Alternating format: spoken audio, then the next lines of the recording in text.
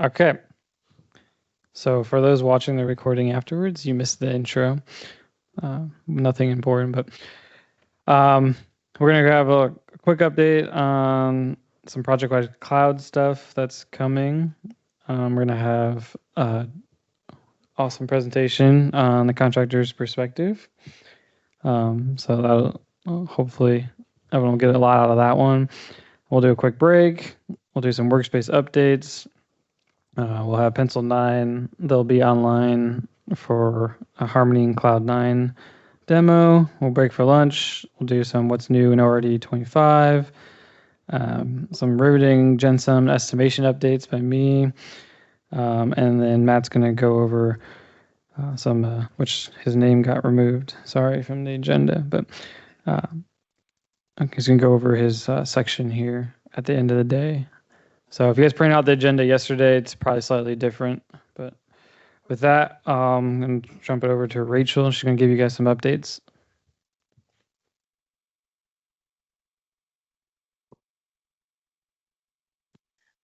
This mic is at a weird level. Okay. So first, I wanted to let you guys know we're doing a little bit of restructuring with our CAD sections.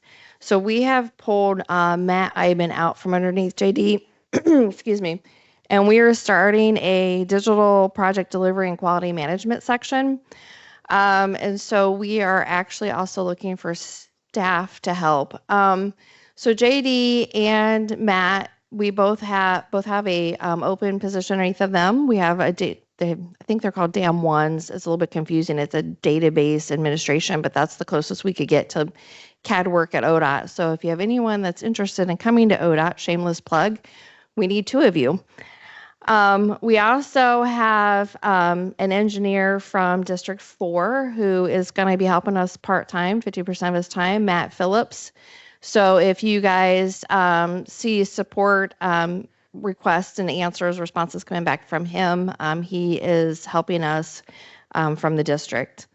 I wrote up a little bit of description for our 3 main CAD sections for you guys, so you guys can kind of understand where we're going and who's in charge of what.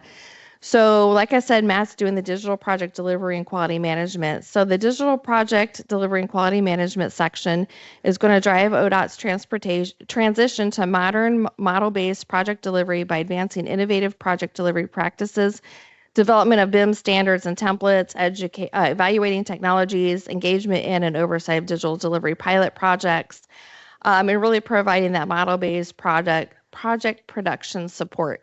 These lights are making it really hard to read this. I guess I should have done a slide. So then under JD, he's doing the CAD administration and technology automation. So he's really focused on the managing and advancing of the digital design technologies to support efficient project delivery. They oversee and maintain the Open Roads Designer and other Bentley applications, ensuring reliable performance and user support. They also drive the programming and automation initiatives to streamline our workflows and reduce plan errors.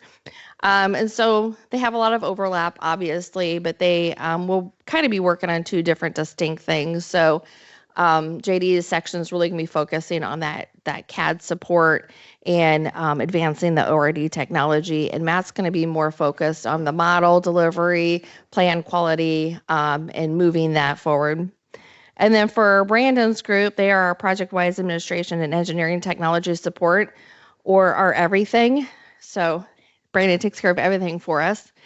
But really they are focused on the ProjectWise support and delivering comprehensive training. And they also will help assist with driving automation and streamlining workflows and providing engineering technology expertise for us. If you have any questions about that, what they're doing, you can ask them at any time today for those of you that came in person. And like I said, we're hiring. So the position, I think, is up till April, or the positions are up till April 9th. Don't tell your bosses I asked you to come to ODOT. So an update on BIM for infrastructure, just real quick, is so as a lot of you know, we had a 2-year strategy that we put out almost 2 years ago. So now we are working on updating that strategy and looking at the future. The first strategy was very much kind of structuring for us the direction and organizing our thoughts around how we might want to do this. So I expect the next strategic plan to be quite a bit bigger and to be a little more expansive. We really are diving into the data integrations within ODOT and how we are going to move all of this data between our products and our divisions. So we really want to, be able to efficiently move data from design to construction and into our asset management systems. We are actually going to have an internal workshop in May to go over that with our districts and some of our technology experts at ODOT throughout so it's not just our section working on that. All you guys should probably also know we have the ADCMS grant. We've got 1 year down. In that year, we have done requirements gathering for the iModel development and looking at the design review and the constructability review and how you're going to do that in Infrastructure Cloud.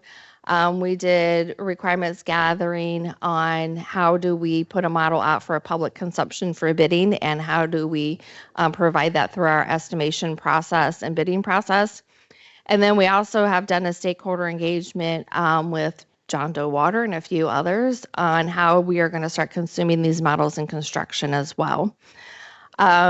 So a year in, we do have some development from Bentley on the iModel side and the design review, the constructability review, and some enhancements on the Infrastructure Cloud. And so we are going to start testing and vetting some of those things out. Here in the next couple months, we're going to start looking at what some of those features look like. We have the MALD research project. So we are looking at how do we deliver models legal document from a legislative perspective, from a contractual perspective, from a technology perspective. And so that project is really looking at what are other agencies doing across the country, where are our roadblocks? So do we have any specific language in our legislation or in our contract documents that are blocking us from doing this? What are things we already have in place that can help us leverage this? And then what does that technology look like that also enhances us? How do we actually stamp and seal a model? Is it possible? And kind of give us some heads up on the direction that the technology is going and some things we should be looking at to implement that. So then I want to give a little plug for the ACEC ODOT Partnering Conference coming up in May. It's May 12th. This year's sessions are technology focused and will heavily feature digital delivery. So there are specifically three sessions that I asked for them to do. And one is on AI in engineering technologies. And I do believe that they were able to get Autodesk and Bentley to agree to show up in a room together and talk about what AI is coming out in their technology and some of their tools that you guys might be interested in. And then we are doing a BIM session. So we're talking about what the next direction for BIM is. Even though we've so far been looking internally to what BIM looks like for ODOT, we're going to get to that point where some of these things we're talking about impacts the entire industry. And so that'll be an opportunity for you guys to weigh in on your participation in our BIM strategy. And then we're also looking at model development and where we're going with models on projects and the next round of pilot projects that we're going to do at ODOT. So the little tidbit for you guys is all three of those sessions, I have asked the organizers to do engagement. So you guys are going to give us feedback on AI, you're going to give us feedback on BIM, you're going to give us feedback on models. I'm not going to tell you the specifics of what information I asked them to gather from you.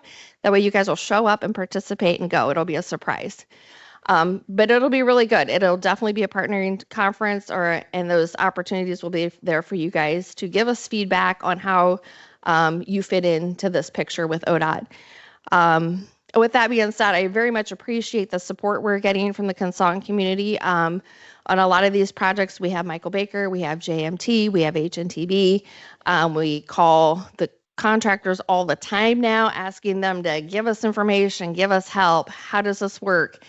So we really are partnering with the industry, and we want to keep that partnership going. So anytime we call and you respond, we very much appreciate it. So with that, I had one little funny tidbit since it is April Fool's Day.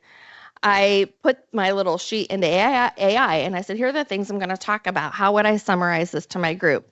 And it came back and said, the elevator pitch for your group is, we are growing the team under Matt Iben to support a future where the model is the legal contract. Between our ADCMS progress and the MALD research, we are building the foundation for a truly digital ODOT. I'll see you all at the ACEC conference in May to dive deeper into these topics. It was kind of okay. So with that, I'll hand that back over to the team. I have a budget to do. My boss is in the back of the room. She's waiting on it. I'm going to run this on Teams, so if anybody needs anything, they can ping me. Thank you very much.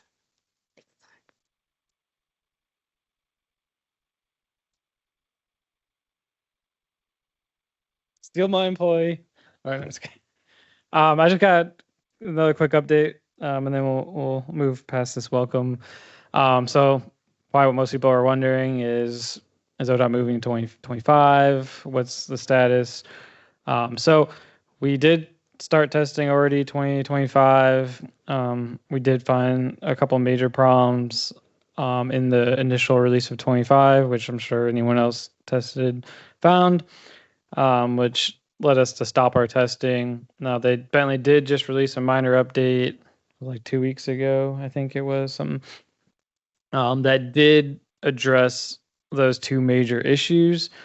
But since we know that 2026 is right around the corner, like within the next couple months, but that's what you hear from Bentley for a year, right?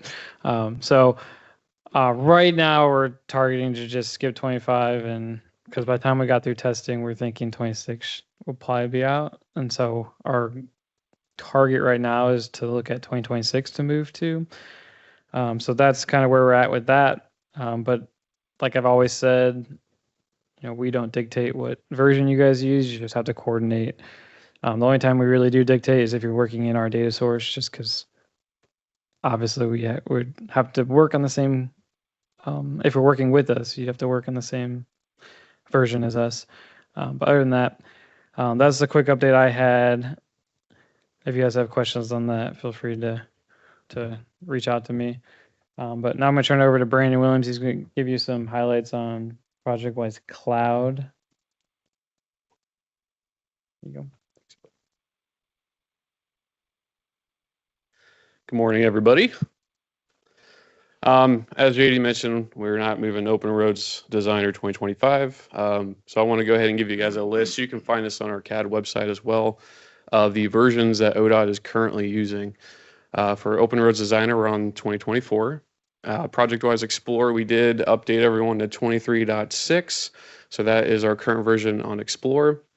A couple weeks ago, we did push out a ProjectWise Drive update to everybody, 2025.2. This was a pretty big update in my opinion because they did add workflow state changes, comments, and versioning all in ProjectWise Drive. So that is accessible if you update to that new ProjectWise Drive. Another neat feature is it uses connection client to log you in. So no more separate login screen for ProjectWise Drive. It's just going to use connection client, just like ProjectWise Explorer does, just like Open Roads Designer does. For ProjectWise Drive, I'm pretty sure when you install 2025.2 on your machine, it installs an older version of connection client, I believe 2024. You do need 2025 for it to work. So we did put it in our batch file to go ahead and install the new connection client. Well, probably not new anymore, but the newest at the time, 2025. So we are on that version of connection client for all of our products. So what's new? What's happening in the ProjectWise side? Currently, right now, we are testing the ProjectWise Cloud. This is what Bentley is calling their new design integration server. It's called ProjectWise Cloud, not to be confused with Infrastructure Cloud or any of the other cloud products that they have. So this is a new server that we are testing. There are a few benefits that I can barely read from here, but faster searching is one of them. Another one is auto-scaling data source storage. Some of you might not know this, but when you are a 10 terabyte server and you're about to run out, you have to put in a ticket to Bentley to get that increased to 12 or 14 terabytes. Currently, you don't have to do that anymore with ProjectWise Cloud, so that's one of the features is you don't have to keep monitoring your storage and how much you're using.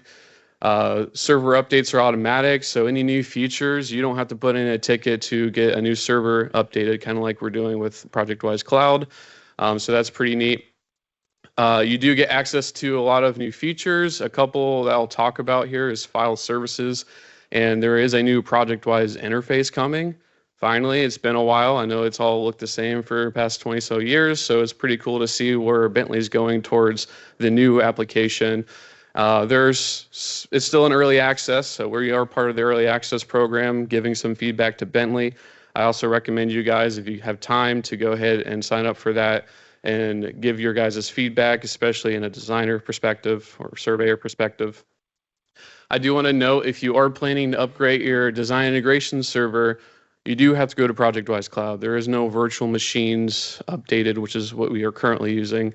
You have to go to ProjectWise Cloud, so you are getting forced essentially into the ProjectWise Cloud. If you're on-prem and you want to go cloud hosted, they're going to put you in ProjectWise Cloud.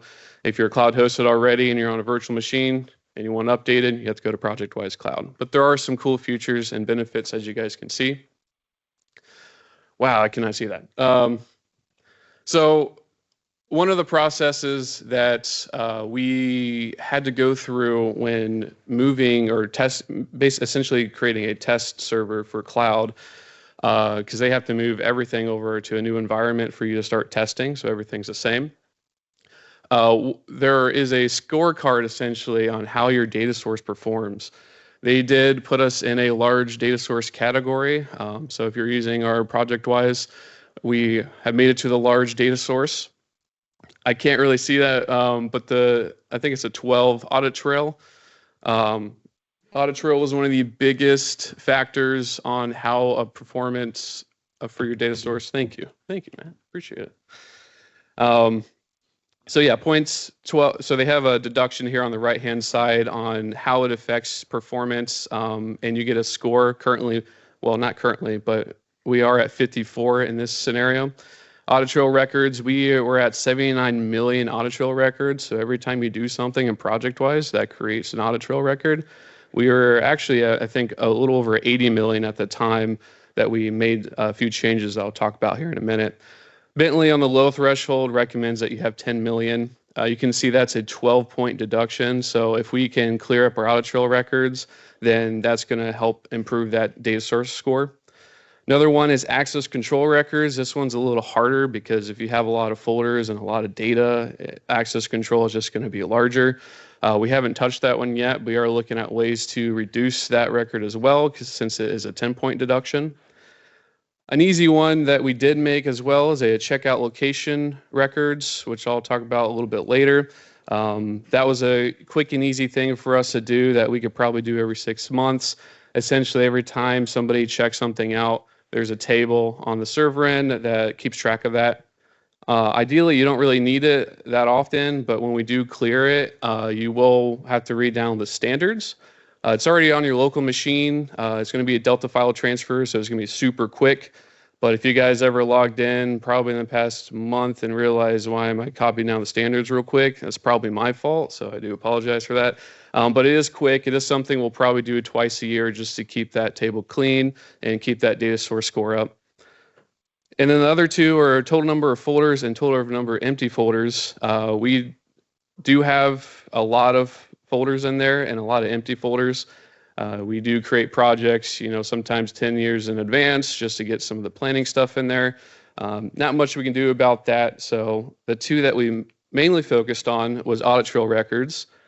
Since that was the highest point deduction and we had 79 million and they recommended 10, we went ahead and did a 6-month truncation for our audit trail records.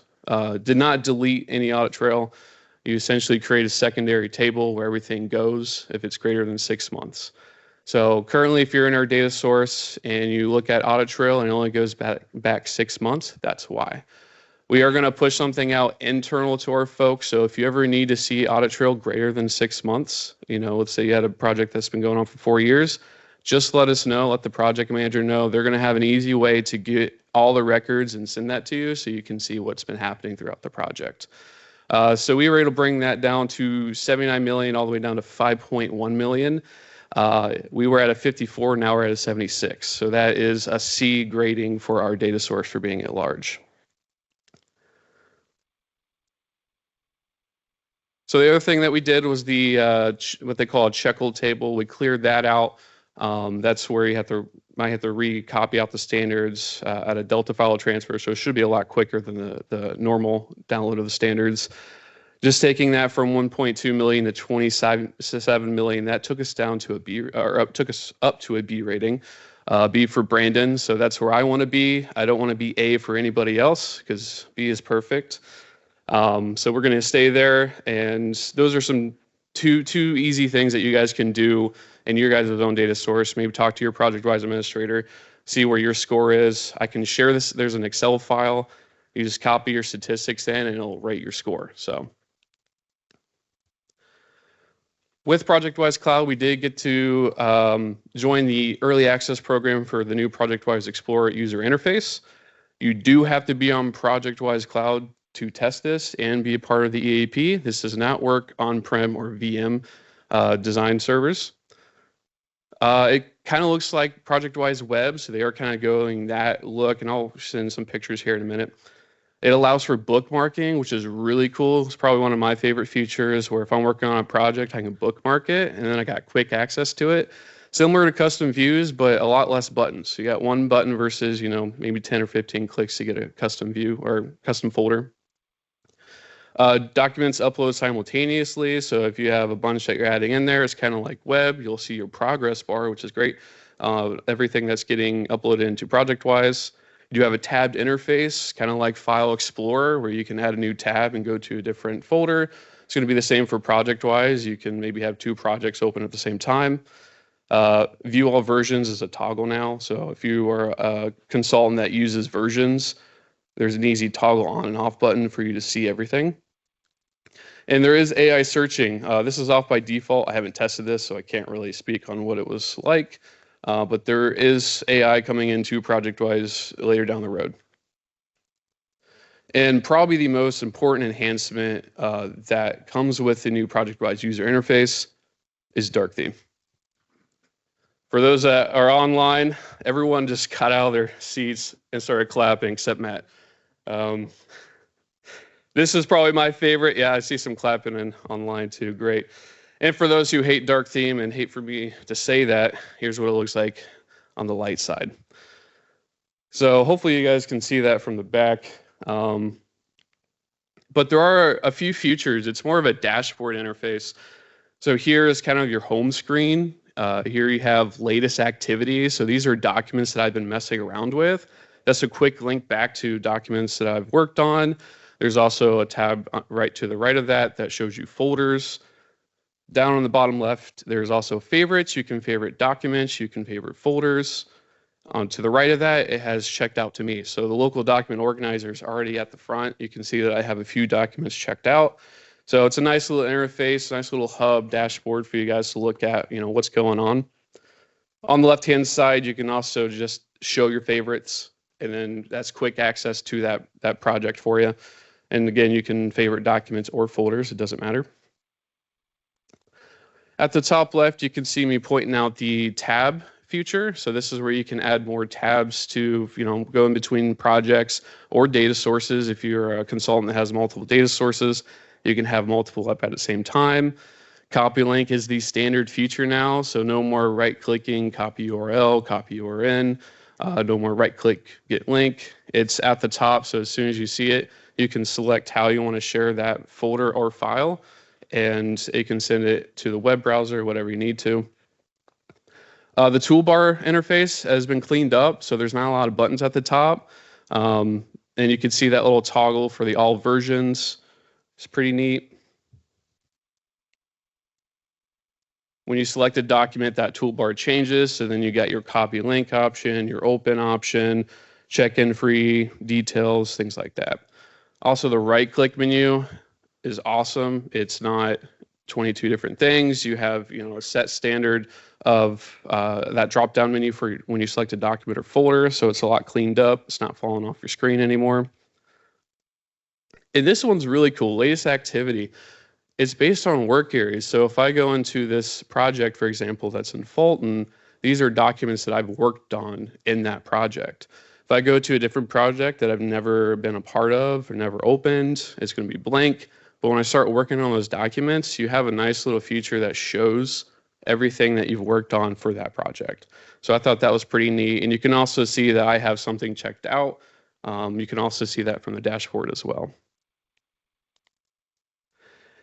And for all the cool folks, this is what it looks like in dark theme. So you do have an option. I think there's a setting to go based on operating system. So you're just going to take the default for whatever you have. So why am I bringing up cloud? We are looking at cloud because of all the enhancements that we get. But also, we are in an older version. We want to get our users up to date on the newest technology. If and when we go to cloud, you can see at the bottom there's an if and when. When we go to cloud, there is a minimum version for ProjectWise Explorer. So if you're a consultant working in our data source, you do need to have 3.299 or above. So if you're on an older ProjectWise Explorer than that, it's not going to work with our cloud. So that's a good thing to know for you guys. One thing that got out of EAP that I wanted to talk about that is also a cool feature with cloud is file services. This downloads files in parallel, so no more one at a time, 1 out of 100. Everything's downloading in parallel. So that's going to speed up the process when you're opening a big referenced file or copying out the standards for the first time. It's going to be very beneficial for you. This should be released to users on ProjectWise Cloud. So if you're already in ProjectWise Cloud, this is going to be a future update that's going to happen probably within the next few months. So that is why it's out EAP, is because it's going to general access. One change that did happen with going to cloud is currently we are hosted in Chicago, and it moved to Texas. So there's no cloud environments set up in the Chicago. So if you're also in a Chicago data center, then you're probably going to have to move to Texas if you're going to try ProjectWise Cloud.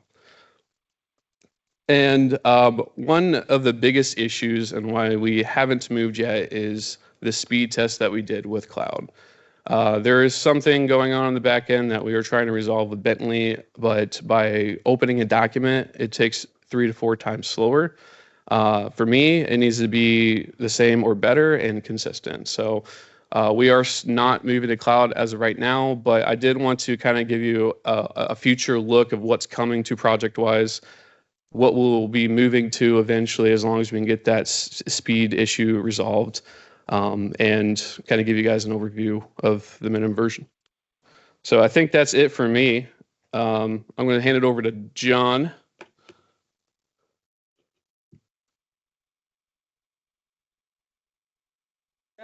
Thanks, Brandon. So next we're going to have John Dillwater, who's going to give a nice presentation, kind of like a bunch of stuff more on construction side.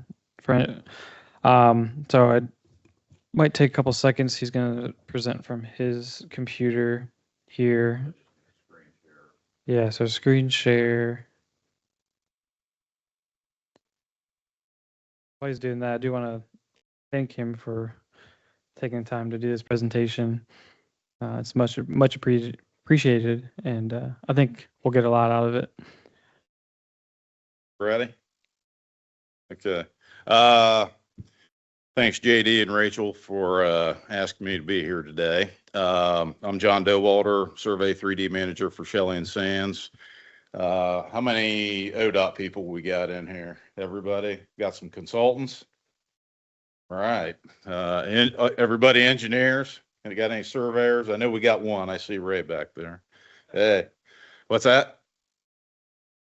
SI? Okay, that counts. So main topics I'm going to go over today. This is going to be a very slide heavy presentation, hoping to make it through in 90 minutes. There's going to be lots of pictures. So we're going to go over the 3D positioning equipment technology. I want you guys to see some pictures of what we're using to build the projects. Going to talk about the importance of the project control. We'll get into some 3D data prep. stuff, and then how all this relates to the construction spec for elevation and smoothness tolerances. So a little bit of background on me. I got my civil degree undergrad from OU, the Ohio University. And then I got my PE first when I was working for Kokosing in the 90s. Left them, went to Columbus State in early 2000s, got my necessary survey hours, and proceeded to get my survey license. Had a couple jobs between Kokosing and Shelley and Sands, but I'd landed here in 2006, so I'm starting my 20th season with them. Then my wife and we also have a winery up in Fredericktown. So if you live north of Columbus or in Columbus and like wine, come up and check us out. So that's kind of my mental health. It started as a hobby and got out of control, and now it's a full-blown business. So we got about 5 acres of grapes, and I like making and drinking wine. So a little bit about our company. We are primarily heavy highway civil, so we're not doing treatment plants or too much structural work other than bridges. Our work is primarily ODOT, county, municipality, airport projects. That's the area of the state that we work in. We stay out of the Cleveland and Cincinnati, Dayton markets. So we're just mainly central Ohio and then southeast and eastern Ohio. So we are self-performing our dirt stone grading, doing storm water line, sanitary. We do asphalt, concrete paving, and then do a fair amount of bridge work. Our annual volume is about 600 million, and we'll do small projects to 100,000 up to over 100 million. So, fun fact, if you look at the state of Ohio's checkbook, you'll find Shelley and Sands at #1. So of all the companies that they write checks to, we're at the top. It's usually between us and Kokosing. Kokosing is a bigger company than us overall, but they're working in a lot of other states. One thing I want to mention too, we do some work in West Virginia. We got a subsidiary, Kelly Paving, and it's primarily right across county or two, right across the river from Parkersburg up to Wheeling. So we don't get too deep in the holler. So our survey group, we've got 18 of us full time now, and then we run 2 to 3 summer interns. So we got 10 field chiefs, 4 to 5 of us in the office. I got a crew chief that he's floating back and forth. We'll handle about 100+ projects a year. They're anywhere from small projects up to the bigger ones that are 100 million plus. And we are involved from start to finish. We're the first ones into a job. We're staking right away. Just to get clearing guys in. April 15th is a very important date in the construction world, because after April 15th is when the Indiana bat moves in and you can't cut any trees down. So we have to have all the big trees cut through the winter on our new projects. So we're involved in the grading operations, building the models, managing the equipment for that, putting together the underground information, bridges. We're working hand in hand with our paving crews, bridge crews, and some subcontractors. So our responsibilities, so we're involved with the construction layout, obviously. We're building all the models in-house. We are processing as-builts. There's a note, if there's a bridge job, we've got to go out, and it's on the contractor to do an existing structure verification, just to make sure that when we get a new project, that's very important to help make sure the shop drawings are accurate. And we've got the material that's coming for the bridges is going to be built correctly and fit. And a lot of the bearings and structural steel has very long lead times now. Then we've got a couple drones, so we're doing some topo work with those, surveying stockpiles, and then we'll sometimes help our estimators do dirt takeoffs. We do have a mixed fleet of our machine control. My group, we're involved in the purchasing, training, scheduling, job setup, and the troubleshooting of those for the projects. Survey crew wise, we're running primarily Trimble. So we've got Trimble S robots, most of them are S7s, and then we've got an SX10, SX12 scanner. Then we've got some of the newer Trimble receivers that are all constellations, and those things are working fantastic. Our office software is Trimble Business Center. So we're doing all our modeling and CAD work in there. And we use Rockpile Solutions as it's an enhancement to Trimble Business Center. It's a completely different program. It's Rockpile's a third-party company. They're writing routines that really streamlines the workflows.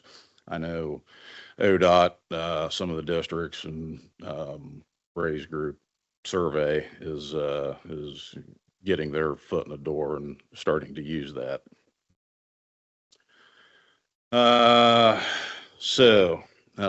Getting into the 2D, 3D equipment. So we got our mixed fleet, we got our survey grade checking equipment. We're going to show some drones and robots and some of the 3D machines. So this is currently what our inventory is. So we've got 10 of the UTS robots. Those are for machine control. We do have one TopCon grader system that uses a robot. 12 of the S7s, 2 of the SX scanner robots, and then we got 3 digital levels, the Denny levels. The digital levels, those things are what really helps us lock down the elevations on a project. Getting that vertical elevation datum established on a project, which I'll show here later, is very critical, and that's one of the most valuable tools we have. Now, as far as the investment wise, each of those robots is about 30 grand a pop. So you add all those together, and we're adding up to some real dollars pretty fast. The GPS side. So we're running, we got about 15 modular base stations. Some of those are some of the legacy units, and then we've got 5 or 6 of the new ones. We've got 90 plus rover units between Trimble and TopCon.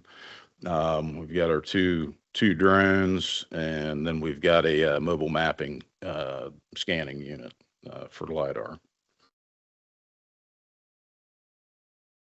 As far as the 3D equipped machines, so we got 11 robotic graders. We use robotics on those because they're much tighter vertically, which we'll get into the construction tolerances, why that needs to be robotic and not GPS. We got 39 dozers. We got a compactor that's set up. It's got a blade on it, just so the operator know where he's at when he's building slopes.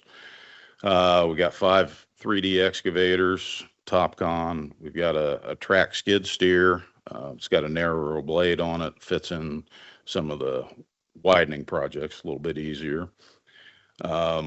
We got 2 RDMC paver mill systems from TopCon, and then last year we purchased stringless concrete paver. That was a very big investment for us. That was, I think, about $350,000 to $400,000 just for the technology piece to go on that paver. So our base station setups, this is an older setup. This was a multi-year project. We poured a little bit of small foundation, bolted a post to it, and so it's got a solar panel for the power needs. And some of our projects that are just maybe a single year or partial year, we'll use some signposts and we'll get them braced up and just put a smaller head on there. This is one of our older dozer systems. So if you're driving around town or down the freeway, you see the mass out on the blade. That's a Trimble GCS system.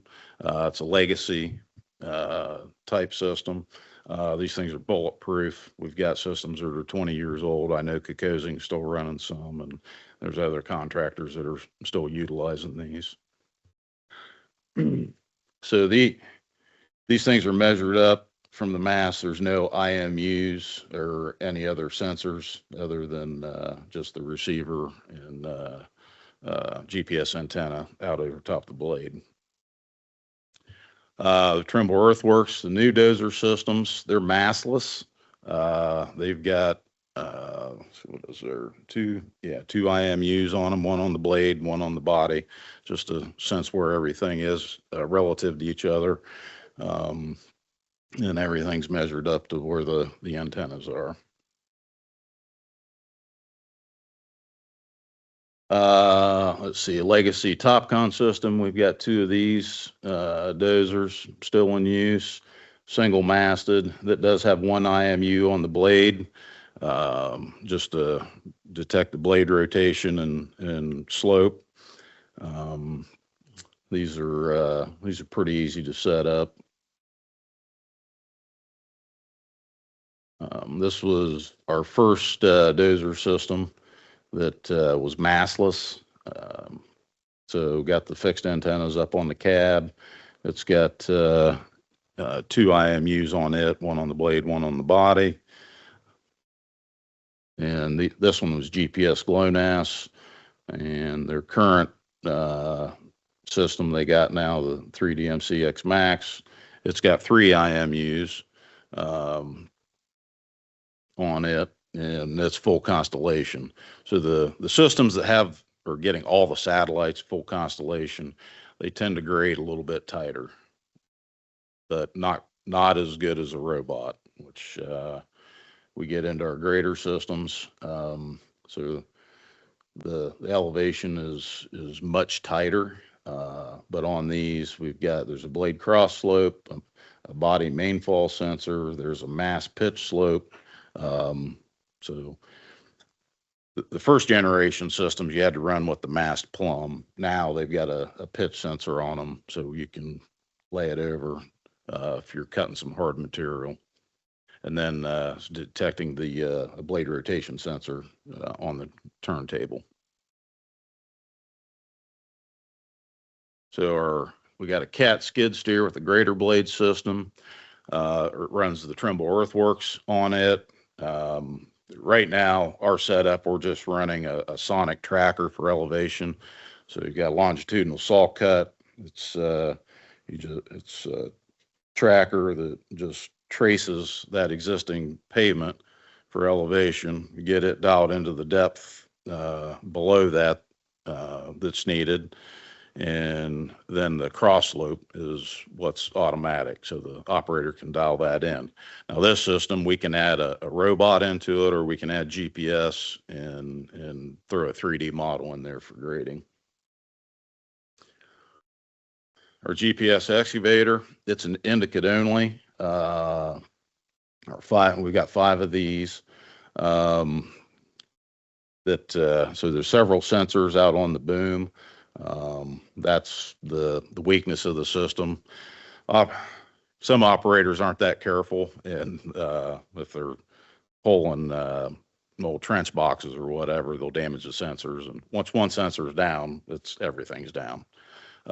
We are buying a new Trimble system, and it's going to be fully automatic. Some of the things that came out the past 3-4 years, you got the excavator buckets will have a tilt, so you don't have to have the machine leveled up to grade.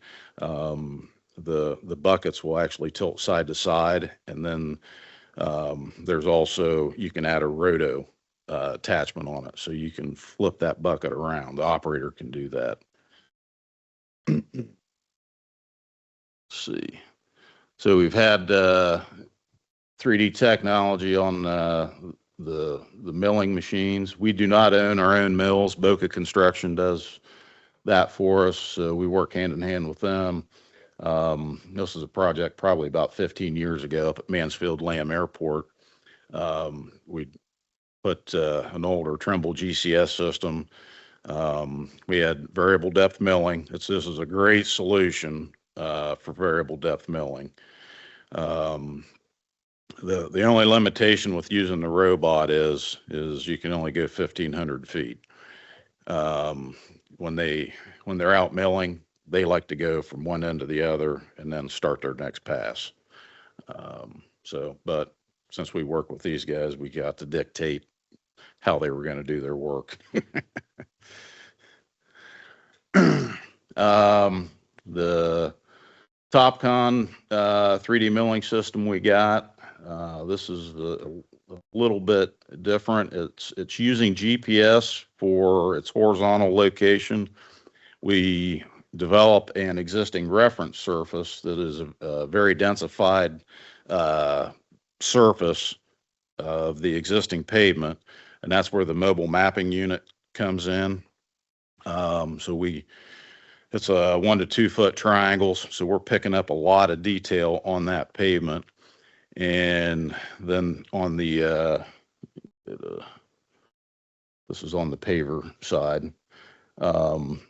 So on the fly, it's calculating the depth to cut for the mill or fill for the paver on the machine to the proposed, from between the existing and the proposed, based on its GPS position. So it's not using elevation in a conventional sense, like we did with the robot. This works very well.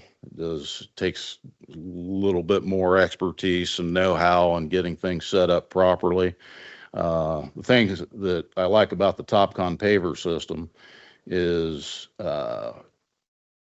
when you're paving, it's got to put that screed to the loose elevation. So there's a compaction factor.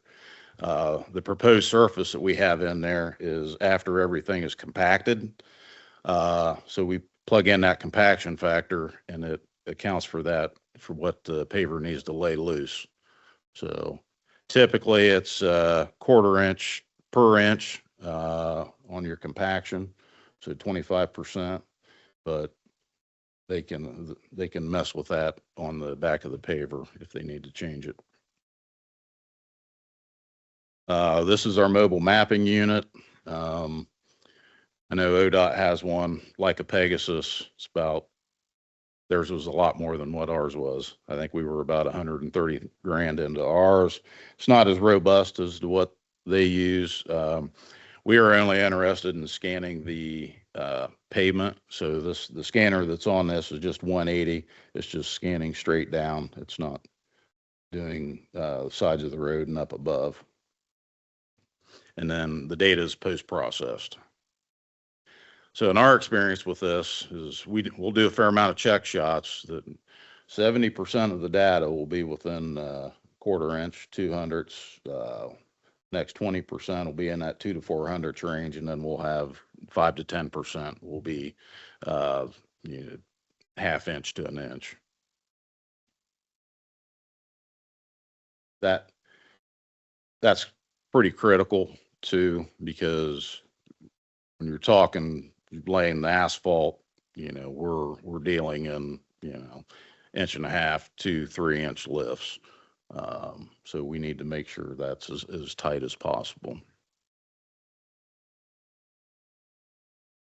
String line or the stringless paving system. This is not a picture of our paving system. This is one off the internet, but it shows it's a good picture of what that spread's doing. The machine that's out front is it's a placer spreader. So trucks can come in, dump the concrete. The placer spreader just gets it kind of rough shaped.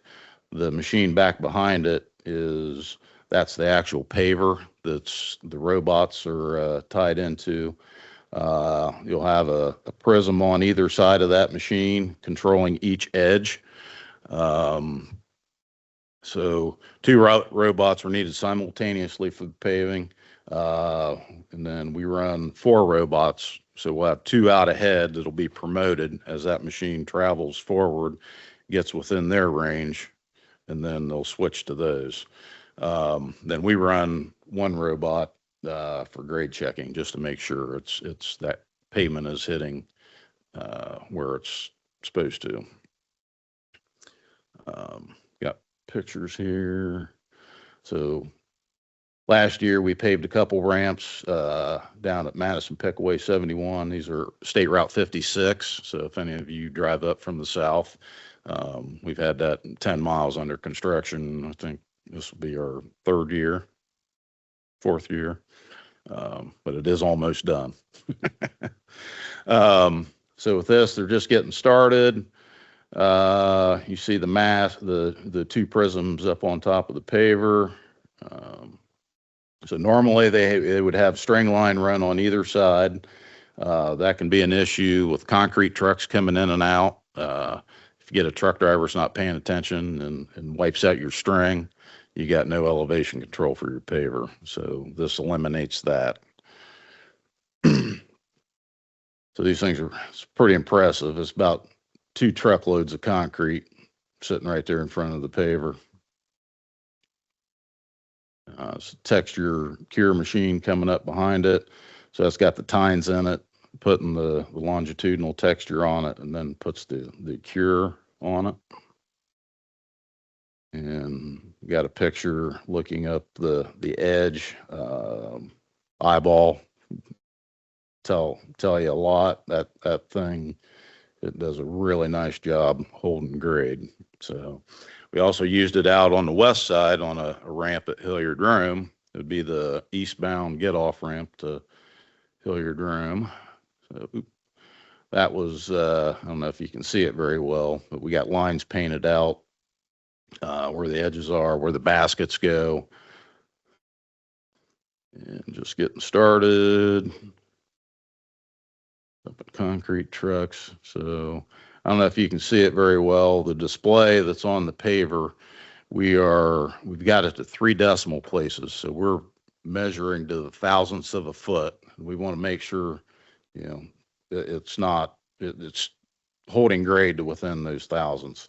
We see that move in up to 100th or 2, we're going to start having some ride issues.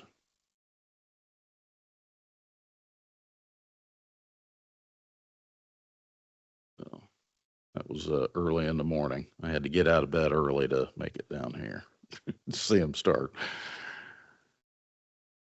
And that's the slab, kind of looking as they're taking off. So, and okay, picture of our drones. We've got a LiDAR drone. That thing works fantastic.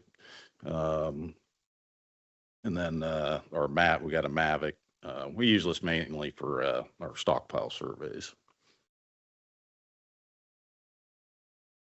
We have gotten into doing a few of the marine surveys out in the rivers. We'll get notes in the plans that this was actually out on 670 over the Scioto. We were doing that. We just rented this boat drone. The river wasn't very deep. This was, I want to say, in the springtime. It was still cold out. It got hung up, so one of my surveyors had to roll his pants up and go in and get it.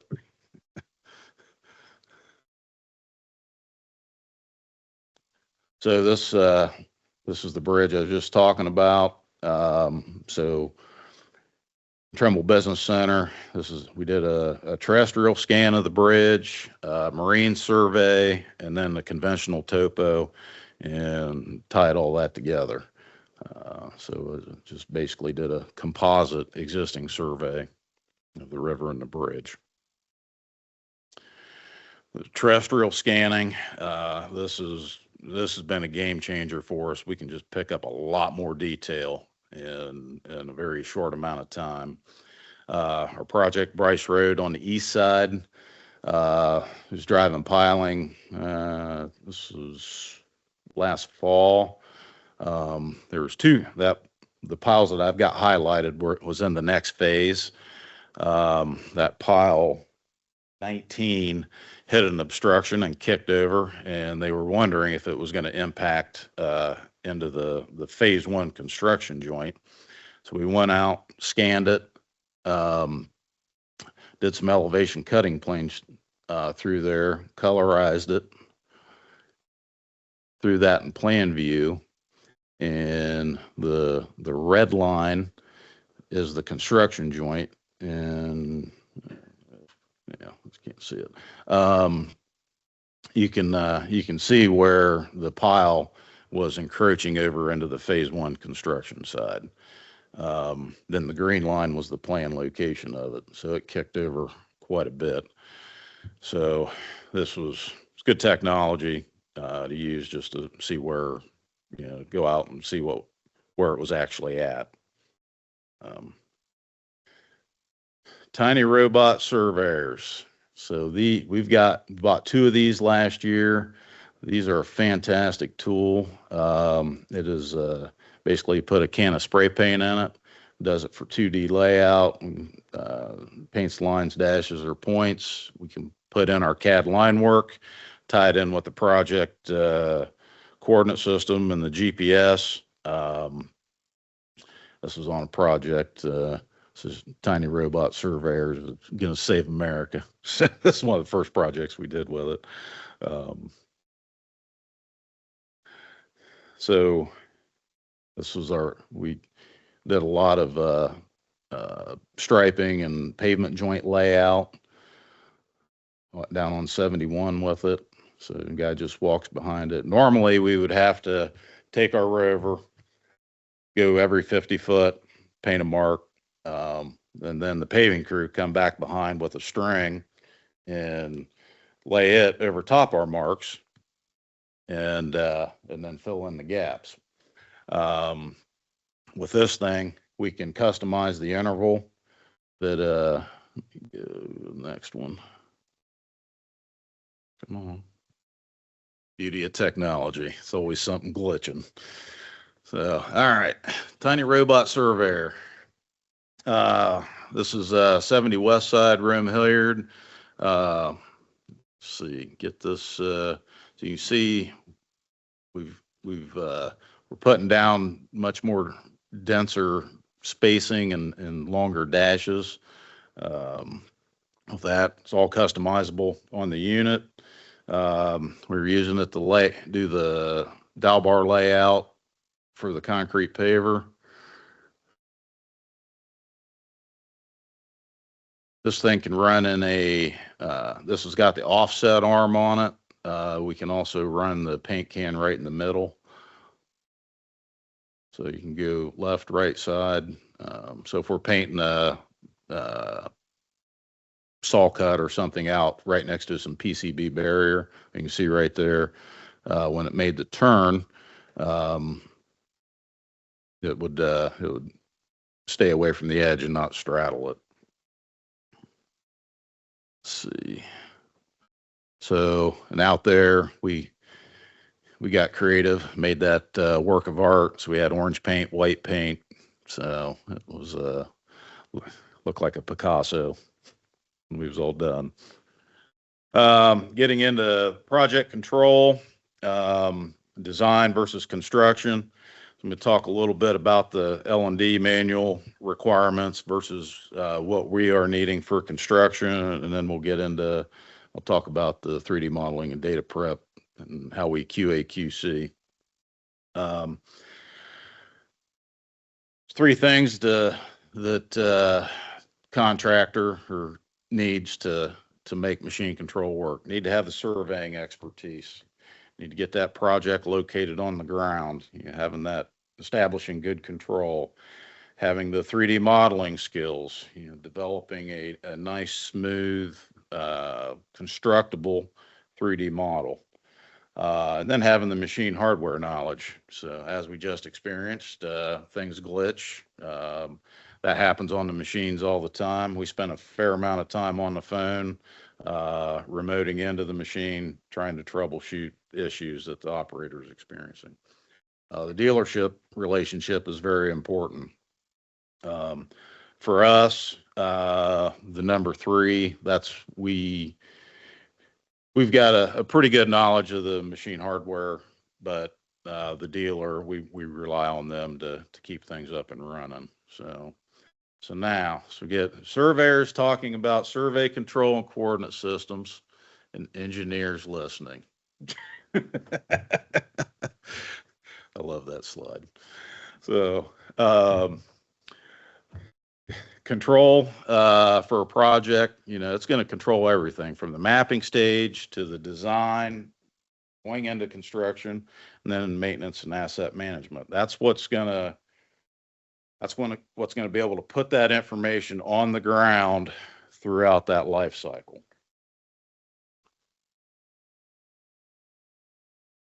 So what's good enough? If you don't have good, tight project control, all these 3D efforts, you might be fighting it the whole time, be all for naught. That good control is going to give us good redundancy. So we want to be able to have repeatability, day in, day out. Got to know our construction grade tolerances for the project and the work. So Shelly & Sands gets a site project, it's just a rough grade. GPS is going to be plenty. We're not going to need a super tight elevation datum for what we're doing. Those grade tolerances are going to be a lot looser. So just all relative to the work. Building a bridge, that's got to be pretty spot on. GPS versus conventional, what tool to use. As contractors, we are generally interested in a tighter vertical elevation component than the horizontal, except for bridges where they both have to be pretty tight. So a well-established project datum, a good way to visualize this is our graders run the robotics. They can go about 1,500 foot. So we can go about 700-800 foot each way from the gun. Guy moves down the road, goes to a second setup. They'll usually back into that first setup area, start grading. So his blade needs to match what he did previously. When I first got into this, that was something that I overlooked. That we went out, we're using GPS and set control, maybe running some elevations with the robot. If that next setup misses by a ½ inch, you're going to have a mad operator. Because he just wants to be able to set that thing down, have his vertical offset in, and take off. The next slide shows what a poorly established project datum looks like. So he's going from setup to setup. He's constantly chasing numbers. That's not a good spot to be in. So getting different results from day to day. Project control accuracies. What's good enough? So GPS, what we typically see is horizontally, that's within 500ths, ½ inch. Vertically, running a base station, not with VRS, we'll see plus or minus a tenth. Some of the newer receivers, that's tighter. And then with the VRS, sometimes it hits good. Sometimes it doesn't. So we can trust it always within 0.2. Sometimes it'll hit tighter, sometimes not so much. With the robots, we are day to day, we'll see plus or minus 200ths with those. So if we got good control, it's pretty spot on. Differential leveling, an optical level for somebody that's paying attention. You're going to see probably 300-400 in your level loop closures. The digital levels, we're seeing tighter than 200s. So we can run out half mile to a mile and come back and close that loop, generally less than 200s.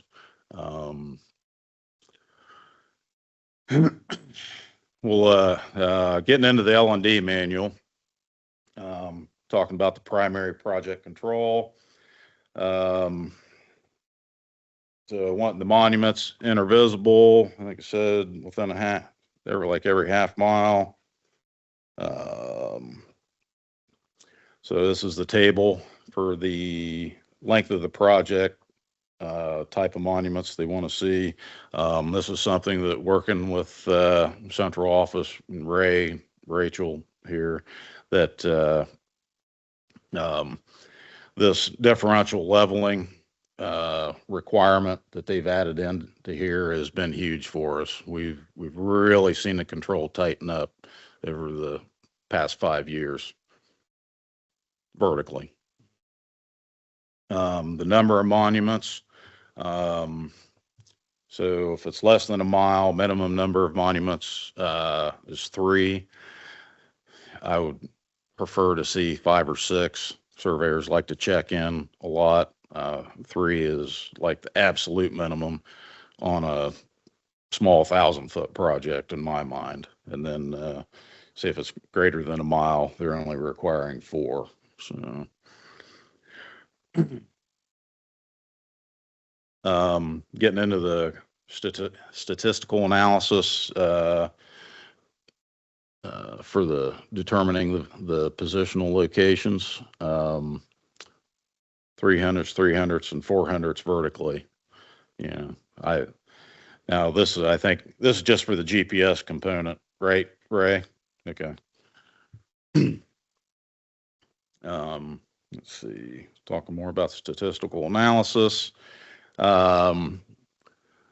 So vertically, so that they've ran the observed them with GPS, ran the levels, and then they're going to highlight any differences between that GPS observation and the level elevation. Highlight any differences that exceed 1/10 of a foot. If there are any wild differences, we do the same thing in-house. We're making this comparison. I have an example coming up. That's a point that needs to come back and be looked at. Let's see, the differential leveling requirement. So L&D manual has a closure requirement of 400ths, a half inch for every mile of loop that's ran. To me, for what we're doing, that's a little bit too loose. We're running long loops, and we like to see those closures less 200ths or less. So when using the Denny level, let me go back here. So they're taking that error and then distributing it along the entire loop. Run into an issue, I guess, if you're using the Denny level, it's been our experience that if there is an error, it's usually in one observation, maybe 2. So that now you're taking that one observation that had the error and distributing it among all the control points. So that to me can lead to some bad information.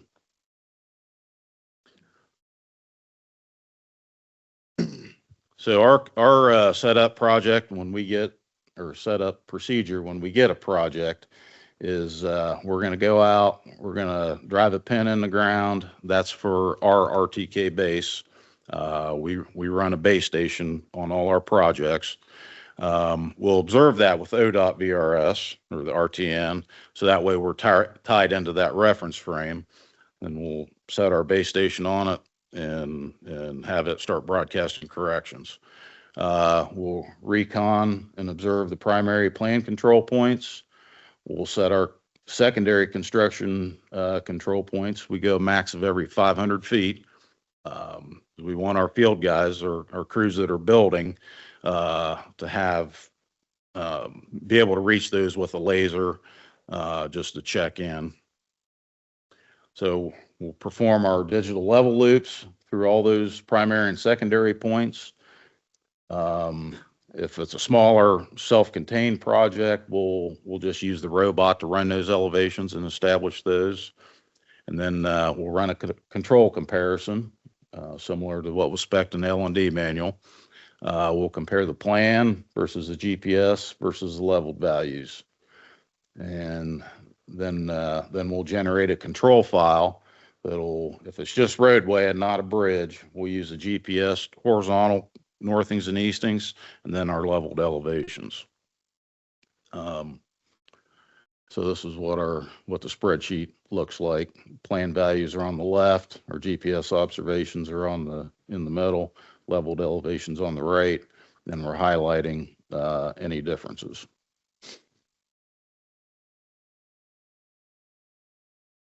This is our field book. We are not storing the information inside the digital level. We are keeping conventional field books. And then we are not averaging or redistributing the closure error.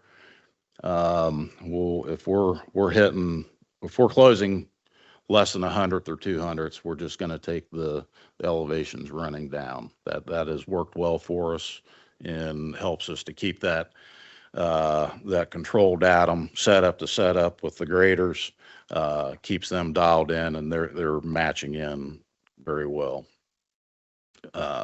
Previous setups. So optical leveling, we got away from this pretty early on once we found out about digital levels.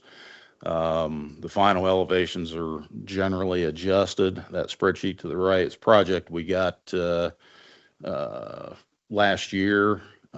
This was a level report that was inside the CAD reference files. I do go look for that stuff. Wanted to see, how they established their elevations. So this was a small roundabout project, and it had a 500ths closure. For me, that wasn't quite tight enough. So we picked one and held it, and just went from there. Back to Surveyors Conference, which I did this presentation about a month and a half ago. Ray Foos, Dean Rengel did a presentation on coordinate systems, the new NatRaf 2022 that's coming.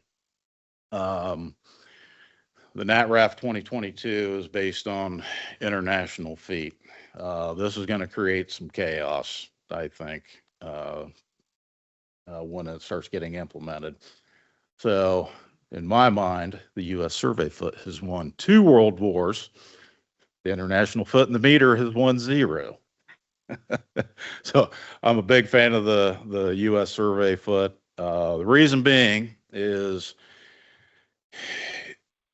because all this machine control technology is taking GPS. There's all that scaling. Units is going to make a big difference. So with the U.S. survey foot, international foot, so everything's done right mapping wise. Project goes to design. It's done an international foot. Right of way's been established, been set. Got that project center line where it's supposed to be. Contractor gets it. If they don't have the coordinates set right in whatever software they're using, that this is the errors that we can see, the shifts we can see. So the county coordinate systems, because now they're only working in the hundreds of thousands, that scaling is now about a foot. If you're building a road out through the middle of the field, nobody's going to really be able to detect that. You might pick it up if you're in town in a tight right-of-way corridor. Um, the state plains south and north, those are much larger values. So that scaling issue, I think, will get picked up much quicker. That has happened to me on not here at Shelley and Sands, but at a previous job. It ended up to be about a 5 or 6 foot difference. Somebody else had taken some information that I had generated, brought it into their data collector, and it had converted my coordinates, which were in US feet, and converted them to international feet. Well, they poured the curb, and the superintendent was like, something's not looking right here. And sure enough, we went out and we isolated that it was a US feet to international foot conversion. So this is something that going forward, we're gonna have to pay attention to. And I said, Bray and I had a conversation last week about this, that if a project is set up for international feet, I think it needs to be in big bold letters on the title page, just so that brings it to everybody's attention. So getting into the modeling, the core, 3 basic concepts in a good road design. So we want some proper drainage. We want that water to get off the road and get away from the project. We want that road to ride smooth, and then we want it to be pleasing to the eye. We want it to fit in with the surroundings and real world environment. So when we're building a roadway model, this is, for you engineers, this is, nothing that's, earth shattering. We're taking that horizontal alignment geometry that's given. And then we're plugging in a vertical profile, making that basically a 3D line string. Then we're going to start adding in some typical sections and super tables. So now we're starting to get some cross slope on the road. And we can add in the cross sections and some pavement details, and start getting the side slopes put in there. Trimble Business Center does have the ability to digitize in cross sections, so we can attach those to alignment. It's its own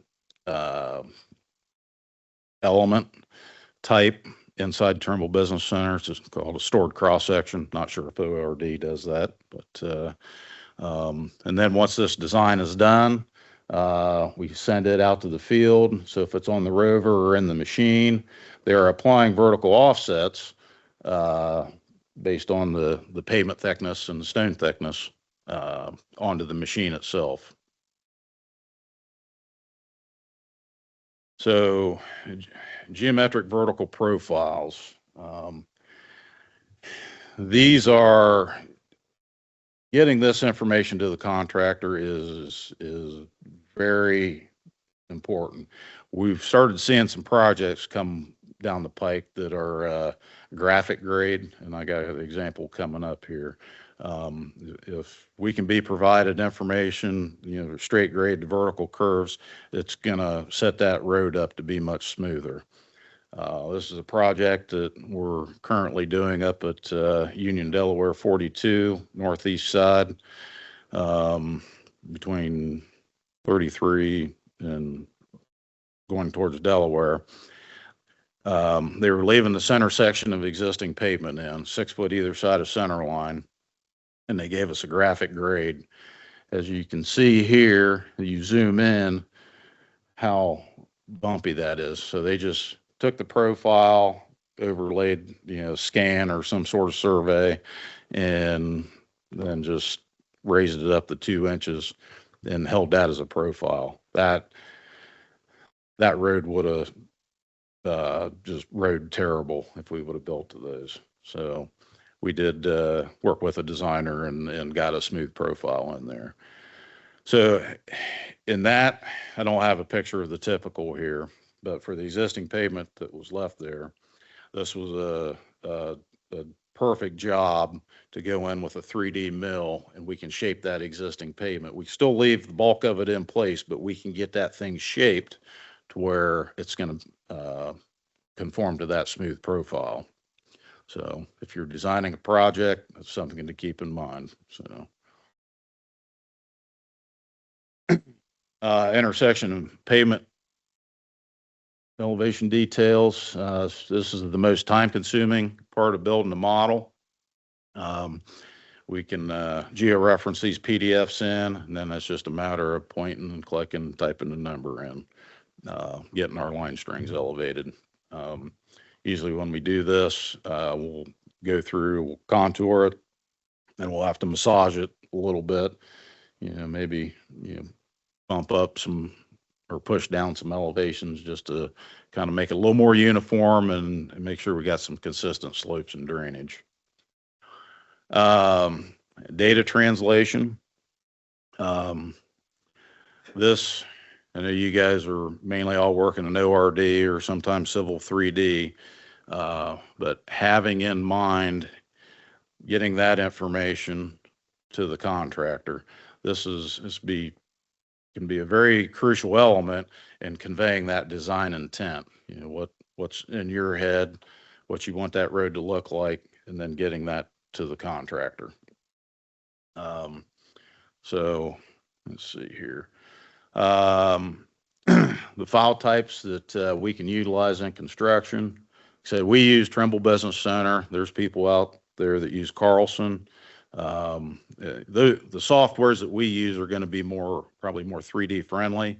Software you guys are using, or you're building plan sets, things like that. It's good for that. We understand that. What we've seen from ORD, it's not so good for the 3D modeling. Hopefully it's going to get there. So, but currently we're taking the DGN base maps, or the DWGs. If we can get alignments or surfaces in the land XML format, we are not able to read the Bentley or AutoCAD native surface files. So land XML is just a more generic format for that. If there's any Excel files, I know Bentley looks done a pretty good job of being able to take spreadsheets and incorporate them as data tables. So has saved me a lot of time typing in control points. And then the PDF vectorized plan sets, we can georeference those in. So it's basically a much more accurate way to scale information. So we are the data types. So we're doing hoping to get points, get some alignment chains and profiles, 2D polylines, the surface TINs and DTM. Sometimes we'll get an existing surface. I think I've got proposed surfaces. I've only been 2 or 3 projects that I've gotten those, but I got an example of one of those coming up. And then the 3D line strings, we rarely get those. If you can generate those out of ORD, those are extremely useful to us when we're building a 3D model. The 3D model process, different considerations for doing a roadway versus a site. So when we're out throwing a model in a machine or on a rover, it's generally just the surface model. Then we'll have an alignment reference, but our ultimate goal is to build one big composite model for that project that has everything smoothed, side roads, main road, intersections, side slopes, ditches, all that combined into one model. As far as the amount of time that it takes, it's about, just kind of generally speaking, it's about a third for each of those types of work. The typical roadway that makes up the largest percentage of the project area just does not take as much time to build. So when we go through and QA/QC it, we'll do densified contours. We'll use a 3D visualizer with an exaggerated vertical also. We can do a surface slicing through it. And then we cross-reference that information. profiles, cross sections, elevation checks or elevation details. So we're constantly checking. Here's a visual. Project down at Fairfield 33 Pickerington Road. We got all this thing tied together. Pretty wild looking. So it's a big fill going over 33, putting the ramps in there. Got a CD road. This is a 3D visualizer with the contours turned on.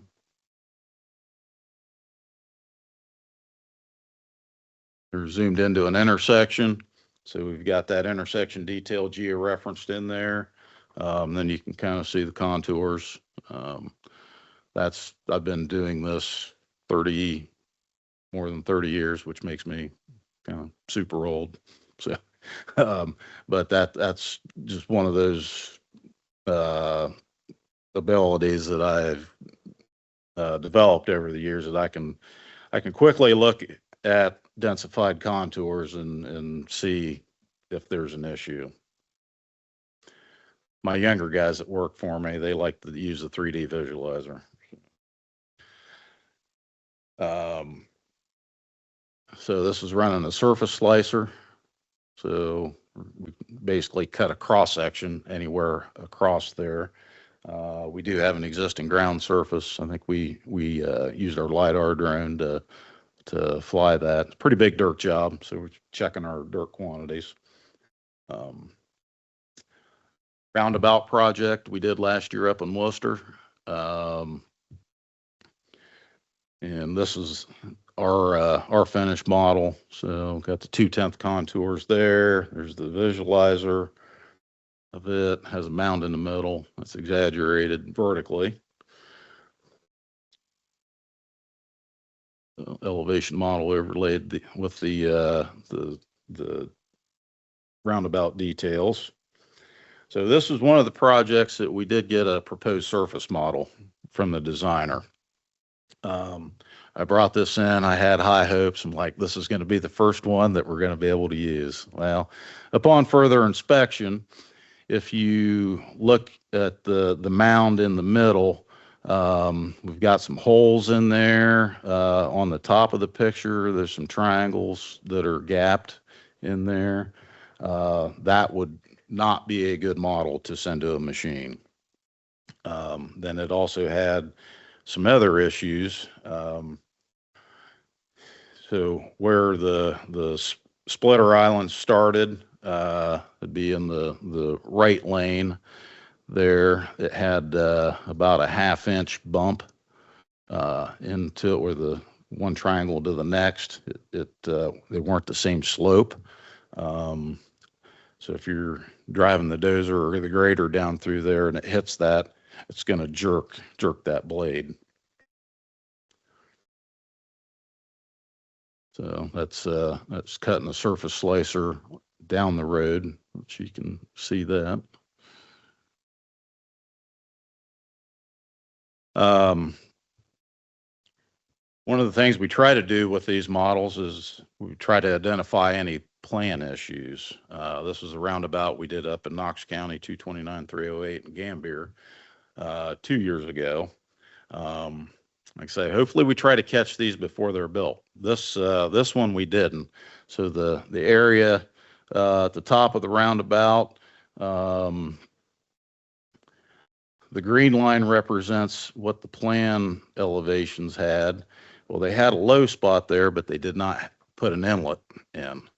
So we got the curb in, we paved it, everything's looking good. It hadn't rained for a while. Well, then it rained, and then there was a big duck pond right there. So we had about 100 foot or so of curb to take out. I rebuilt the model to where it was going to drain. It would drain down into the roundabout, and that was the gray line. So we were able to just kind of isolate an area, go in, do some profile milling to tie it in, poured the curb back to the new elevations, and then I don't know, it just rolled on with it. But that was just one thing that just slipped through everybody. So we had an existing and the proposed to compare to. So that's showing the cuts and fills that needed to happen.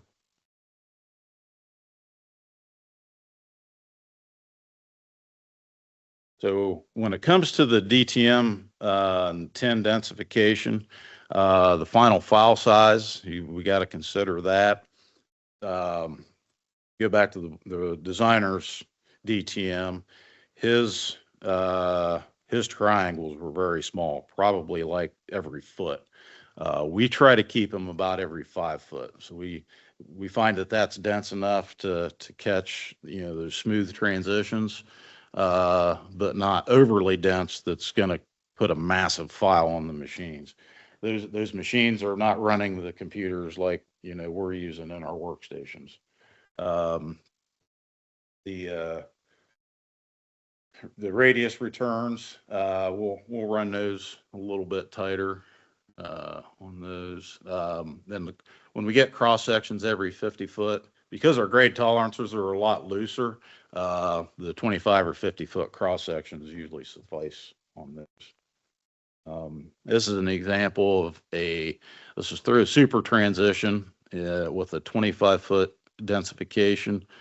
You can see if you're in the middle between those stations, we're not getting a consistent cross slope across the lane.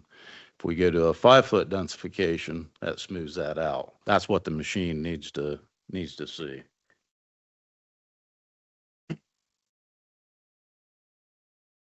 So some of the most common issues that we're seeing right now with the project setup, developing the model, is at the tie-ins, the limits of the project, that those elevations called out in the plans are not matching what's actually out in the field. So those machines are going to build it very accurately. And if that tie-in is missing by 1/10, 2/10, we've had them missing by as much as 9-10 inches. It's not going to ride very good, obviously. So one of the things we do is we survey the tie-ins just to see where they're hitting. There's not enough control points given on a project. We just had a little slip job down in Pike County. It wasn't an ODOT project, but the plans listed one control point in the pavement in the middle of the project that was right in the middle of where the slip was happening. So was that stable enough for running vertical control, with the ground that's moving? Yeah, it was. No. So fortunately, making some phone calls, they had some controls set outside. They just didn't show it on the plans. So as engineers, that's one thing I, would encourage you guys to make sure that there's plenty of control shown on the plans. And the control tables is getting that job started. For us, makes it much more seamless. The project elevation datum's too loose. So going back to the control slides that we did before, we need that thing to be pretty gnat's ass. Then the plan information being incomplete or inconsistent to put a good 3D model together. The good old days for me, as far as the plans, was probably in the mid 20-teens, late 20-teens, before you guys migrated to ORD. In the Geopack days, everything seemed to cross-reference much better than it does today. I don't know why that is. That's for you guys to figure out, but that's what we're seeing on our end when we're diving into doing deep dives into the plans. We've had 2 projects, big projects, where the planned drainage flow sometimes did not work. Project out on the west side had shallow ditches off of 70. Well, they designed a 30-inch under drain, and started putting that in. There's nowhere to go with the water. And then another project, they had the culverts actually designed below the ditches. And that has been a mess. So just those type of things, stuff that I take for granted, it's been engineered, looked at, that that water needs to go somewhere. One of the, I don't know, we call it somewhat minor things, but it is kind of major, is when we go to start georeferencing the cross sections in, is having the elevation grids aren't labeled correctly. The elevations aren't matching up with maybe the profile grade that it's called out. One thing that we're seeing is the CAD file zip package isn't always posted on the design files FTP download. You guys were batting a pretty good percentage there for a while. It seems to be slipping. What's that? Yeah. Oh, yeah. Oh, I make the calls. And then inconsistencies in the file types that are posted and available. Usually the base maps are there. We will sometimes not get the XML alignments. Getting that geometry in, that to me is one of the easiest ways to convey that design intent from you guys directly to us, is getting that geometry. If we've got to hand type that in, it's introducing human error. So want the information to be as accurate as possible. Control point files and the XML surfaces. We're not getting that existing surface all the time. Proposed surface almost never. Sounds like that's coming here one of these decades. So it's a jab at you, JD. Getting into the construction tolerances. Just jump right into this. So for all the different owners, everybody has their own spec. So, at the project level, in the survey department, we need to know who we're dealing with and what those tolerances are. Focus on the OhioDOT here. So when we're doing embankment or fine grading, we've got a plus or minus ½ inch tolerance for elevation. So there's a plan profile that's called out for a project with elevations. We're not to deviate from that by a ½ inch. And on the slopes and the ditches, it's not a plus or minus 2 inches. It's a 0.2 inch to grade. So they want to make sure those ditches are held lower, if anything, not higher. We'll go out, we'll check our subgrade. We're running the model that we generate with the vertical offset applied. Then we can run a report through that in Excel, and then it's highlighting the areas that are out of spec. So that was a subgrade that was pretty good. Not much stuff highlighted. We can also just handwrite them out if it's a small section. For larger projects, we'll survey those within our group. We'll develop a pavement grades spreadsheet from the model. So that'll give the construction foreman some actual elevations to work with, subgrade, top of stone, finish grade that he can use with his laser. This is the 304 stone. So got plus or minus a ½ inch on it. And that's an example of that report. Same report, different vertical offset. So, and as far as the grade checking tools, they're primarily using the rover for location, and then it'll give them the design elevation, and then they can use their laser to really fine tune that vertical on their end when they're grade checking. So the laser is going to be as accurate as the robot. The GPS, as the slide earlier, plus or minus a tenth. So it's not an accurate enough tool to really grade check with in a fine grade situation. We get into the pavement, as we're coming up, we get to intermediate. Spec calls out, they want to see it within plus or minus a half inch and conform to the cross slope within plus or minus 0.3%. So we're running a very similar type report, see where we're at on intermediate. So if everything's lining up, everything's, going to be in cross slope conformance. So this is a good slide, taking a typical section. So the ones highlighted in yellow, those are the levels that the CMS spec is making us check and log to see how we're hitting relative to plan grade. The 2 lifts of base, we are giving the paving crews fills to keep them dialed in. You think it'd be easy, you're just going to go down and lay thickness with the paver. Be surprised at how much variability you see. So on that first lift of base, we're going in painting fills, and hopefully they're hitting those as we're going into intermediate. So this is a report I put together, top of the base lift 2, second base lift.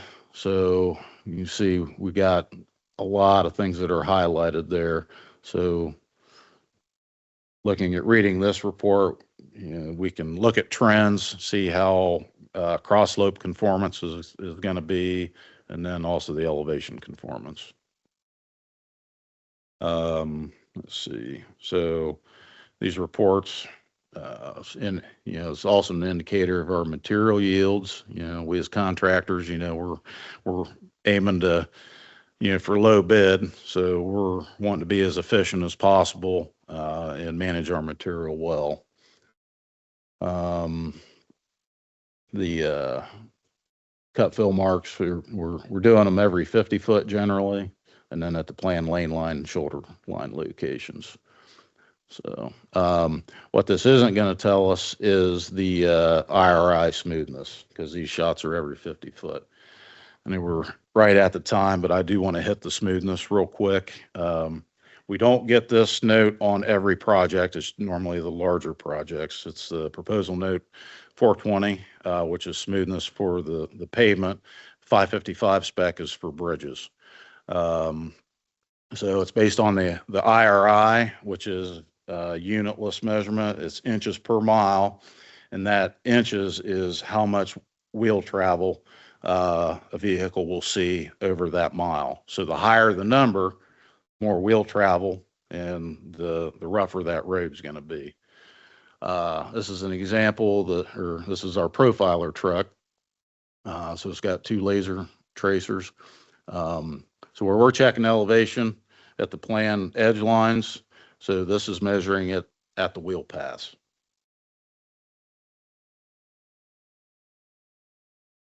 So so they go through there. So if we're, this is the incentive table. So if we make this road smoother than the 50 to 70 requirement, so we'll be in the bonus. So we'll get extra money. Now, if we get less than that, we can get a deduct if we're between 70 and 90.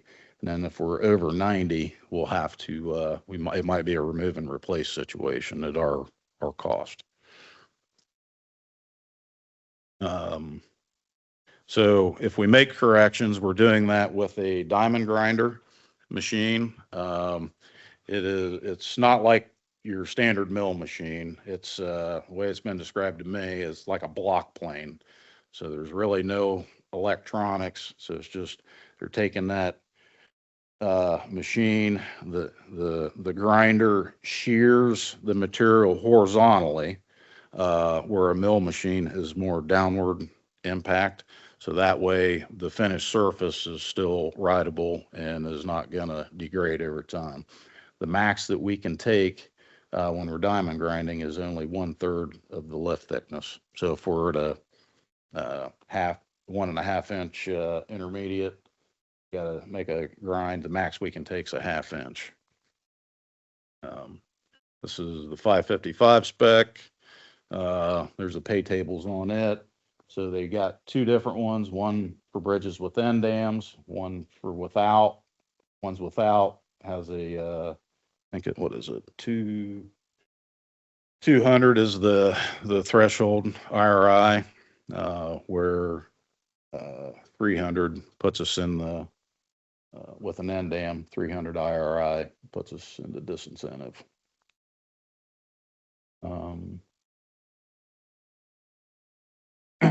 So we use ProVal analysis reporting. It's a specialized software. It takes that IRI data, analyzes it, does it in 528-foot lots, they call it, a tenth of a mile. So more stuff that's highlighted on this chart is not good. So they can also graph it. So there's both sides running there. So we want to see that noise condensed down at the bottom of the graph. That means it's a smoother road. When you start seeing a lot of noise on that report, you're going to have a rougher ride. That software will spit out a must grind analysis. Hopefully the projects are a short report, like the one in the top left. Then if we've got a lot of corrections to make, that report's going to be much longer. Stringless paver or ramps down at 56. So this is all tying back to the machines. You seen in the beginning, those ramps were done in built in a couple different phases. The bottom of the ramp had to be done in handwork just due to the MOT. Top of the ramp we could do with stringless paver, and then there was asphalt paving on the other side. So asphalt paving looked pretty good coming in. The concrete handwork looked horrible. So I'm sure we had to do a lot of correction grinding there. And then the stringless paver, its numbers were super tight. So it's just not much noise. That thing is a fantastic machine. Those IRI data is at the wheel path, not at the edge lines. It is I hear our paving guys will call it elevations, which it's not. It's the depth of that localized hump or dip, or the measurement of that wheel travel in your suspension. And then the stationing is on the IRI reports is based on, it's just an arbitrary, wherever our lab guy takes off, it's not tied to necessarily the project stationing. And it does not measure cross slopes or anything elevation related. Key takeaways. So set up the projects so that original mapping control can be perpetuated through design, construction, and then into the maintenance and inventory phase. It's always good to have that original monumentation. Don't skip on the amount of control points and benchmarks.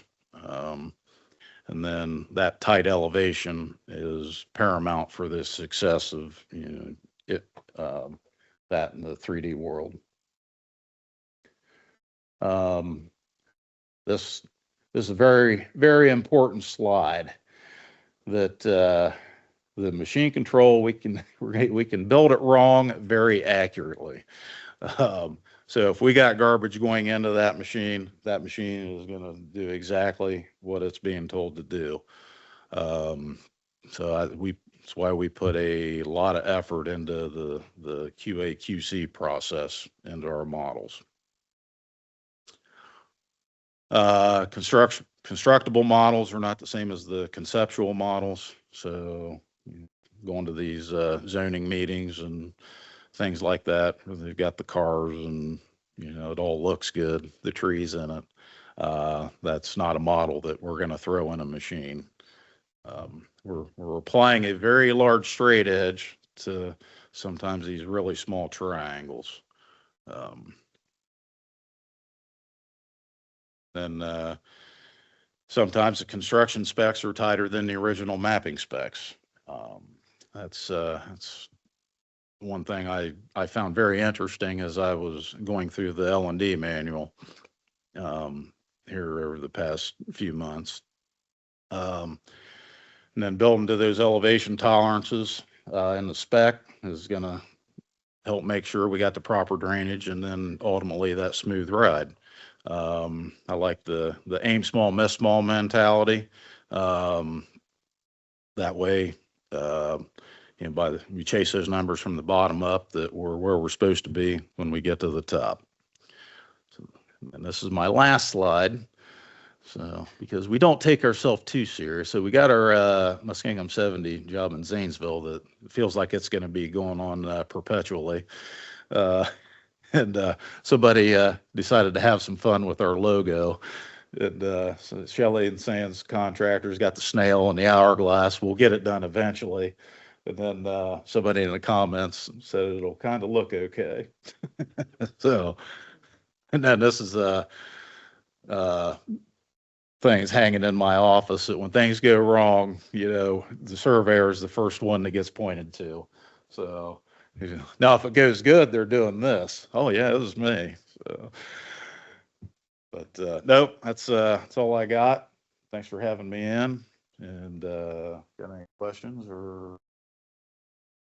I just wanted to say thanks for coming and doing this. And I think we'll be picking your brain a lot in the future and your counterparts at other, construction companies. That is one thing I wanted to throw in, that what I've presented to you here today it's pretty much the same. You go to Kokosing, Complete General, Great Lakes, other contractors are, having the same, successes and failures and difficulties that we are. So based on some recent conversations we've had, back in December, the big room that we had everybody together, I think I know the answer to these, but I felt like maybe they're share with the group. I took some notes here as you were talking, but how often are you finding in our delivered or designer delivered models, are you finding elevation differences from the model or the base map deliverables to what the plan actually says? Well, currently we're not getting really any elevations in those CAD deliverables that we're using, at least us personally. So we're building everything from the plans. It has been a struggle the past few years that the consistency of the information, whether it be from the plan profile to the cross sections to the storm to the pavement details is pretty lacking. So you are not looking at the ORD models that are being provided. We cannot use those. Okay. So the line strings are more so what you're after. The line strings, or if you can take those models, we can see those inside the base maps, but they look to be more volumetric models. Right. We're looking for a planar model. Okay. And then as designers, if we're looking for an overlay or mill and fill, do some cross slope corrections, we have tools in ORD to help do some of that. What are your tolerances on some of your milling? How accurate can you get? If you're going to make a correction like that, a variable mill is the way to do it. Don't try to do it with just adding pavement on and make it a variable pave situation, because that is not going to be nearly as accurate. The mills can put it within a 1/4 inch. Okay. Cool. So that's a great way to do cross slope correction. Okay, cool. Did you hear that, guys? They're all shaking their head no. No. That was like hint, kind of take a look at some of those tools. All right. Thanks, John. Yep. Anybody else?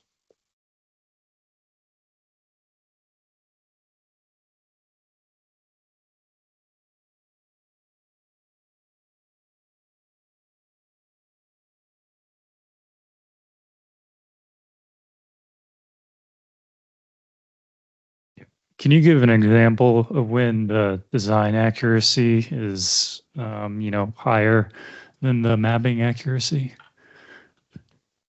as far as being, You had a point, a bullet point up there. You said that the design specifications were, smaller than the. as far as the L&D in the Yeah. L&D Yep. manual, that would be in the that slide I had up there for the level loop closure, where they had what was acceptable in the L&D manual was a 1/2 inch or 4/100ths in every mile of level loop ran. That is much looser than what we would accept. We're going for a 1/4 inch or less, a 2/100ths or less, and usually a mile out and a mile back. So when we're running our loops, so. Cool. Thanks.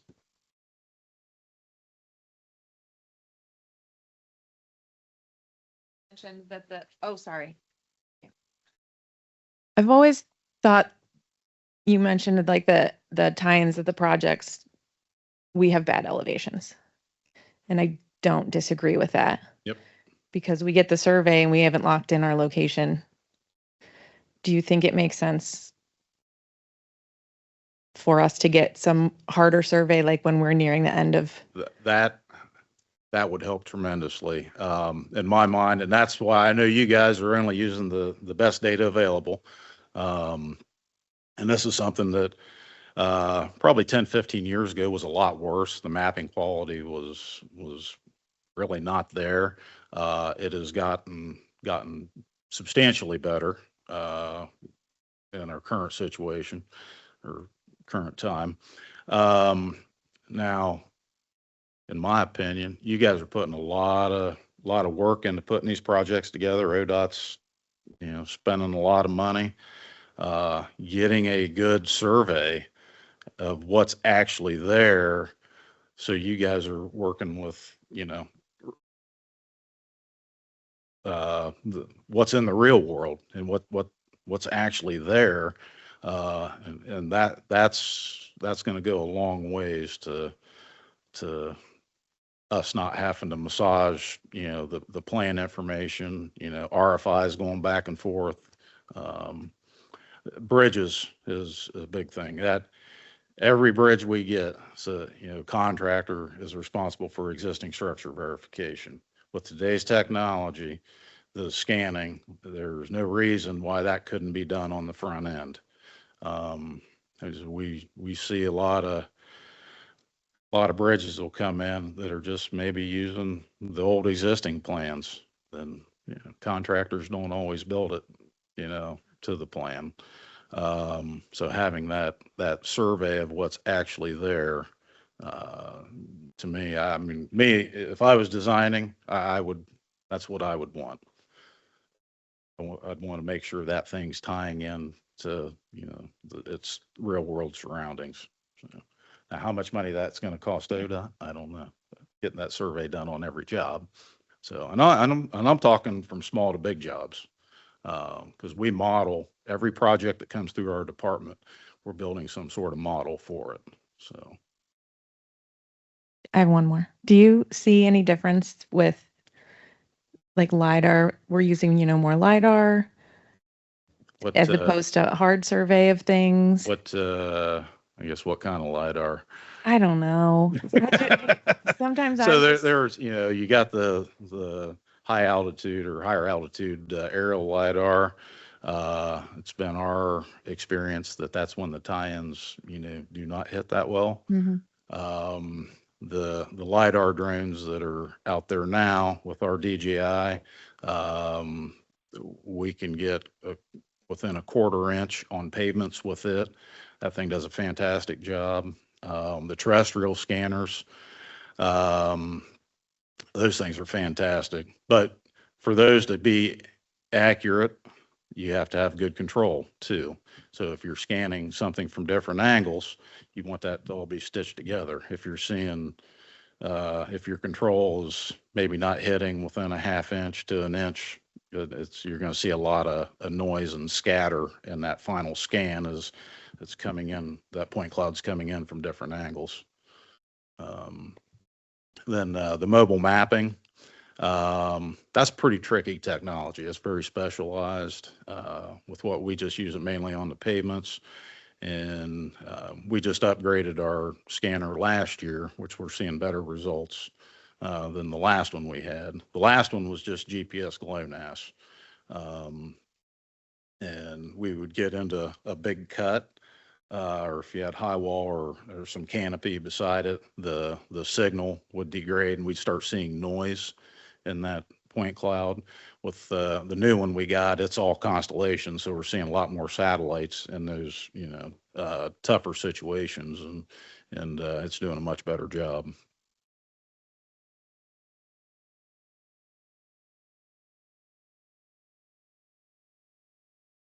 Thank you. You mentioned early in your presentation with vertical profiles, when we give it as graphic grade, it's challenging to work with. Are there projects or applications where graphic grade does make sense for you? I would prefer to see minor PVI deflections, straight grade, rather than a graphic grade every 25 feet. It's a lot of data entry for one, and you get that whole thing in there, and then it might, you start exaggerating it and start seeing those differences in the grade percentage, creating more noise on the road. So you stick to straight grades with those minor, what is it?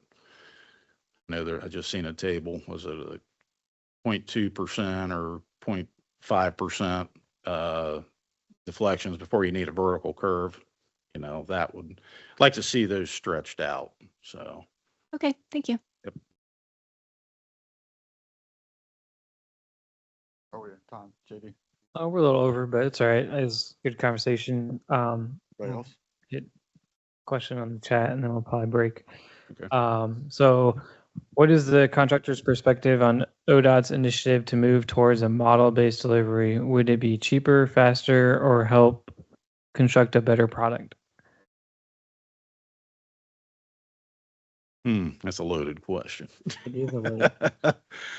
Well, if you remember, JD, back in 2017, you guys brought Bruce Flora in here. We were having these conversations then. I'm getting near the end of my career. I'm not holding out much hope that I'm going to see it. Now, with that being said, if I don't know that it's gonna, I don't know what the cost savings would be right now if you guys start putting it out, because we still have to spend them. There is going to be a huge learning curve on your end and our end of being able to take that data, QC it, that it's going to conform to, our construction specs.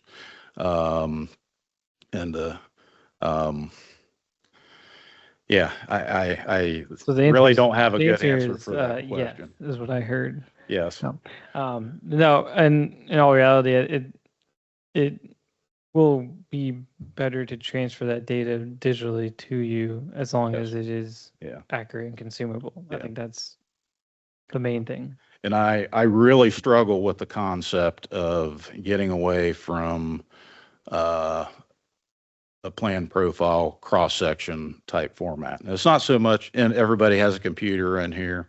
Those guys out building, they've got lasers. They're out in the mud, fighting adverse conditions, some days. They're not going to have a computer with them per se. Having something that, is going to be able, we've had this conversation before, being able to print something out of, what they're building, that they're going to be able to cross-reference, that plan, the profile, the details, storm profiles, cross sections, right on down the line.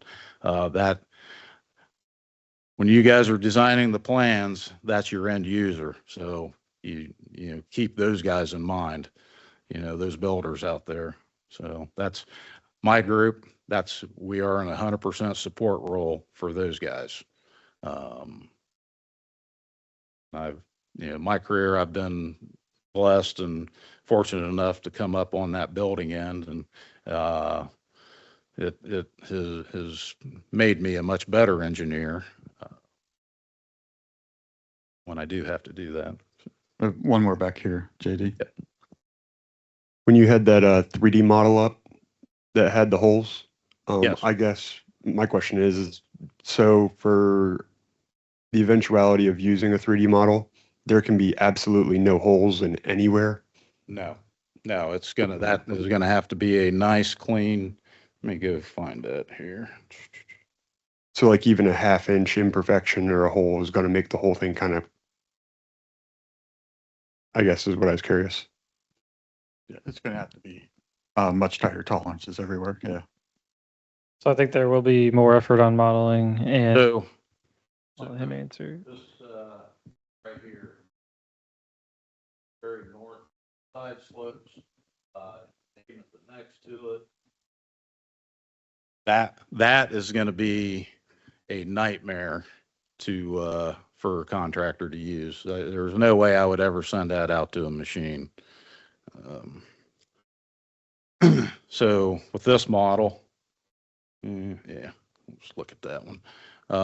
There's no holes. Everything is very smooth. So that guy can walk around anywhere and, he's always going to have great information, or that machine. Those machines, most of our dozers have automatics on them. So they're going to, when they get close to grade, they're going to hit that automatic and start grading. And if it loses design information, it's like kicks it out of automatics, and then you're going to have a mad operator.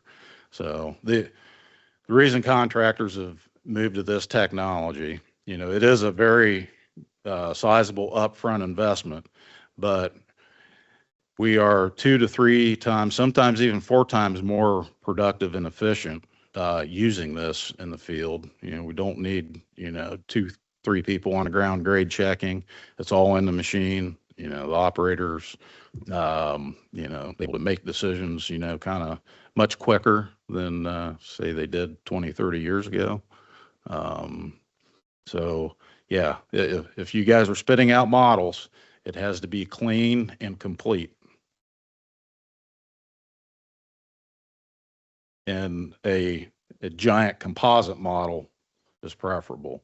Little pieces here and there really doesn't do much for us. One thing to add to that, or a question follow-up would be, there could be areas that we just don't model, right? Like, do we need to take time to model around the grading around a culvert, like on the other side? We're most likely going to have areas that we're not going to model the Yeah. detail. So this one I actually have up here, the blue line on the bottom, it had a box culvert in it. And that I just got the slopes ran through there. So that kind of detail now. So we're not, yeah. Like full complete. I feel like you might have scared everyone. Yeah. Which yes, we will have to have better models, and we'll be moving Let towards me, more reviewing the models to fix those issues and things. But yes. So this model here, Fairfield 33, see we've got drives in there. Those will have drive pipes under them. So we'll typically just run that ditch up. We'll grab that pipe invert elevation, and then we just let it connect from the drive down to that pipe invert. We're not, doing the head walls or, any of that super high level detail in that. But this is getting a very good picture to the field guys of what that thing's going to look like. We've done projects early on where we haven't modeled the driveways in there, and they like to have that information. And that's the other tie-in information that I think she had asked about. If you got driveways coming off the new road, your improvement, try to get those actual elevations for that driveway. That really helps.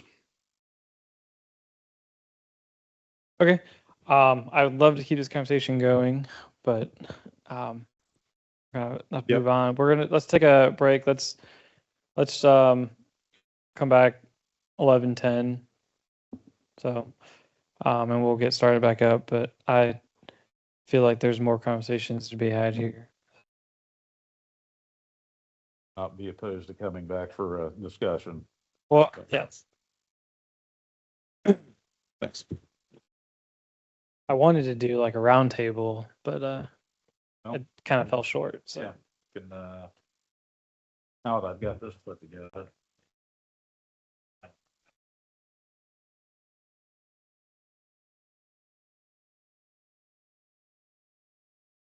okay. So next up, we are gonna have Pencil 9. They are actually completely virtual.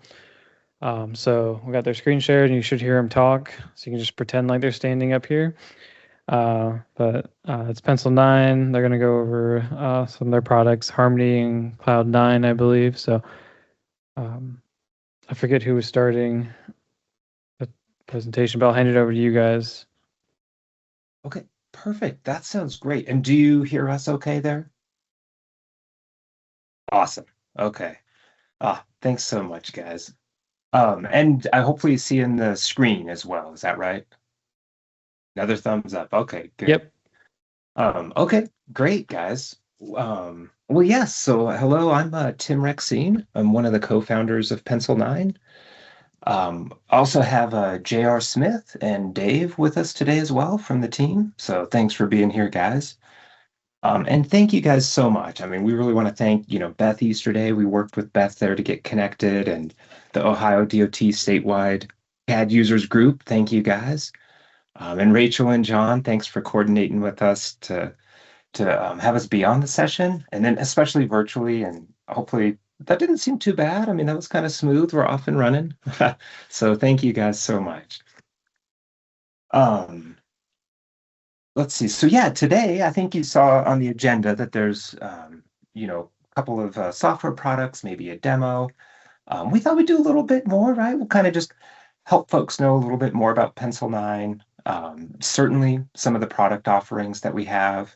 And then we thought we'd just have a little takeaway that maybe hopefully something that, you guys maybe could just take back to your organizations that could just be helpful. All right. So just a little bit about our team is we're a small group. We're a global group. So, gosh, the core group of us have been working together for a couple decades plus. We were all at a large global engineering firm, and we held various global technology director roles there, mainly focused on implementing technologies across the different markets. So we've worked across the transportation market, water market, even oil and gas, which, as you would imagine, we were working with a lot of different CAD applications, products, and platforms. So the Bentley suite of tools, the Autodesk suite of tools, integrating those within a global ProjectWise network. That was kind of the area of focus there, kind of, responsible for the workflows, the solutions, ensuring that all of those technologies were not only working together successfully, but then, allowing teams to kind of work across regions with consistent workflows and optimizing user experiences. Everything from automation to, BIM execution planning. So we kind of have a diverse background across the team there. And as we worked together, we just, kind of realized we had that shared passion with these technologies and, helping project teams and finding new challenges. And so that's what inspired us to start Pencil 9. So that was about 6 years ago. It's been an awesome journey. We've had a chance to work with some really, really great clients. And it's just, I to this day still so lucky to just be part of this team and have the team doing what we're doing. And some of our philosophies, as you kind of, heard there, we really have a diverse background with the different platforms and applications. So that's really resulted in an agnostic philosophy for the types of solutions that we delivered. We work with a lot of different organizations and teams that are using different tools for different reasons and are trying to accomplish different things.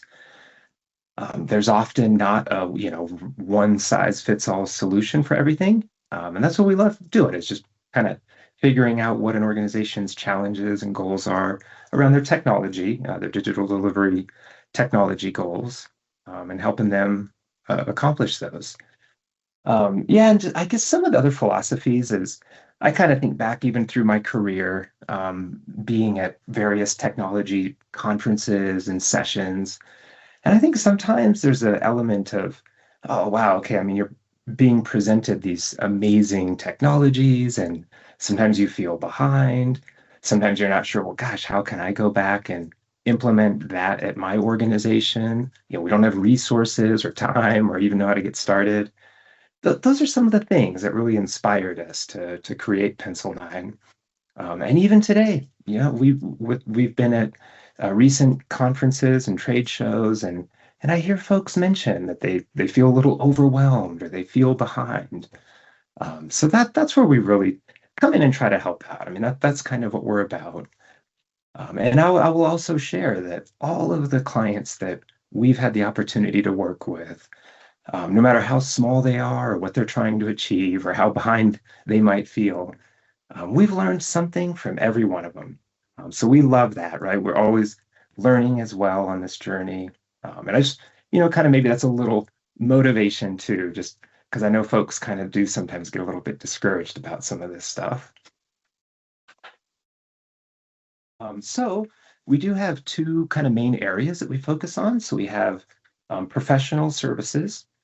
And here we really look to strategically partner with our clients. Again, just helping them achieve and implement their digital delivery, roadmap and their goals. Each organization, right, has different drivers that kind of establish priorities. And so that's where, it really isn't like, oh, hey, look, if you're implementing ProjectWise at your organization, just do this. It's important to take the time to understand like what's driving the needs of the business, what are the goals, and then that'll really help kind of establish a roadmap, and we kind of just help our clients along that journey.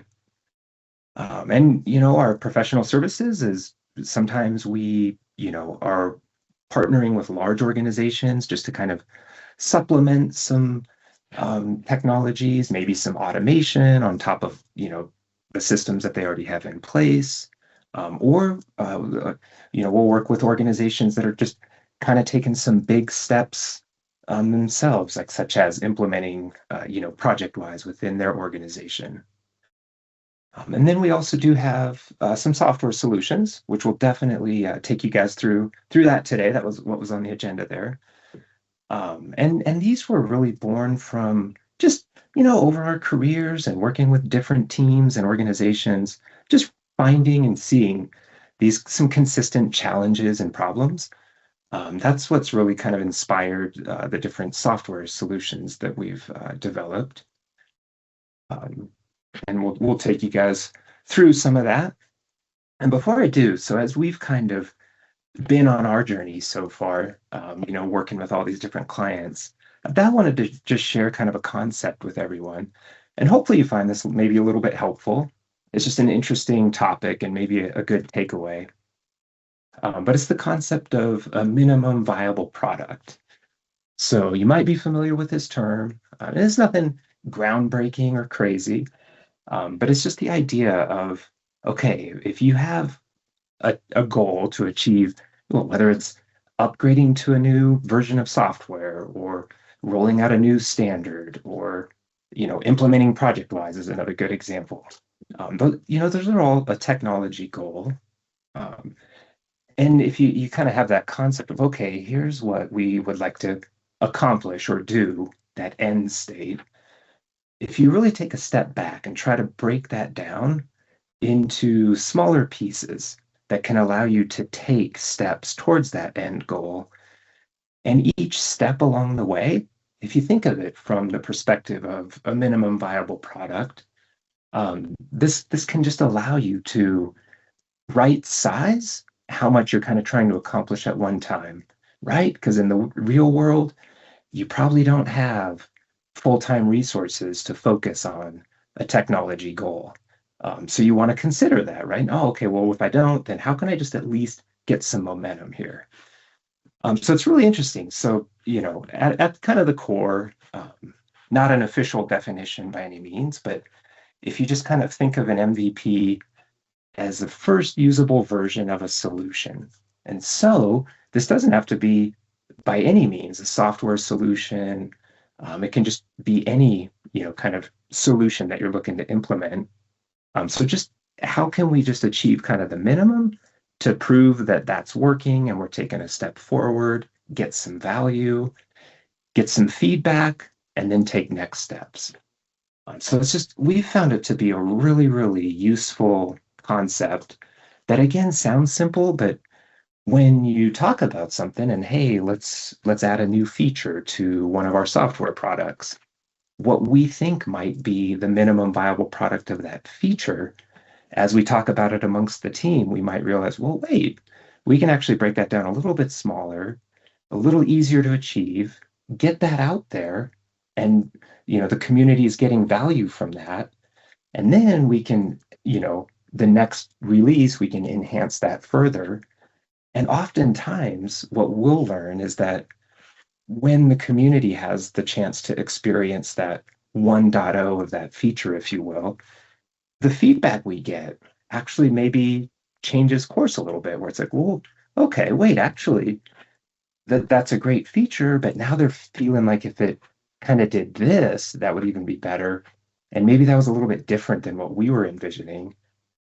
So that's the other really nice thing about this approach is you take small steps and you're making progress, but you're also able to get that feedback from your teams and adjust, as you kind of go along that journey.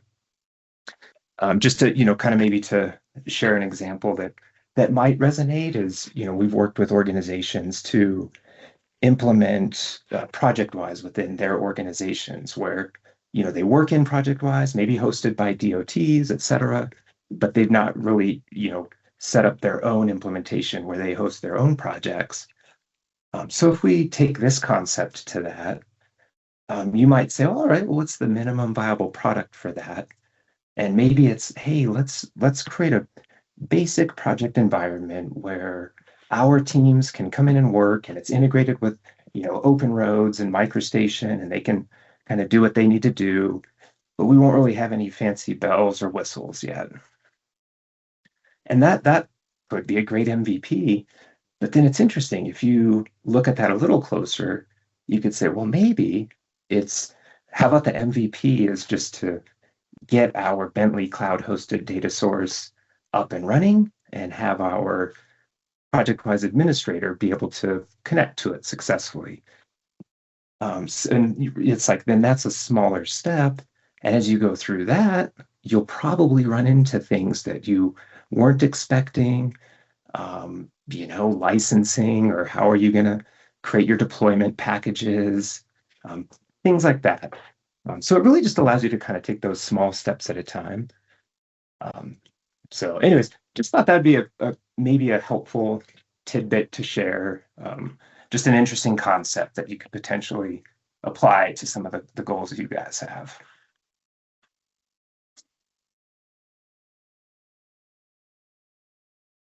All right. So as I mentioned, we do have a couple of software products that we've developed. So commercial solutions to address just challenges that we, kind of see time and time again. And these solutions, that doesn't mean that it's the right fit for every single scenario or case. But oftentimes these solutions really can just add additional value to kind of, how things are going, and certainly addressing these key challenges. So the first one of our flagship product is Harmony. This is a CAD standards. It's an enterprise CAD standards management solution. And so the challenges that Harmony is addressing is having projects that are working across, multiple platforms, offices, even remote workers at home, and then certainly like on joint venture type projects, sub-consultants, so across organizations. And really just a lot of challenges can arise there, right? With ensuring that all the teams have access to that same CAD standards content and, kind of version control of applications. and ensuring that those CAD applications are configured to be successfully connecting to that content. And now, that's not to say, right? Like say, for example, working in a ProjectWise environment with, configured managed workspaces really achieves that, and that's fantastic. So, Harmony kind of is enabling some additional functionality and flexibility and workflows to that type of a scenario. And certainly for other workflows where maybe not every single project is in a ProjectWise, for example, and there's some value to, kind of share standards across, say, a network environment and in ProjectWise, you can do that type of stuff with Harmony.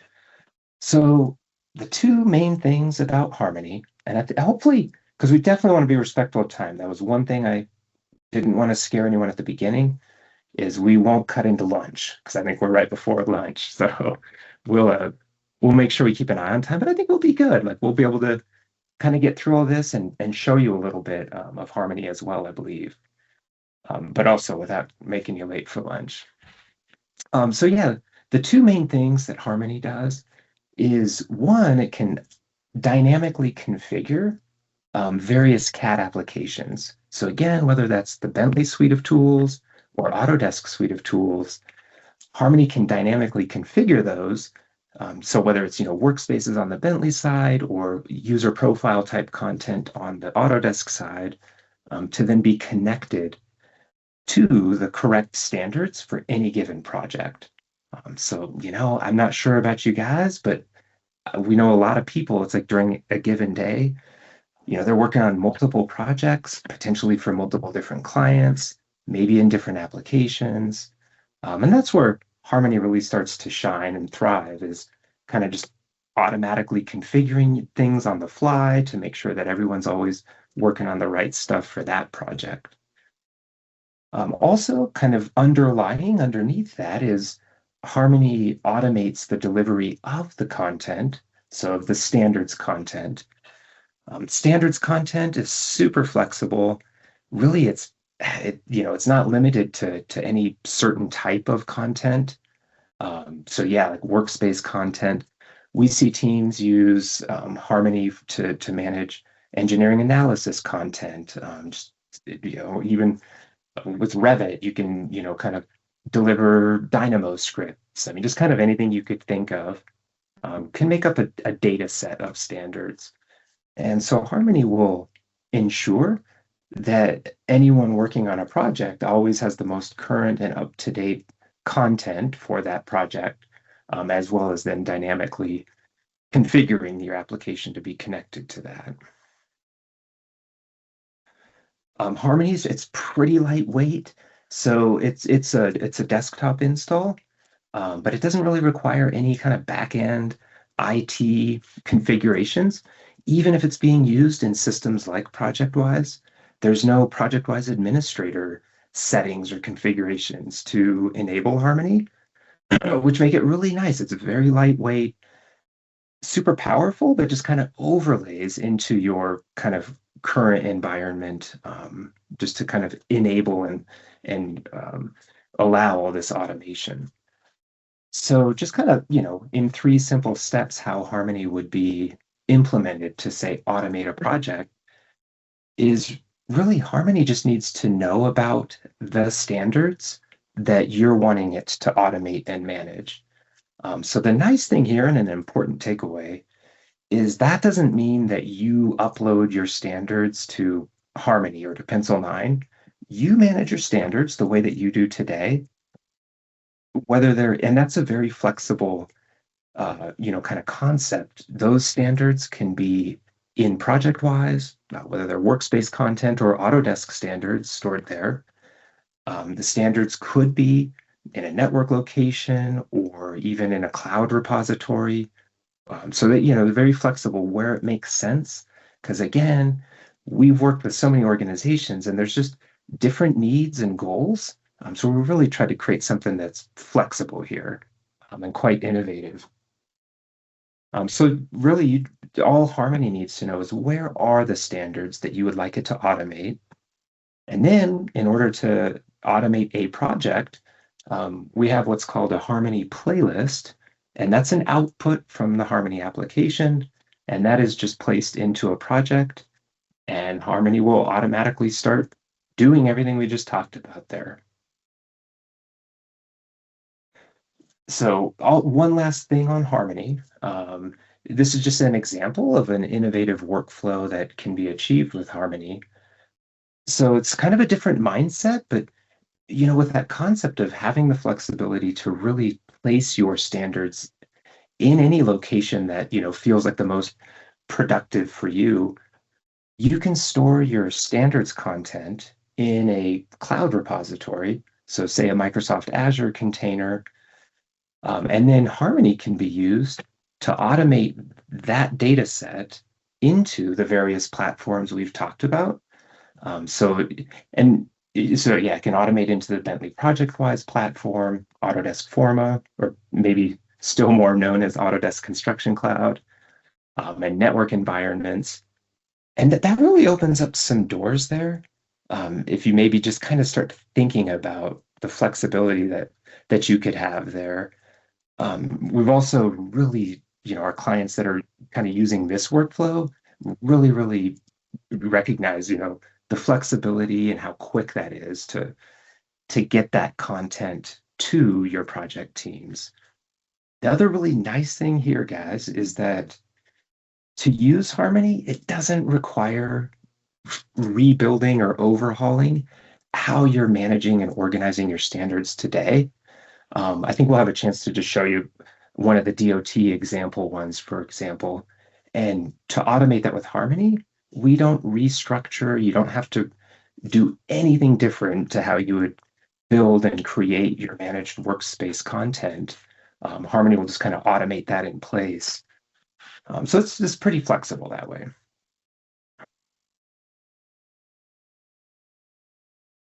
Okay, another solution that we've been developing is called Cloud9. Oops, sorry guys, I think. Let me just, there we go, sorry about that.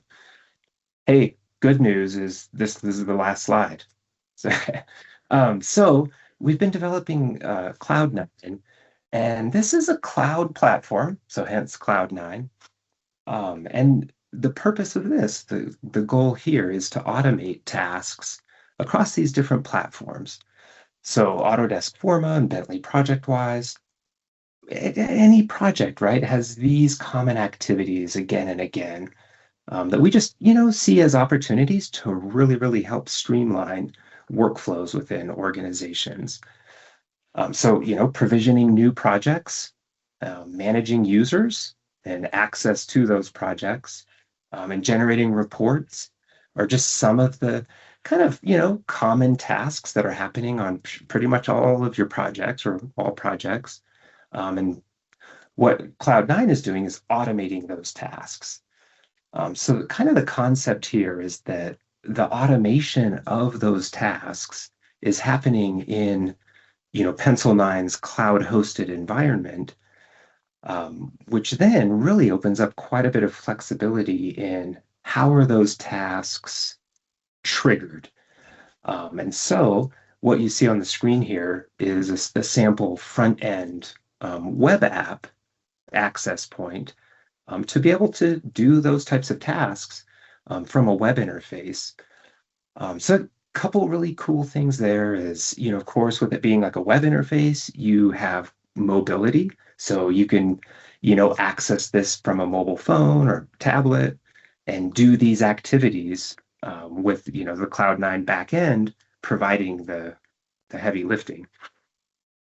Also, the concept here, kind of, that whole agnostic philosophy that we've had, it really, what we've seen is clients really like to, as they can, try to kind of establish consistent workflows across different platforms. So say Autodesk and Bentley. And you don't have to.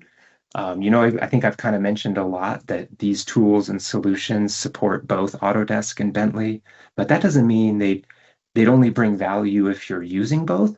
We have many clients that, only work with Bentley tools or only work with Autodesk tools, and they kind of get all the same value here. But then it can be really powerful to start to have consistent workflows for the teams that are managing those different tools and platforms. So from one single place, you can see kind of here that, the idea is you can create projects in either platform that you would need, manage users, run reports, all kinds of different things. Also, with Cloud9, really the back end is kind of where that power and all that automation is happening. And so there's quite a few mechanisms to kind of control that back end. So we've worked with some of our clients to integrate their Cloud9 backend into some of their internal platform or systems, I should say, within their organizations. So for example, maybe like an accounting system is maybe the first place in an organization where a project comes to life. It gets a project number, its budget, and everything. We can hook into that, and there can be a trigger to then say, oh, hey, all right, well, this is a new project. It's for this particular client, so we know the template that should be used and that it should be in ProjectWise. So that could just be kind of behind the scenes automation to then just have that new project provisioned and ready to go as soon as it's known about by, say, that accounting system.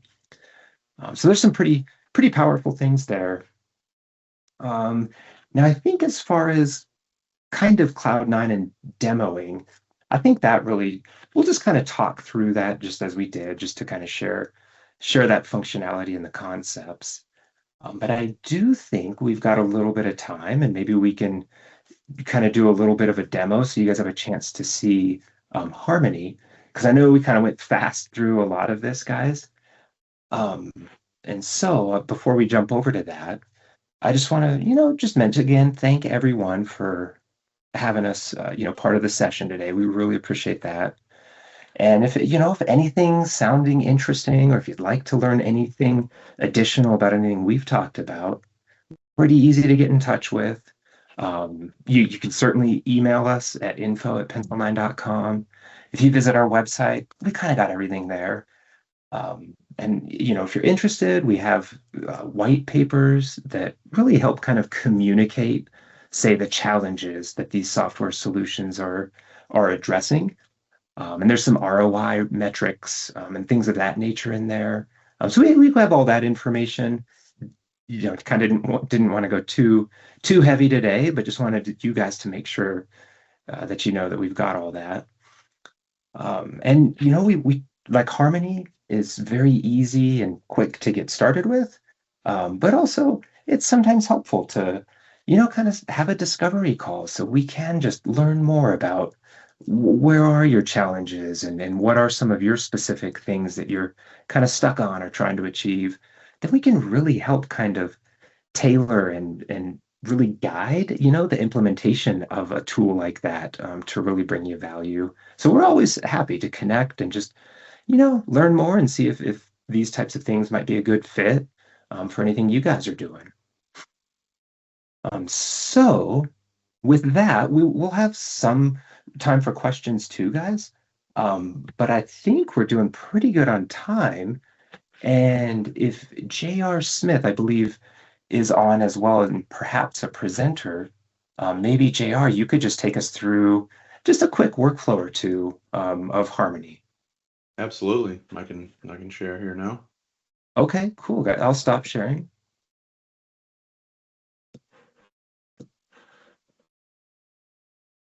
Okay, that's coming through. All right, beautiful. So yeah, I'll just kind of jump in here just to kind of keep things moving. I'll open up our Harmony interface here.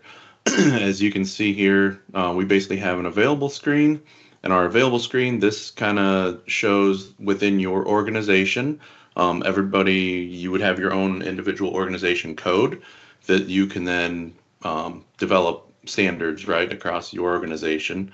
And this is that screen that you'll see.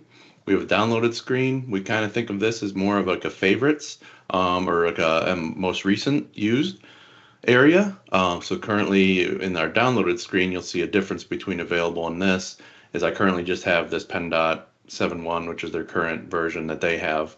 That one is currently downloaded on my local machine. So you can see that. It's really quick. You can do a remove. I'll hold it there for the demo though, to make it run a little bit quicker, but although it runs pretty quick. And then we have a quick admin screen, and this is kind of where you manage and control all of your standards. You'll see a little bit more of a list.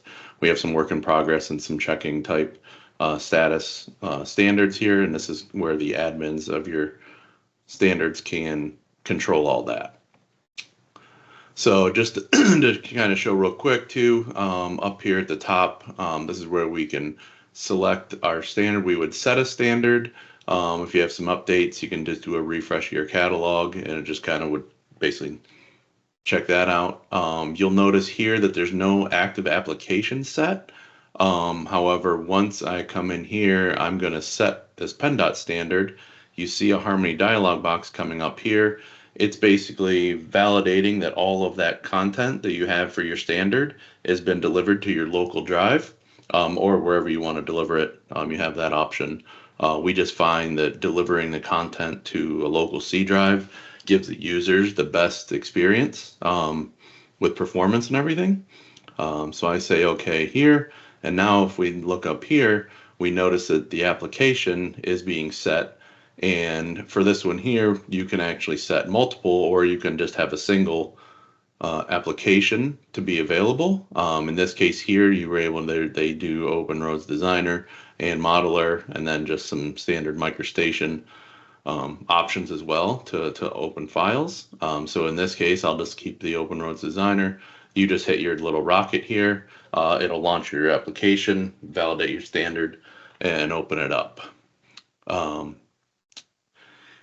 With that, then that's one kind of workflow that you can utilize. And then the other part is Tim had mentioned earlier about a playlist. So I'm going to hop into ProjectWise here, and we have a ProjectWise project here set up, and we are managing this workspace for the PennDOT workspace from this Harmony playlist. It's a single XML, simple XML. This is basically what is tied back into Harmony to know basically what standards you want to set. So what's nice is you can have this playlist anywhere in your folder structure. Currently, we just threw this one at the root. If you're only kind of using your design apps, you could move it down, but just to kind of show how the application reads up the tree is we're down here a little bit into a folder structure. I currently have a file down here. What this is going to do, I'm just going to double click on this file the same exact way that you would normally work within ProjectWise. Very quickly it popped up. You saw there was a dialog box there that popped up, and that was Harmony basically validating that you do have all the current workspace content. And now you're basically just working through waiting for Open Roads Designer to load. But what that does is it looks in this folder that your files are in, and it looks for a Harmony playlist. And if it does not find that, it'll then move up the tree, which would then jump into your design folder.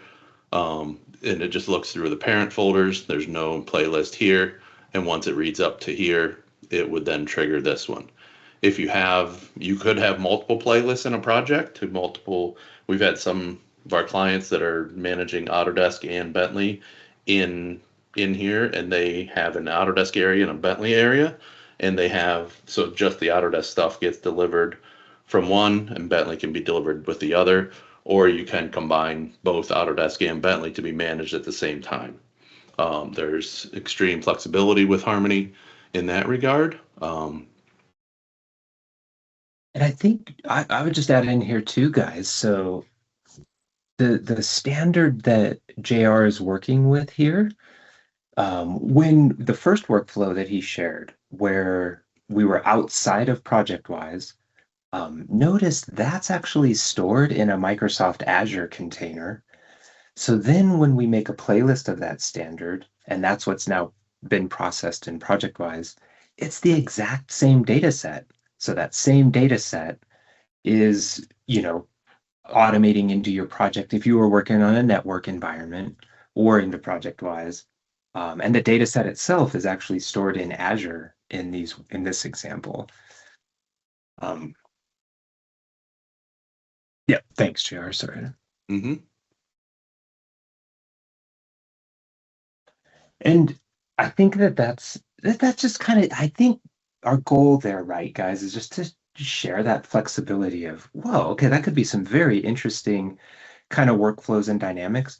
We've had some clients that, that they typically use ProjectWise and work in ProjectWise, but they necessarily don't want to enforce that sub-consultants working on their projects have to get a ProjectWise license.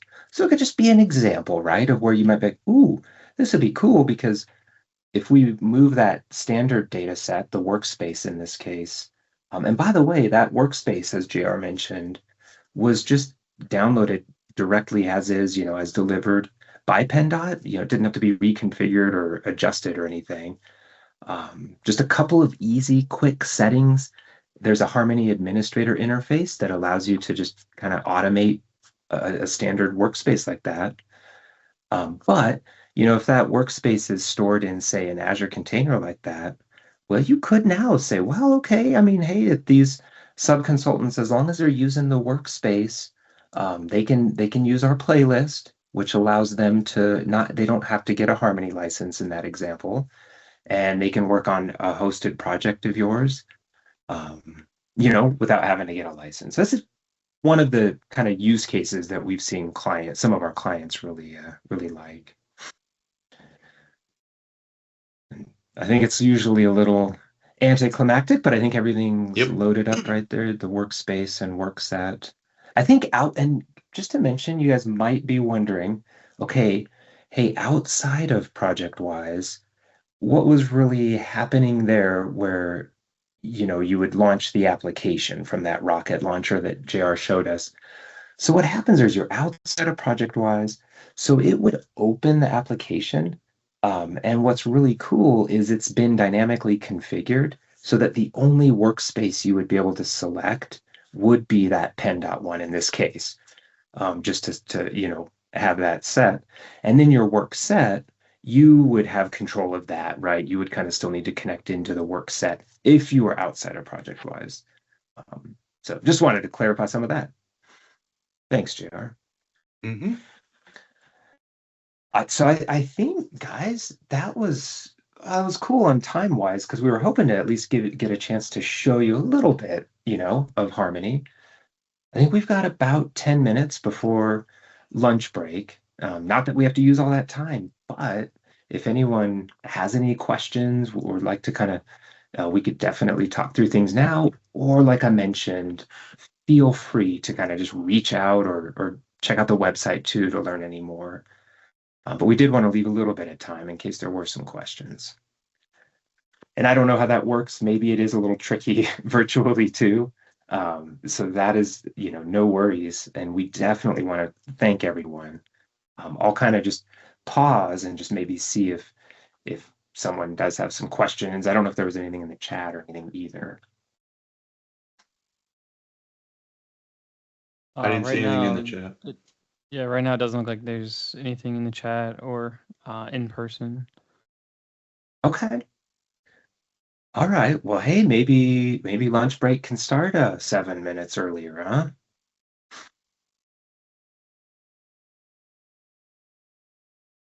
Well, so yeah, guys, we would just like to thank everyone again, and hopefully that was a helpful session with a little bit of value and giving you some insight and kind of what we're up to, and then some of the solutions that we have. And we just greatly appreciate the chance to kind of present to you all, and hopefully the rest of your day goes good too, guys. And I think, John, just to kind of I think if that was John we were interacting with, I apologize, but we'll kind of just sign off if that sounds okay, unless you had anything else you were hoping to hear from us today. No, I think that's it. If you guys don't have anything more to show. Okay. Great. Well, thank you guys so much. We really appreciate the time today. Yep. Thank you guys. Okay. Yep. Thanks. Hi, everybody.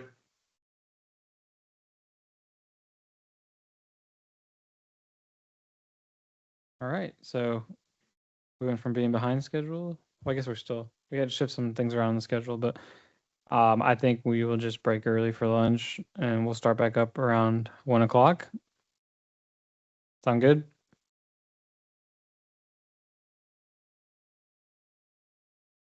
All right. All right. So we kind of shifted the schedule a little bit. So the workspace updates that was supposed to be in the morning is going to be now, and then we'll roll right into that what's new in ORD 2025, all together.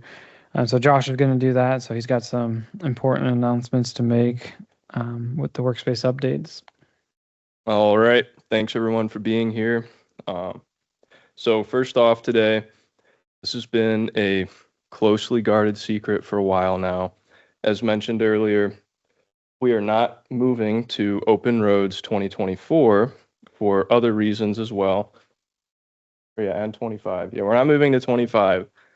So at least I am thrilled to finally announce that we are moving away from Open Roads. So now you might be wondering, like, where are we going? What software ecosystem will we support? How will we continue producing state-of-the-art transportation engineering? So moving forward, we will be switching to Microsoft Paint for all plans production. So MS Paint offers a comprehensive suite of like cutting-edge engineering tools, including we have a pencil tool for freehand geometry, as well as an eraser tool for instant corrections and adjustments to your plans. So straight out of the box, MS Paint is ready for all engineering disciplines with no complicated configuration. So first we had an example of a plan sheet. Now we have, for all of our pesky drainage projects here, we can see a culvert, pipe, and some proposed guardrail. So as part of our seamless transition plan, all internals should already have Paint installed on their machines. And additionally, to maintain consistency with our new workflow, we ask that all reviewers now complete their plans markups in Crayon. So we do understand that this is a significant shift in operations, but we are confident here at ODOT that MS Paint will be the platform that will position us at the forefront of engineering innovation. So with that, do we have any questions?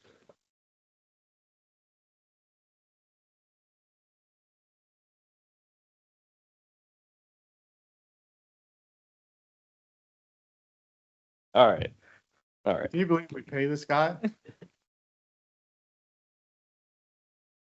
So for real now, we do have a couple cool things that we want to talk about with our ODOT workspace. One thing that's really great now is we have a running updates document, and it's been switched to Excel. And this document pretty much outlines all of our changes and updates we make to our workspace. And what's even better is it's totally accessible and downloadable online on our website. And pretty much it'll let you go ahead and take a look. You can look at the screenshots here that you can sort through release dates and pretty much what got updated and what you're interested in.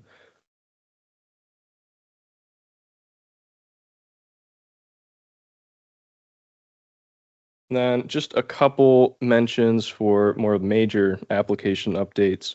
The GINT summary converter had quite a few crash fixes, as well as enhanced ProjectWise integration. There are a few more features that were brought up, such as you can save, manual saves when you have like a direct selection in the app. And then also pretty much we end up fixing the help menu, so it'll link straight to the wiki. The Create Workset app, we fixed an issue that prevented our template dropdown from populating while in a different mode, the modify mode. And then the item type sync now has something called the compass direction and alignment IT property pool for custom calculation methods.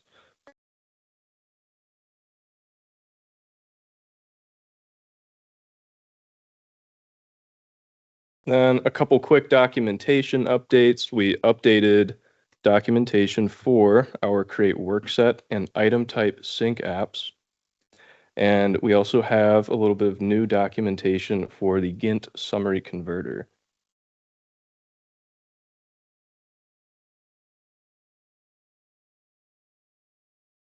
So a little bit with feature definitions, we added a linear unit utility feature definition for our quality levels. We ended up fixing some custom line styles here for pretty much, I'm not going to pronounce that. And then we also updated our curb feature definitions to have the correct template geometry, settings, and symbology. And then lastly, for our drainage and utilities, we ended up syncing our item types and added a new UDX property. And then we also had new CB9 element templates.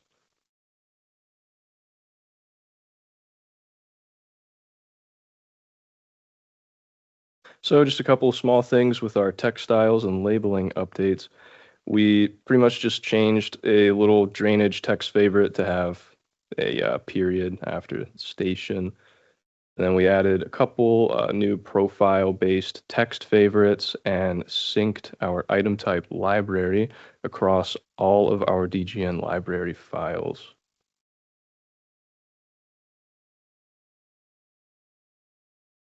Then next up, there were a few item type enhancements. Pretty much we have something called the compass direction, which is a custom calculation adopted for our conduit angle outputs. And we also have a new baseline display name synchronization across our storm node and our storm conduit item types.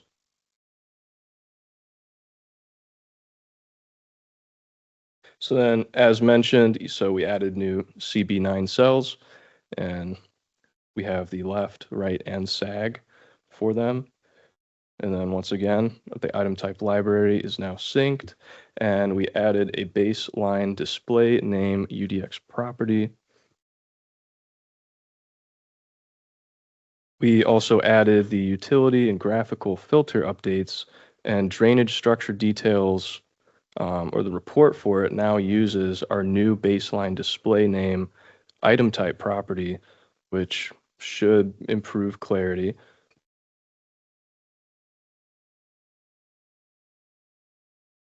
Next up for our survey and field code improvements. Just a small update to the survey master is now updated with new mobile mapping and photo point export options for more specialized work. Our field codes for Leica and Trimble zip files were either updated, removed, and replaced with a new, more pretty much up-to-date 2025 version. We corrected our Leica line displays to improve visibility, and we updated our Leica PNEZ-C style sheet.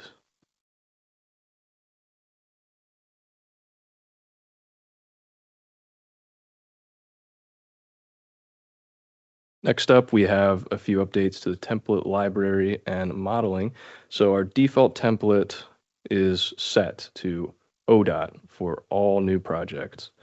Our curb templates were corrected, and we added a new type 11 curb template. And then just a small tweak, leading zeros added to curb template names are now added. So that should help with sorting.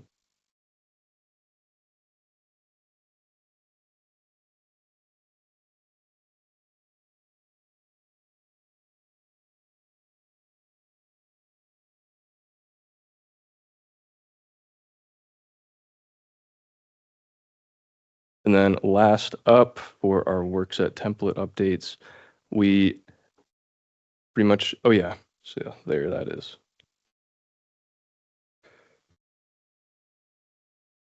So we also added a new 850 as built root folder with plan set and data subfolders. And then we also went ahead and updated the training work set to match our current training guide, and engineering folders were either added or updated to match as well.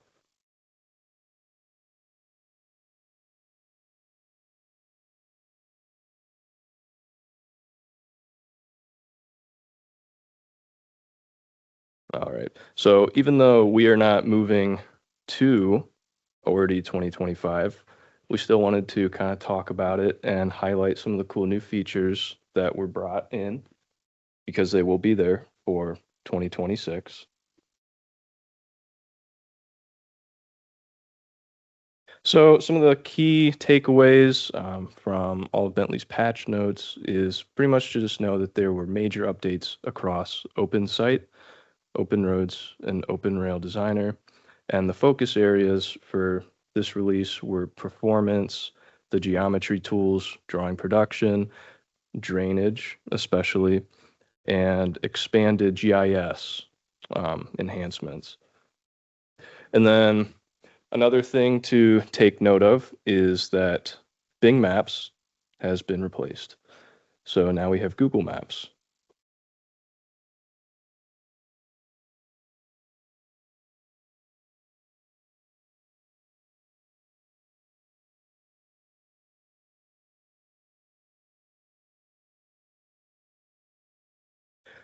All right. So first, we're going to talk a little bit about some of the geometry enhancements that 2025 brings. So names will now stay consistent when intervals are created. And then there have also been some improvements to their complex redefine tool for horizontal and vertical uses. And then here we have a little video of their enhanced geometry replacer tool.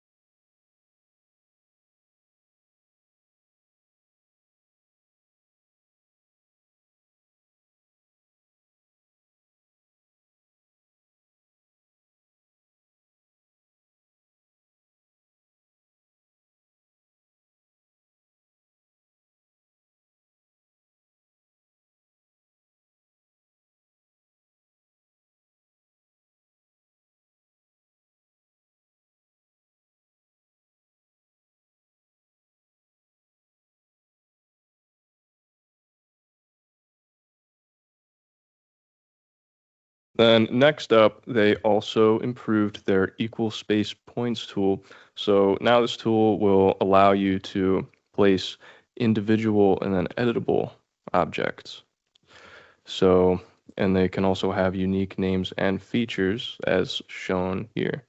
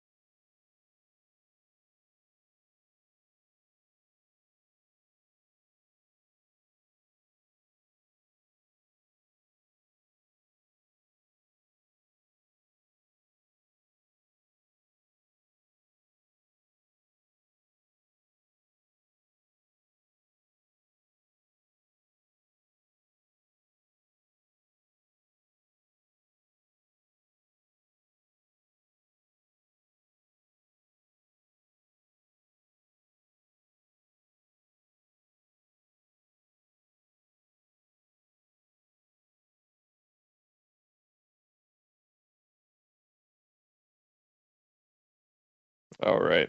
So apparently, yeah. So we'll end up posting the links for all of our guests watching since the audio is not working. So just a few more points on geometry. A few more things. So yeah, points can be grouped using name groups now. We also have pretty much the geometry creation will now show constraints that are used. So should be a little easier for everyone. And then lastly, there's now support for 2 and 3D parametric cells during your point creation.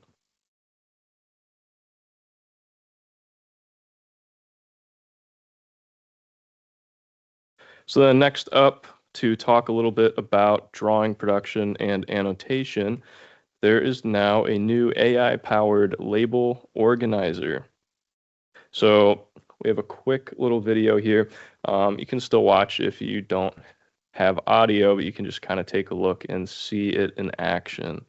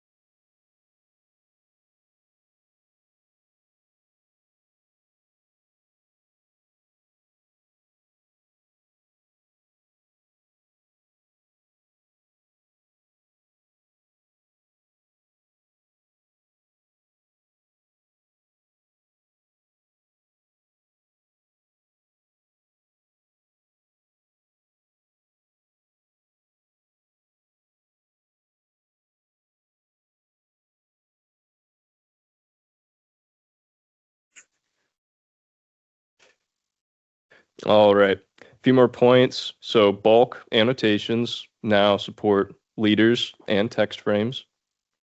And now there's better handling of white space for geometry, survey points, and even drainage nodes. And then we also can now auto annotate geometry points during its placement. And then there's one more video here for just kind of shows off the smart annotation control, which has 3 different pretty much types that you can set. You can have your default, which is what Bentley would call their standard behavior, where your annotations return to their original position. Relative, so the annotations will move with the object, or fixed, which will lock the annotation in place, and it's just going to sit exactly where you put it, even if your parent object moves around.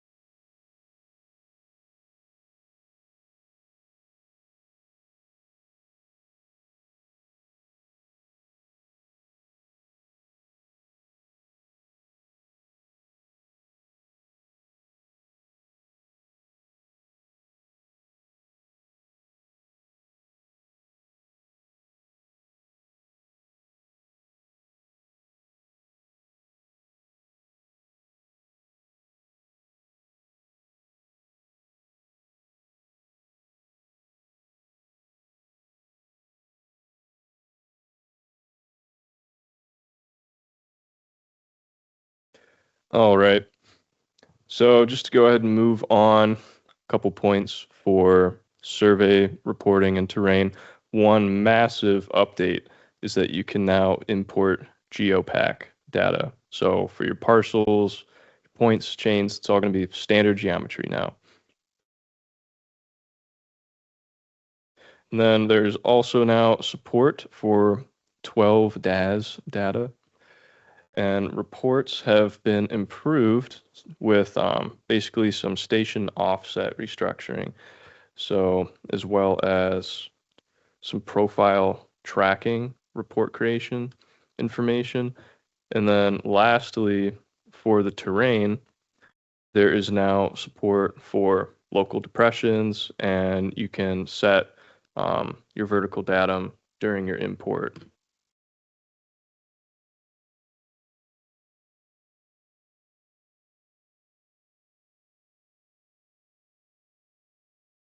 Couple points for the drainage and utilities front. So cross slope analysis has been improved for when you're working with super elevated sections. Gutters will now support multiple segments with differing like widths and slopes. Culverts also now support overtopping in GVF rational solver. And then we have a quick video here talking about sag inlets and how they now auto-generate 2 separate flow areas.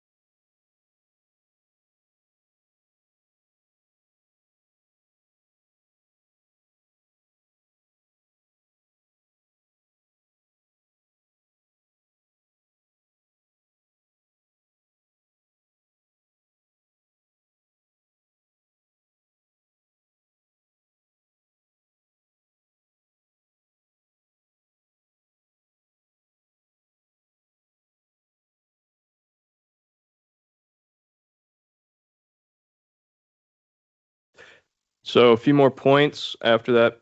Catchment polygons are now pretty much, like, you can edit them. So you add, move, delete, and catch basin storage is now included in the unsteady analysis. Drainage nodes will now show pretty much their walls in your profile views.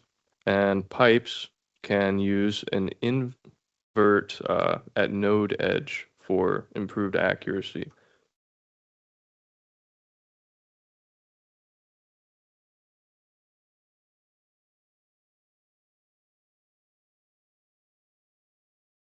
And now we're going to talk about the estimation update. Thanks, Josh.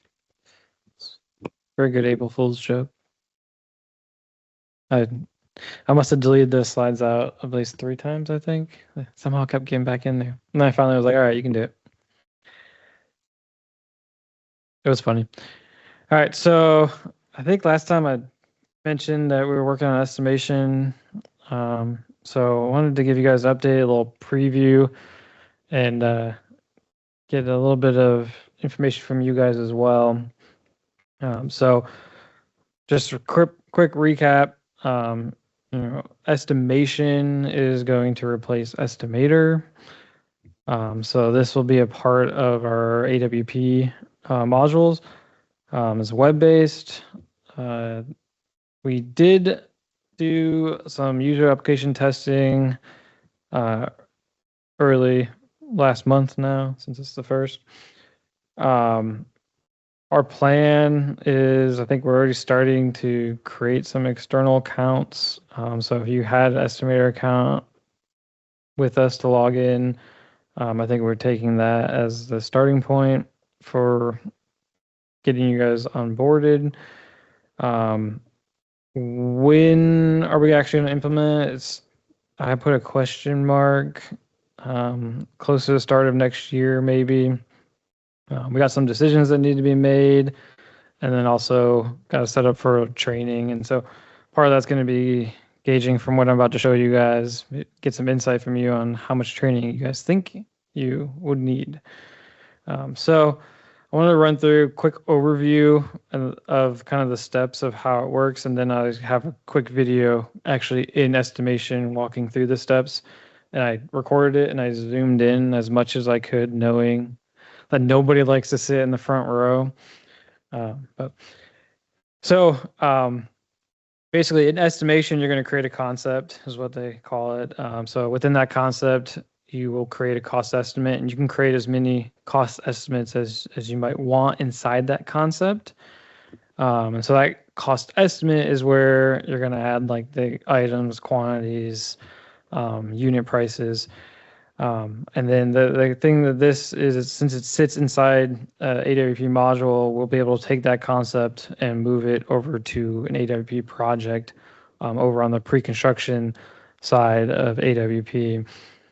So when this is done, the cost estimates actually move out of the concept into the project. So that's something I wanted to kind of highlight. If you're used to going into the concept, you come back to it later on, you might go, hey, what happened to my costs? They're still there. You can still get to them. They just got moved. So show that. And then once you get into the project, this is more just showing you the overall process. Now this is kind of turning into what central office would be doing. So we're going to take that cost estimate. We're going to generate project items and categories. And then at that point, the project items are now the controlling. So you can't like go and add an item to the cost estimate directly. You'd have to add it to the project item, and then it would show up over in the cost estimate.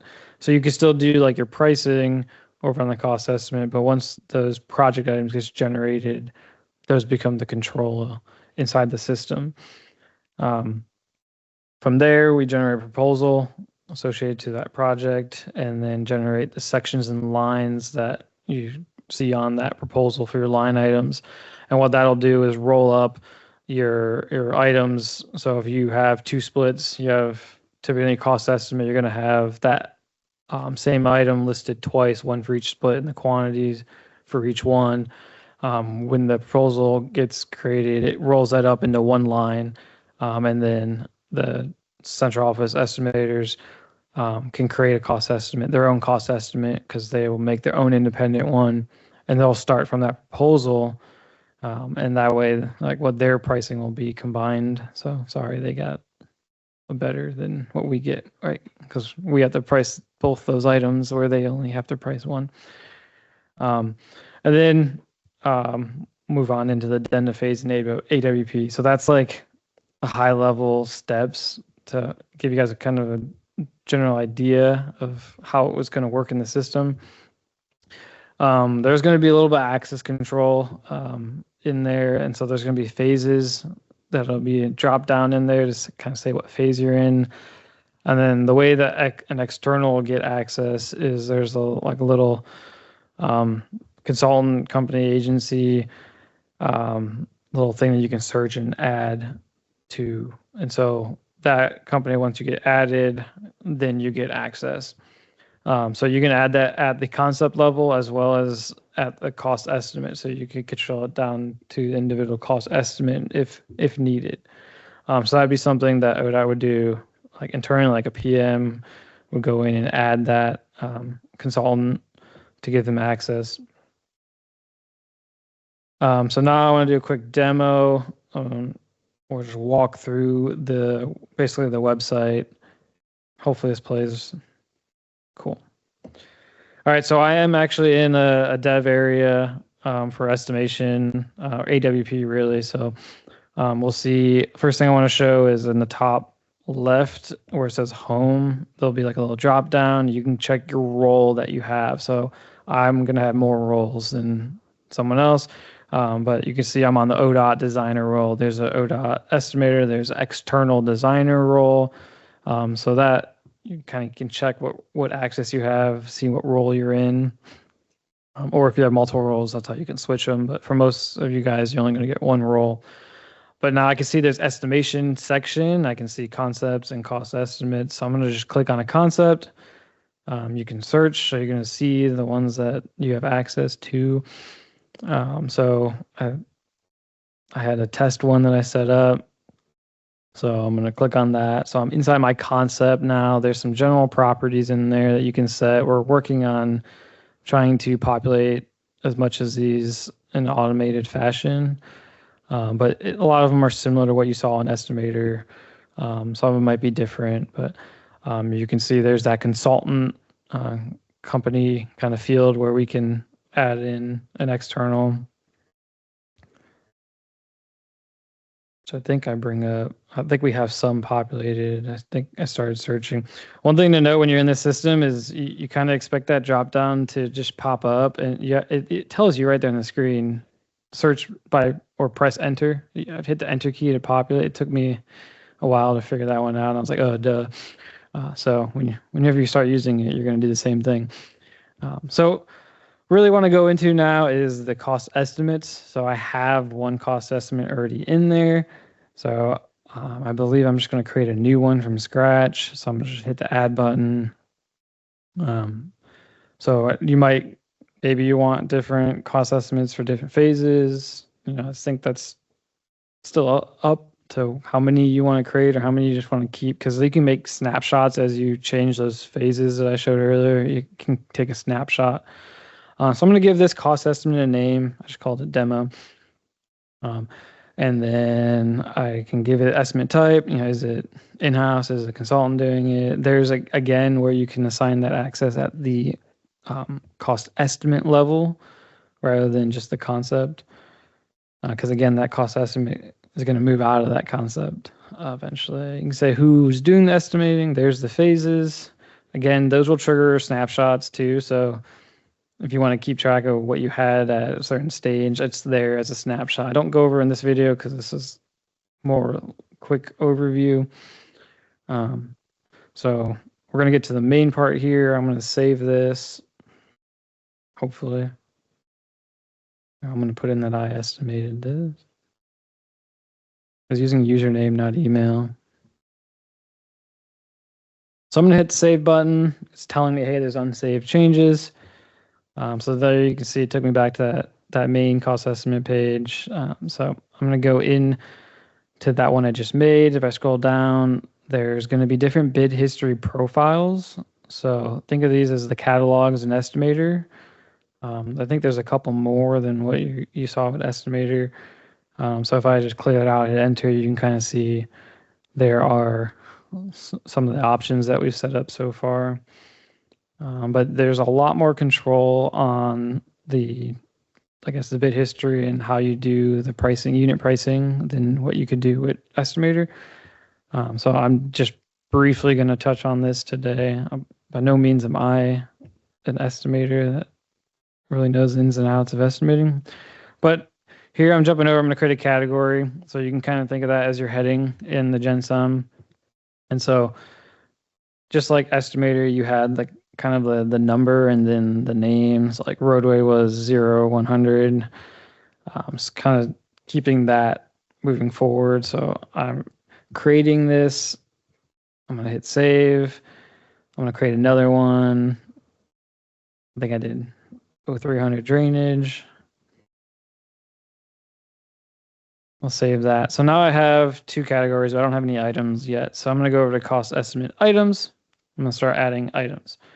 So I can hit new and come in here and I can add in my item, which I scroll up a little bit.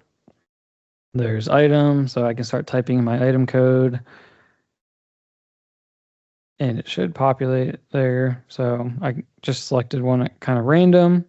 You can then say, okay, this item is going to go with this category, right? So there's the category options that I made earlier. So I'm choosing drainage category. I can put in my quantity here. There's supplemental description if you need supplemental description. So I'm going to hit save, and you should see that I'm going to get a warning. Says A. So it's saying that a supplemental description is required for this item. So it's not even going to let me save it if it is required. So no more forgetting that part because it's not going to let you. Right. So I'm just typing something random here. I believe a bunch of random letters. No, I wrote in demo. Like sometimes I just hit the keyboard and see what I get. So now I'm going to hit save. It's going to say successful. So it did save that. So now, if I remember when I recorded this, I was probably going to go over funding. Oh, no, I'm going to go over pricing first. All right, so in there, I clicked the pricing details. And so I brought up this other dialog, and you see it was blank. It basically said there was not enough history on that specific item. So you can go and select something similar. So sometimes you might use a more specific item, and you could use a similar item as a base point to use. So you can see here's all like the history around this item.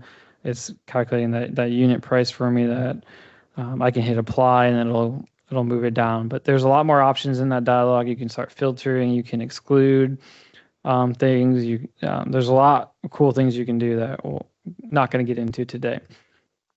But so if I go and look at that item, you see there it put in that unit price for me. I could also just do that directly. I don't have to get to that dialog if you just want like a good starting point. So I'm going to add another item.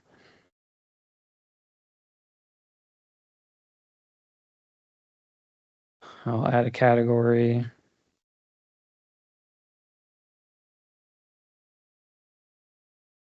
Quantity. And I can come over the details in that first option. I'll hit save first.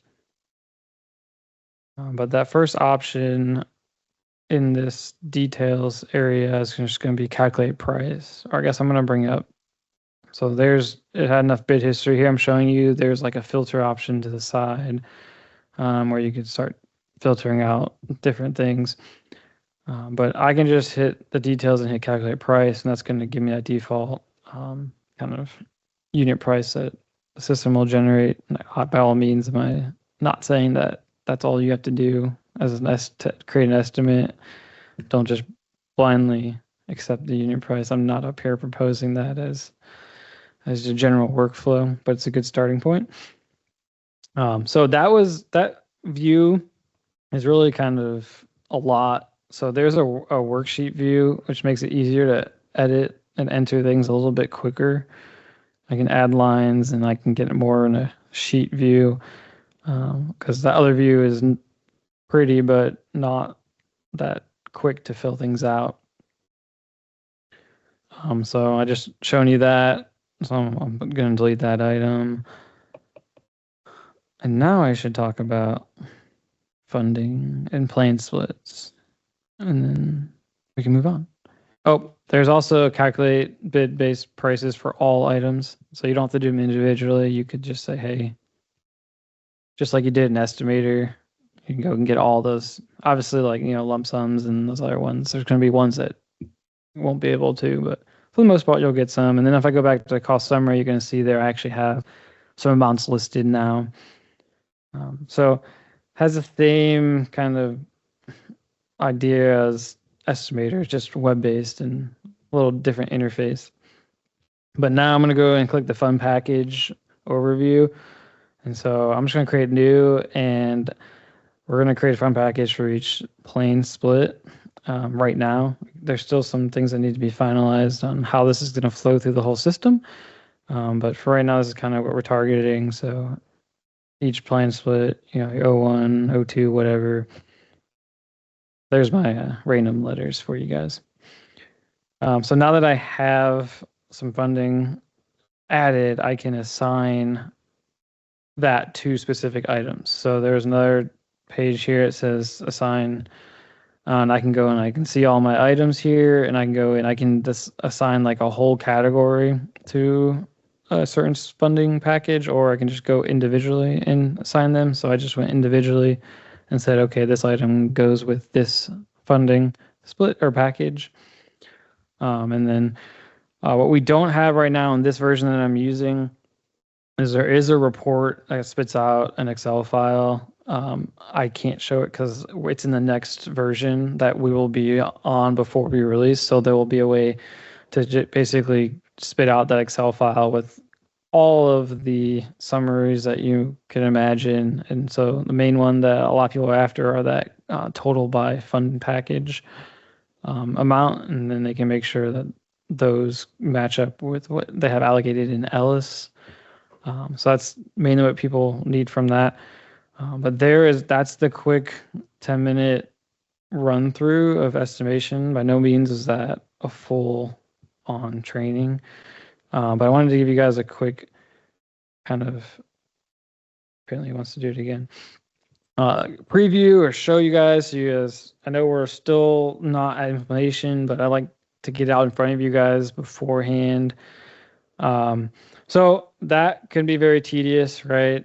So with Estimator, we had in the GenSum, we had 2 different buttons that would export out things that you could import in Estimator, so you wouldn't have to re-enter all that data in. So we're going to do the same thing, but we're actually going to go a little step further, and we're going to go directly from the GenSum into estimation with the direct sync. There are some limitations, as in we're only going to let this work if you're inside our data source, mainly because of access control. I can't just give out an Excel file that has the ability to make any edits to any concept or cost estimate without some kind of control. That kind of scared people at first. So if you're not in our data source, I'm still going to have like an XML export that you can import just like Estimator. But I wanted to quickly show what I set up for that inside the GenSum. So it's got a huge revamp and update to the GenSum, which I'll show more here in a little bit. Is this playing? I think it is. So there'll be a GenSum tab in the ribbon. I don't think this is playing.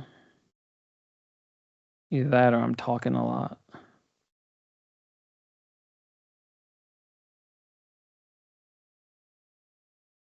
There it goes.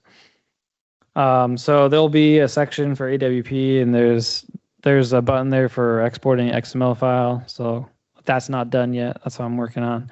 But that'll be for if you're outside of our data source. But the first button will be for syncing with estimation directly. So when you open that, well, before you open that, you're going to need to enter in the PID over on the left of the ribbon. So it also is going to validate the PID too. So it'll have to be a PID that exists in our system You know, when I record these videos, I really must have had a lot to talk about. And then I get up here every time and I'm like, what was I saying right now? So all the videos on the PowerPoint that'll be posted do have audio that you can listen. So if you're going through the slideshow, so you don't have to hunt through the 5-hour long video, you can play it right out of the PowerPoint. It's a little trick or tidbit. And since we're going through there, I can't even fast forward it. Okay. We'll get there. You can see there's a lot of other things I added to that ribbon. There's a whole new item master search dialog, but I'll get to that in a second. You can pull in funding splits now, but so there I'm putting the PID. Right now, I don't have that linked up to the contract ID. I haven't finished updating this yet, but I envision that you're not going to need to put that in 2 different spots. But I'm going to click that button to open up, and it's going to say, hey, there's no concept for this PID found yet. Do you want to create one? You hit yes, it's going to go and create that concept in estimation for you. It will also create one cost estimate for you as well, because if there's no concept, then obviously there's no cost estimate yet. So it'll do that, and then it's going to grab all the data on the general summary sheet. It's going to organize it and compare it to the cost estimate that is in estimation. And on the left side, it's going to give you all of the items you have in the GenSum. And on the right side, it's going to give you everything in the cost estimate. It's going to tell you where it's different. There's also a link to take you right to that estimation cost estimate. So you can see I go there. There's nothing really there yet. I should move that out of the way. Just gave you an easy link back to it. But there's that cost estimate, and there's nothing in it yet. So I'm going to go back over to that sync dialog. And in this case, since there's nothing, everything on the right side is all red, basically saying, hey, for this item you have on the GenSum, you don't have a match over in your cost estimate. You can go through and select the rows that you want, and you can click push. And it will push all that. It'll create the categories for you if it's missing. It'll create the funding for you. It'll assign the funding to that item. And then it'll update this dialog and let you know. So just be careful on that dialog. So here I'm showing that it's going to line up. So if you have, like on the general summary sheet, one line with 2 quantities for 2 different cost estimate, that's going to turn into 2 lines in this dialog to match up with your cost estimate. All right. So in this dialog, just be careful. There's 2 buttons. The left button pushes to AWP, the right button pulls from AWP. So if I select my rows and I hit pull, I'm going to delete what I have on the GenSum because right now there's nothing in AWP, and I'm saying, hey, I want to match AWP. So it's a 2-way sync. If you have it filled out in AWP, you can pull it in or you could push it out. So here I'm selecting some lines. I'm going to hit push. And it will push just those selected ones to my cost estimate and do everything I just said.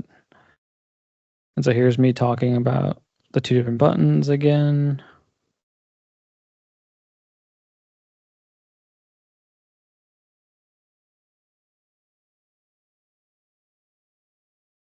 So I think this is going to save you guys a lot of time compared to, I wasn't going to let you re-enter all that data into estimation again. So here I'm just going to select all. Now, while this is going, there's also problems found in the bottom half. If there's something there, I highly recommend you fix it before you sync. That's going to give you things like, why'd you list this item twice in the same category with the same supplemental description? Doesn't make sense. So things that don't make sense, it's going to warn you, because then when it tries to push that, it's probably going to run into problems. So there's also a log at the bottom, just like all my other apps. It's going to give you the details of everything it did. So if it created something, it'll tell you everything it did. If it failed, it'll tell you if it failed. It'll go red. So that is general idea here. So if you notice that at the very top, there's some grayed out rows. When a row completely matches from AWP and the GenSum, it'll be grayed out because it's the same. You don't need to sync it anymore. So I'm going to quickly show here over in my cost estimate that those categories were added. Now, the only thing it's not going to do is not going to do anything with pricing, right? That's not what the GenSum is for. That's what estimation is for. This is just to get your data over into estimation, and then you can do your cost estimate over there.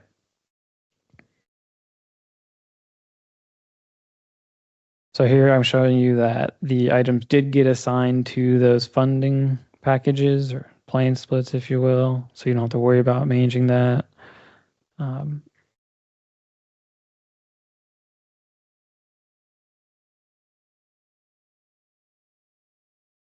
Want to get back to my GenSum. So there I'm calling out there's no prices yet.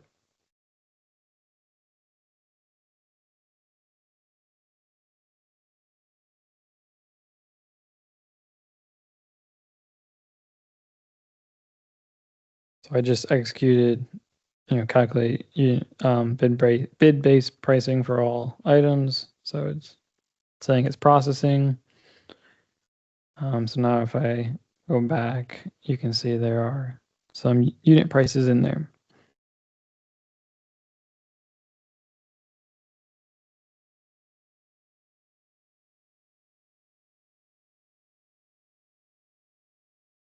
Now the really cool thing is after you do your initial sync and you make a change, with Estimator, you had to go make that change manually, right? Or you had to re-import everything. It wasn't like a sync. This is going to let you sync and not overwrite the unit price you already have, right? So if I update a quantity or something, it's just going to update the quantity. It's not going to touch anything else with that item. So I was going to show that, but apparently I'm going to finish syncing everything. So I'm just selecting it all with Control A and pushing it. And you can kind of watch it update as it's creating it on the cost estimate.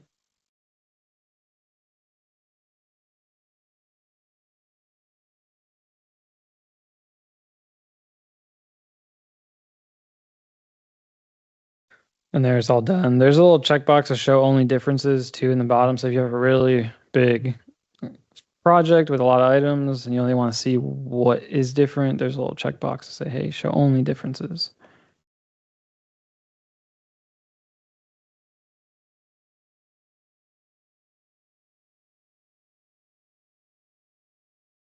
I don't like this view. I want to be able to fast forward my videos. All right, so I think the last thing in this video I wanted to show was I'm just going to change quantity here. So when that dialog is open, it's not going to let you edit the GenSum. You have to close that dialog to regain edit ability. That was just too much to manage. So I should close this here. I'm going to go and change quantity there. So I changed the quantity for one of the splits. And go back into this sync button. I'm going to go and find that the only difference is that one change I just made. You can see the quantity is now in red, so it's highlighting what the difference is. So if something else changed, that would be red. The way it matches it up is it has to be the same heading, the same item, same supplemental description, and the same split. That's how I'm matching between the two up. All right, so changing quantity, I don't have to worry about losing my unit pricing. I'm just going to push that change up. Now, if you have a bigger change, like maybe you change your supplemental description after you synced. Well, now it doesn't know how to match those up anymore, right? When it does that, it's going to want to say, hey, this item doesn't exist and this is a new item. And if you had your using prices, you would lose it if you do that sync. So I did add a manual match option for that reason. So I'm going to show that. All right, so if the default matching doesn't work out quite like you wanted to, I'm giving you the ability to go in and fix it. Which, I'm getting ahead of my video again.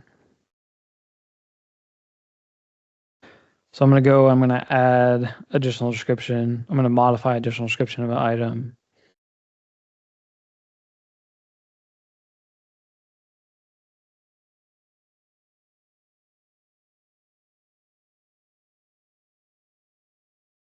So now when I come back in, it's going to come up as, hey, you have this item doesn't exist over here, and this item no longer exists over here. If I did a sync, it would remove the item that I already had over in my cost estimate and add a new one. I would then lose my pricing that I did on that, which I don't want. So I'm going to go hit that manual match, and I'm going to say, hey, these two actually match. So I'll hit manual match, and you see all the matches are kind of already to the left that were found matches. You can choose to unmatch those if you want to rematch them up with something else. But I only have those two that didn't have a match. So all I'm going to do is I'm going to drag from the one over to the other and say, hey, there's my match. And it'll add it down at the bottom of that list. And then I'll just hit apply. And there, now it's one line. Now if I push that, it'll just update the supplemental description. Again, keeping your unit pricing intact. So there is a drop down for cost estimate. If you had more cost estimates, you could switch between the different ones. So just be careful what you sync to, because with automation, what comes with all that power comes also chaos. So I'm giving you the ability, but you got to be careful what you're doing. So that's really what I had set up for the kind of help smooth this process for you guys. So with that, you guys could, I got a quick poll EV for you guys about training on this. There's a QR code, there's a URL. Matt's putting the URL in the chat for those online. I tried to make the QR code as big as I could. But it's just pollev.com/OhioDOT02. And I'm just going to ask 2 quick questions. And unfortunately, I couldn't get the PowerPoint integration installed on this auditorium machine. So I don't get to show you guys the live results. So I'm going to activate that first question. It's really, what kind of training do you need/want for estimation?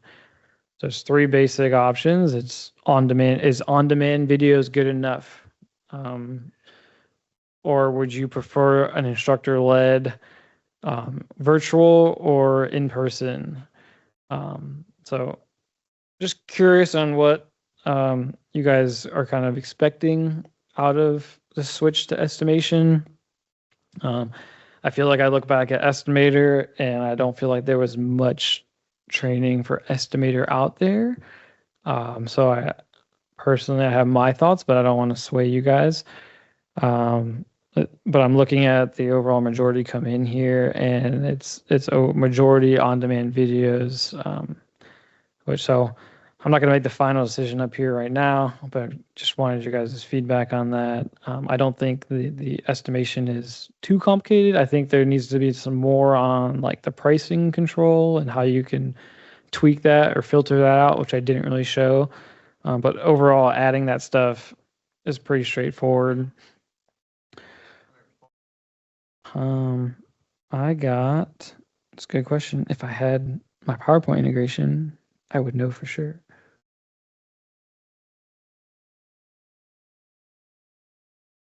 What? I didn't even have, oh. Dang, I put a max on there? That was dumb of me. How can people respond? Audience, everyone, no restrictions. Response settings.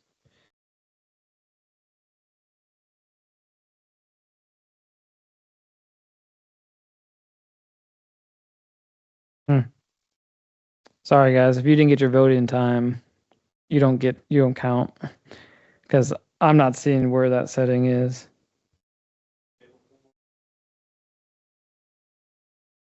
I can't even see how many responses we got. 5. It's actually just me. I'm just making it up. All right. Well, sorry about that. I'm looking through the settings right now. I don't see that, but let's move on to the next one. So much easier with the PowerPoint integration, but all right. So the next one is, how long do you think you need for this training? So quick, answer fast. Or maybe this one doesn't have but it was like 1 hour, half a day, 1 day, multiple days. No one's answered that yet. Anyone get locked? Anyone kicked out yet? Damn. Someone know poll EV? Because clearly I don't. It says there's no restrictions. So something for me to look at.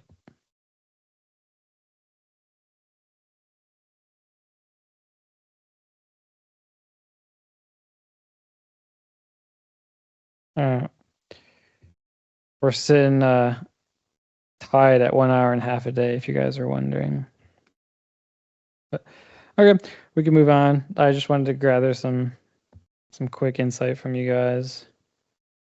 Let me go back here.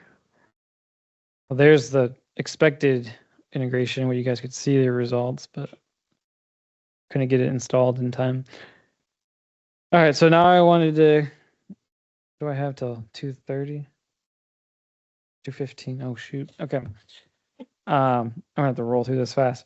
I wanted to also give you guys an update on GenSum, things that because while I was in there, I figured I'd give you guys some more goodies.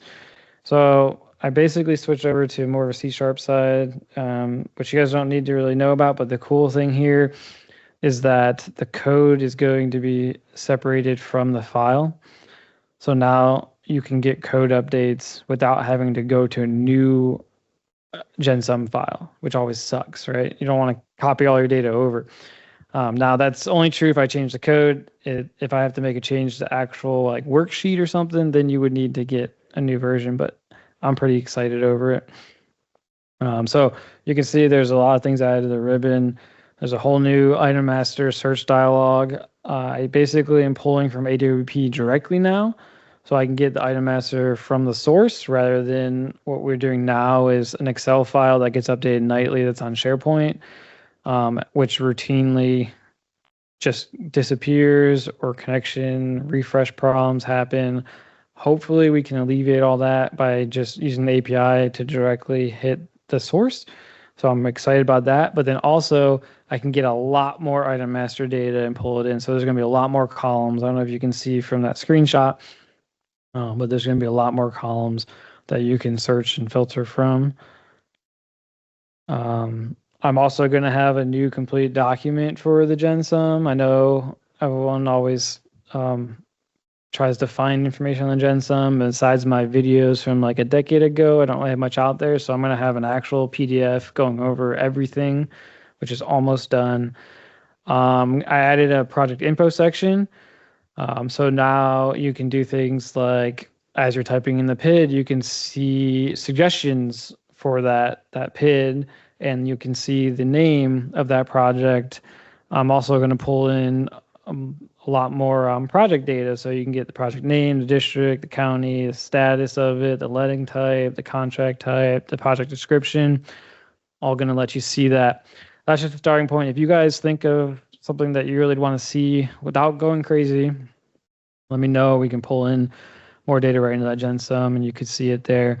The other thing I'm really excited about is the ability to pull in funding splits.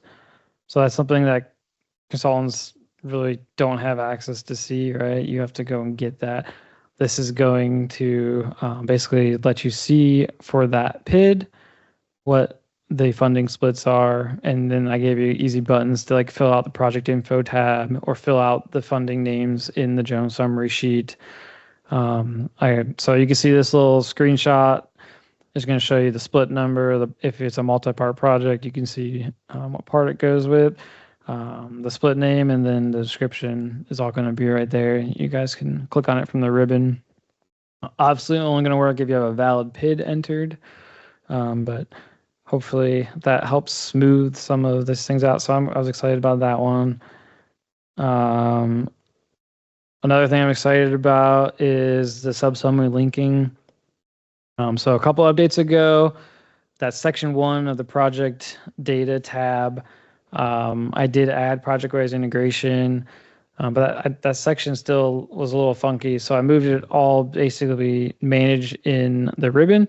And so it'll bring up a dialog and you can just add all your sub-summary sheets. It'll check what that sub-summary sheet is linked to and give you the ability to update that link right in this dialog to link to your general summary sheet, which is our recommended workflow.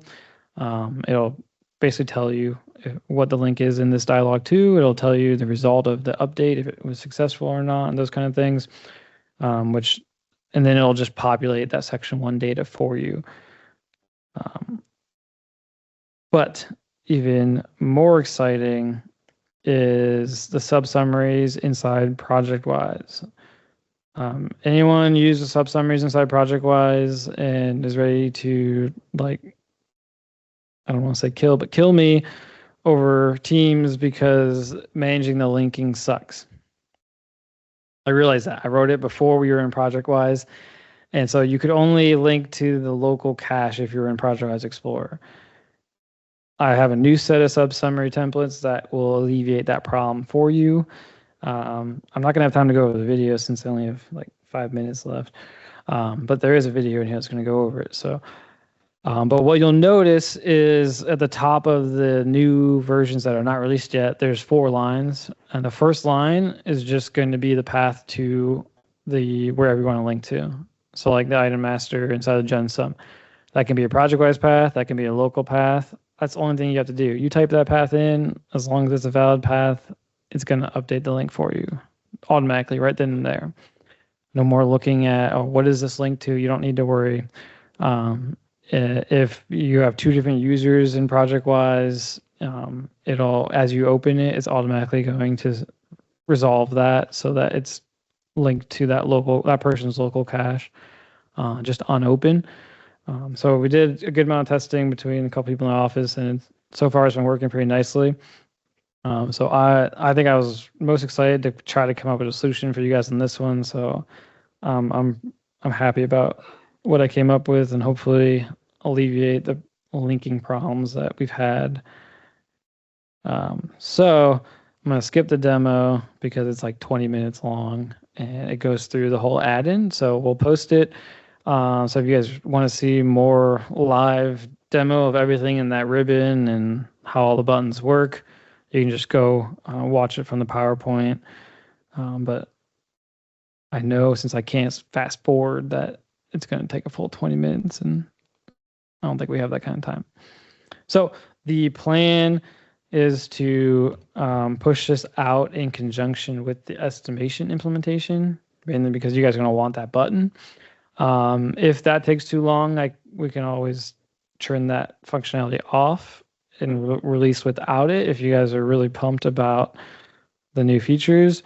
But I do want to ask if we have any GenSum power users out there that want to help beta test all these new functionality, shoot me an email. If you don't use GenSum that much or don't really know that much, don't email. I'm looking for people that know how to use it and they can really give me the feedback on if it's working or not. So if you're a power user, feel free to reach out and I can try to get you set up. But with that, we're going to skip the networking break because we only have like less than an hour left. We'll probably end early too. So Matt, if you're ready, if we have a bunch of time, I can go back to my demo, but.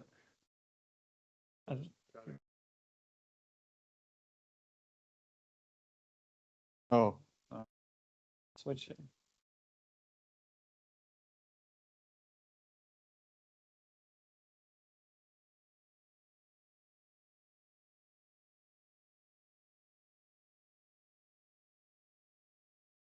all right.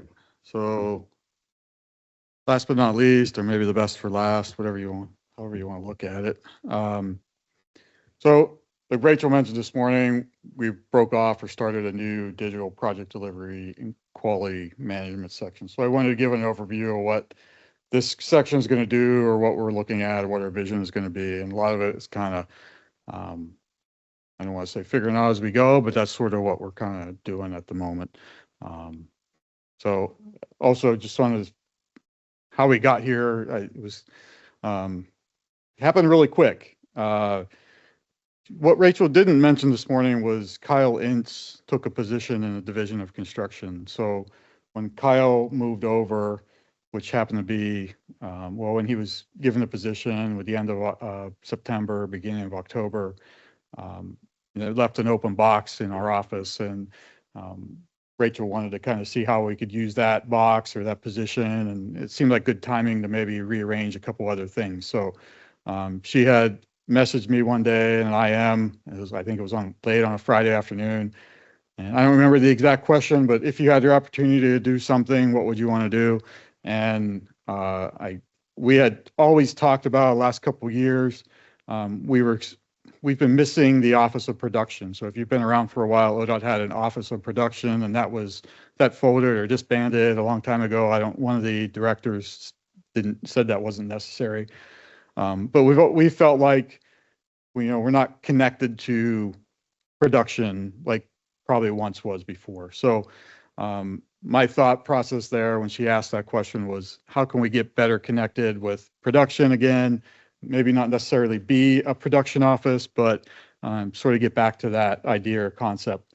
So I threw out this idea, again, leaning more towards digital project delivery side, in the BIM initiatives that we had. And I didn't know where it would go. About a week later, she came to me and said, we're going to do this. And what do you want to call it?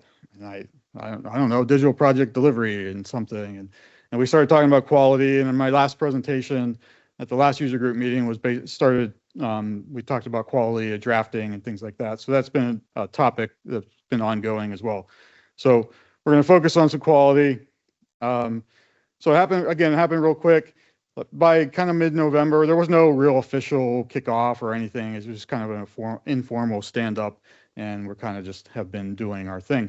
So what sort of the office, I wanted to give our table of organization and what kind of we look like now. Rachel sort of alluded to all of this morning. I didn't want to leave the surveyors out over on the right in the green.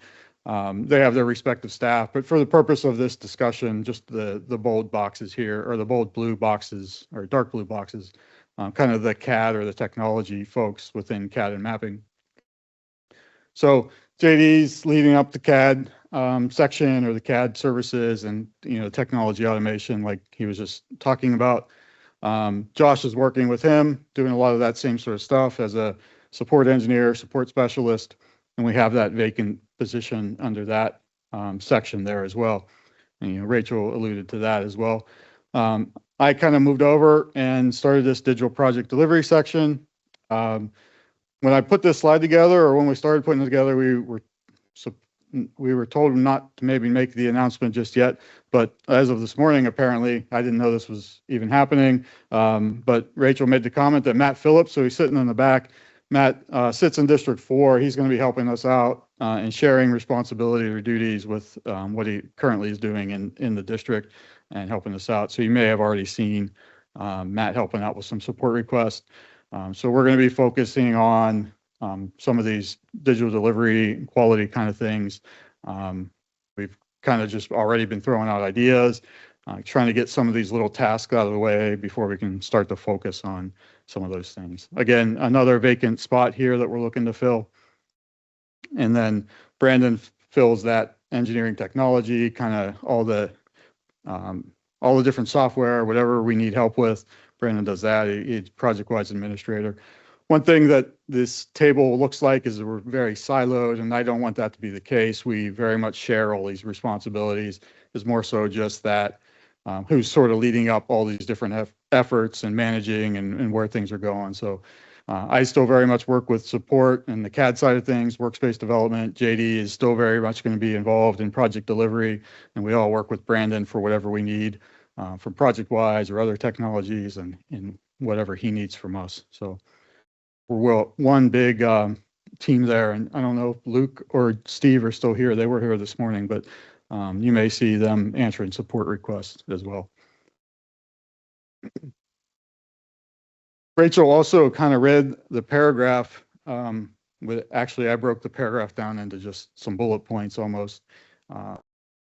Earlier, well, maybe 6 or 8 weeks ago, we were tasked to put together kind of a business plan, and we had everything. The next couple of slides is based on what I put in that business plan or what I had thrown at her as my ideas. And she had read this exact paragraph. I had no idea what she was going to say this morning. Had I known that, I probably wouldn't have repeated it. But we want to spark or drive ODOT's transition to modern model-based project delivery, advancing innovative project delivery practices. So things like looking at Bentley's infrastructure cloud or some other model-based delivery technologies, some BIM standards or templates, whatever those might look like. Evaluate other technologies, engagement in oversight of digital delivery pilot projects. Our office is already involved in at least the one pilot project, and we always envisioned that we would be involved in any digital delivery pilots, but we plan to be more involved, make sure we're involved, have a heavier role in making sure and seeing what happens, even the selection of which projects we might decide to pilot. And then provide model-based project production support. So what I was just saying when I started, initially, one of the thoughts was get more involved in production and maybe deliver some projects from our office. As you can see, the org chart is a little bit slim. I don't know if we have that capability right now, but perhaps maybe take and assist a district in an in-house design and break off some chunks and maybe help with some modeling-based efforts. Or maybe just do over-the-shoulder reviews or on-the-job training, kind of be there as a resource to do that. But it'll be less focused on plans production, mostly based on model-based project delivery kind of efforts. Now, again, everything is kind of all repetitive. Here we're talking about quality. We're going to try to implement, manage quality control standards, both for traditional plan-based and model-based projects.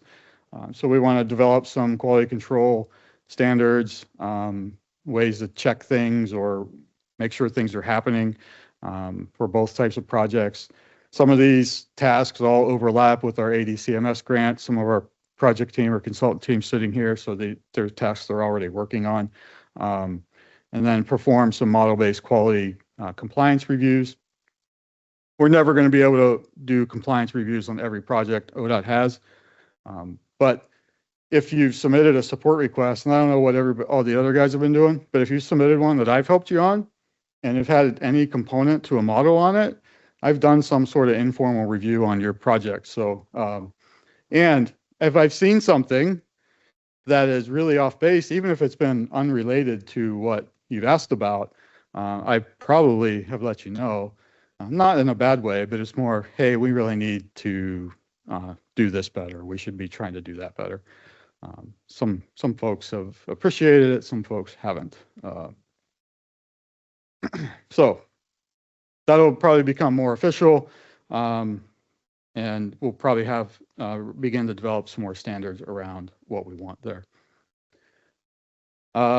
And lastly, like I just said, we're going to still work with the CAD administration and CAD technologies, managing, implementing stuff within Volume 3, CAD support, training, and all that good stuff. Also, as part of that business plan, there was a lot of strategic objectives identified in there for our office as a whole. I only listed the 2 here that kind of applied to this digital project delivery section. Basically modernize specifications and standards and advancing digital project delivery and model-based workflows. So I don't need to read the purpose here. Those, I think they're self-explanatory. but getting away from paper, moving to model-based workflows, and all of the quality aspects that go around them. And our standards and everything are still pretty much based on paper. And we've just tried to make the software deliver the same thing that we did, 30, 40, 50, 100 years ago with pen and Mylars and things like that. So getting into more detail on each one of those, here's kind of some of the bullet points to get to some of that. Would like to revise some of the CAD standards, some of the L&D standards to address some of the common or plan production things. And some of this might just be more like file management. We want to put some more guidelines on what we want to see in our files, how the files are named, how they're structured, stuff like that. But even as other things as simple as drafting fundamentals and practices, and that sort of art has been long gone. There's not drafters anymore. So kind of bringing some of those standards back in and making sure that our plans are readable, our instructions we're giving to other folks can be conveyed correctly and clearly. Again, develop stage review, QA/QC process or checklist. And I would like to see, my goal or my hope is that this will be something that will be filed with every milestone submittal. My fear is that it'll just become a rubber stamp type checklist and everyone just say, yeah, I did this. But I hope that doesn't happen. At least it might, or hopefully catch something, or at least hold folks accountable that you had this checklist, you said you did all these things. So they'll be there. And some of this, again, some of this is part of the ADCMS grant that we're working on.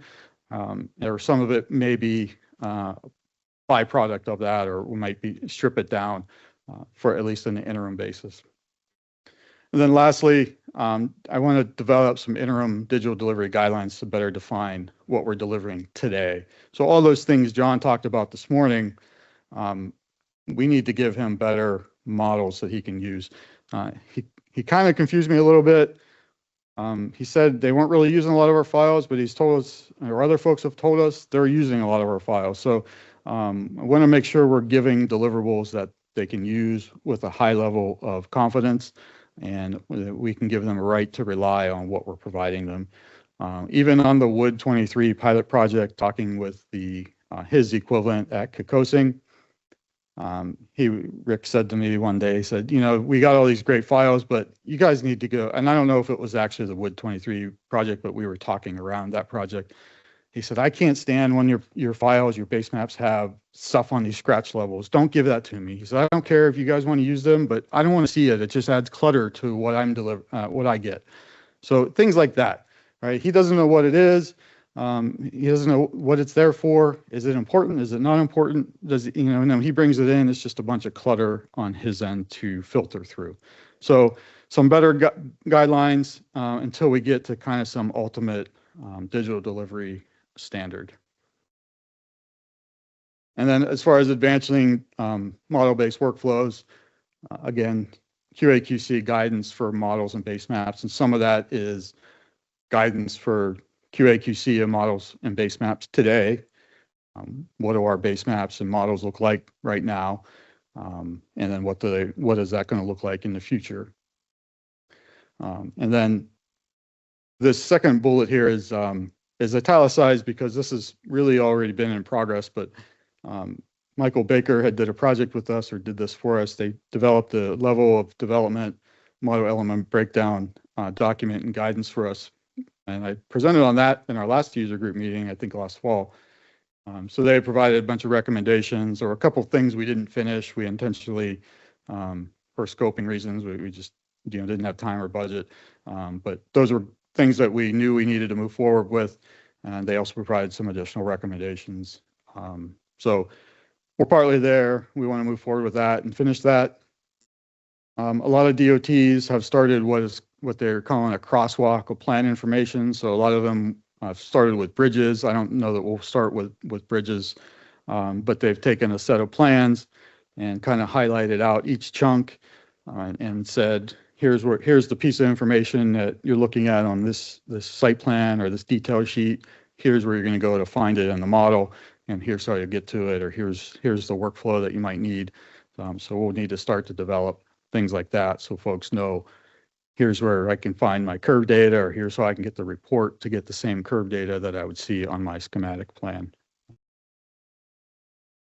Advanced digital or advanced pilot projects for BIM and model-based delivery. This will be in collaboration with Division of Construction.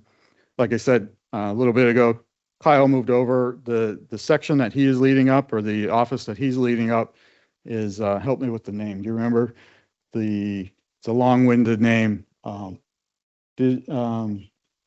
Construction technology innovation, something like that. But it lends itself well for everything that we're doing to slide right over to construction. So, and he's in a good position. He knows what we're doing, and he can help guide some of those workflows.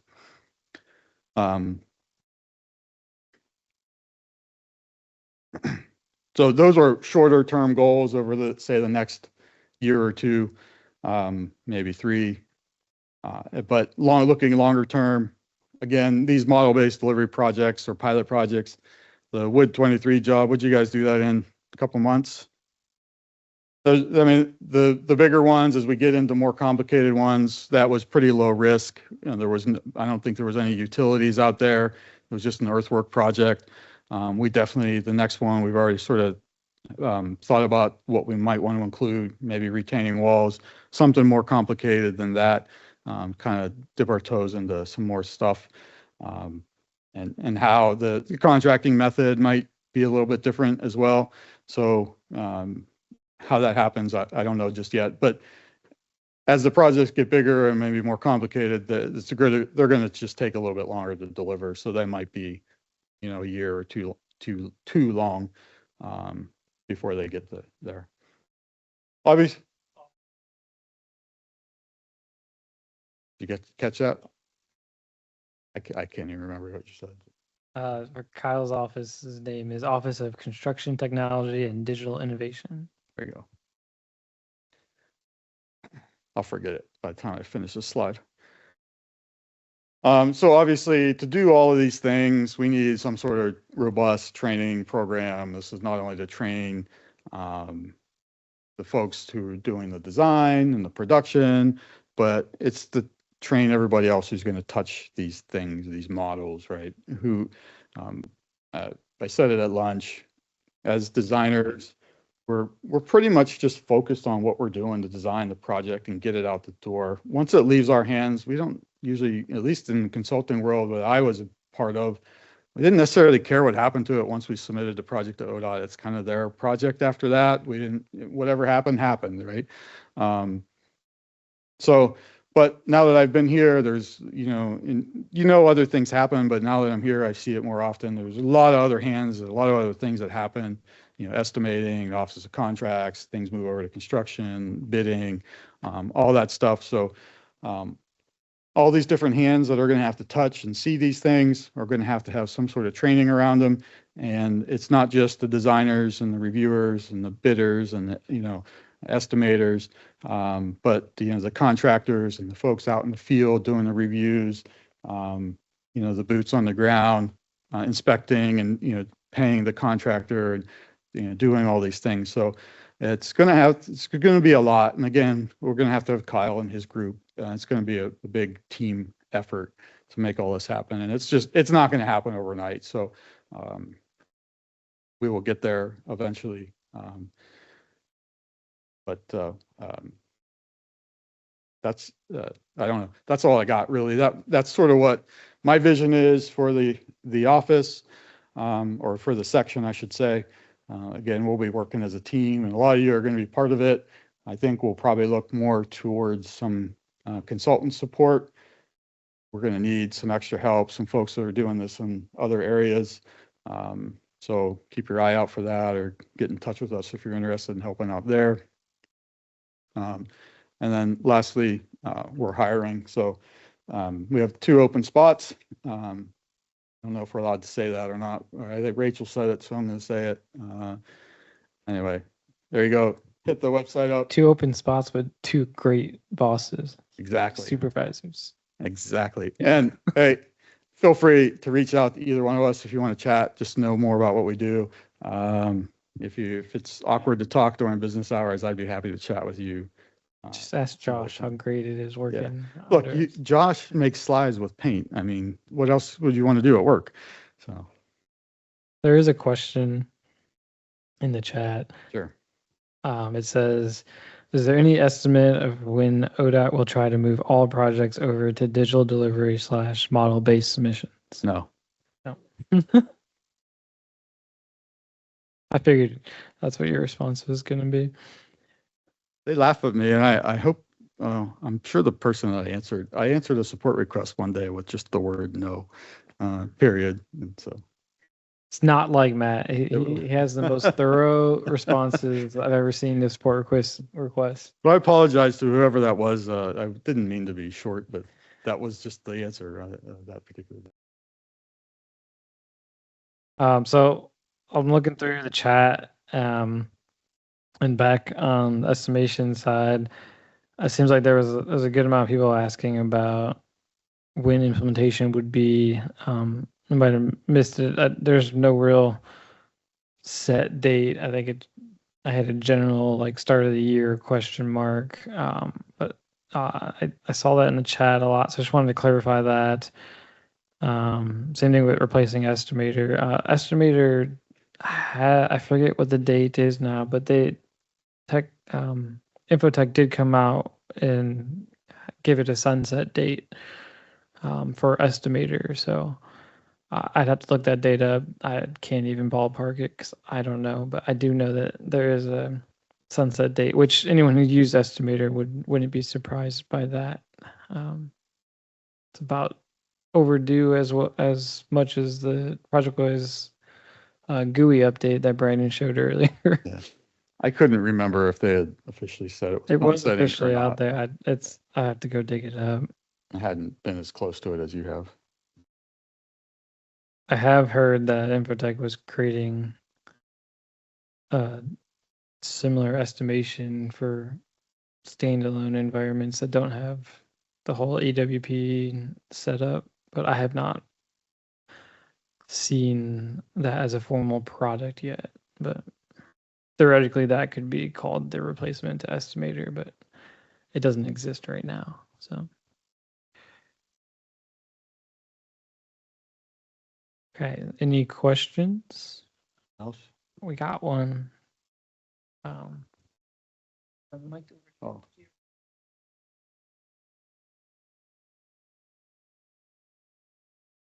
No, we need employees for this too.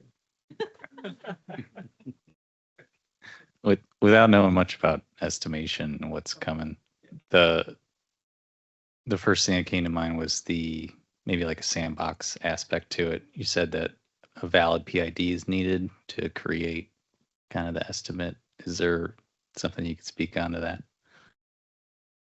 Yeah, so the valid PID is really the GenSum requirement that I put in as a way to. So the problem with the GenSum is it's all using the APIs on the back end, so there's no authentication on the APIs. So if I didn't restrict it somehow, then you could create, a million concepts all you want. So you can do that if you have the access in estimation, but if you're going to use the GenSum, I implemented those as more of a safeguard. Same reason why you have to be inside the R data source, so that if you have access to that PID inside that data source, then you would theoretically have the access to that estimate. But I guess I should have clarified, technically it's using the ProjectWise location to validate the PID. I mean, that PID is still required there, but if you try typing in another PID in a different project, it's not going to let you into that other PID. So if you come up with more ways to get around it, I'm pretty good at thinking through these things, but not that anyone was going to do that or anything and sabotage an estimate or anything.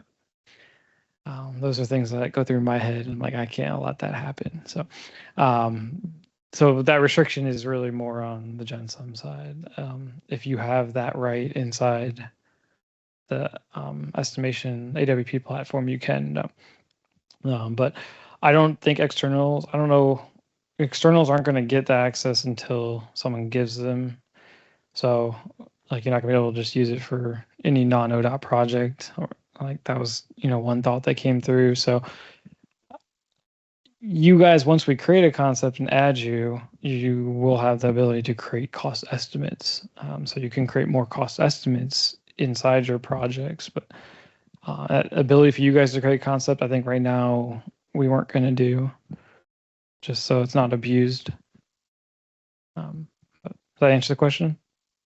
I think so.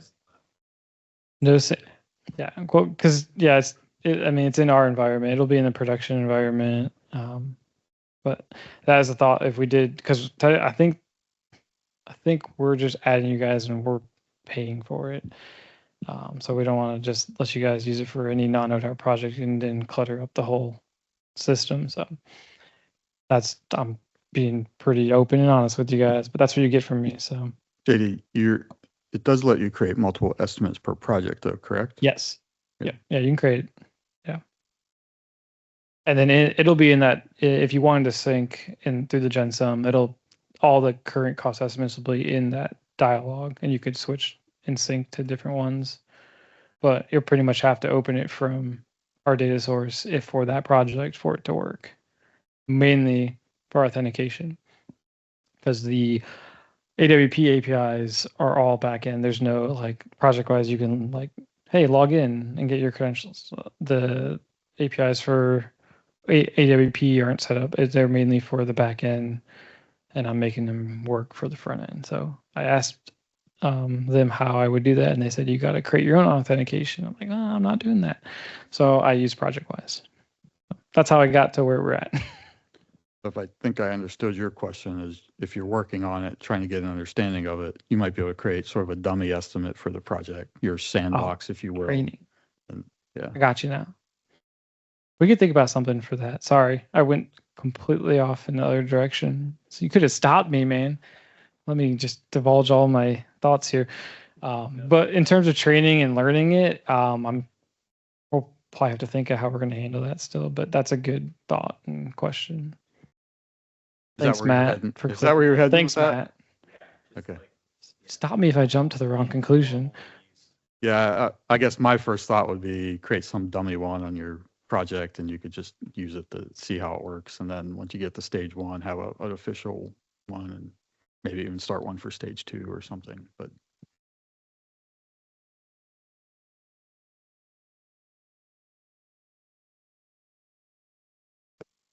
So we do work for other clients other than ODOT who use the ODOT catalog and items and everything, and we're able to use that with Estimator. Am I understanding that that's not going to be feasible because it won't have a PID, or we just won't be able to import from the GenSum? Is that the only part that's blocked? Do we have a different program that we download, license?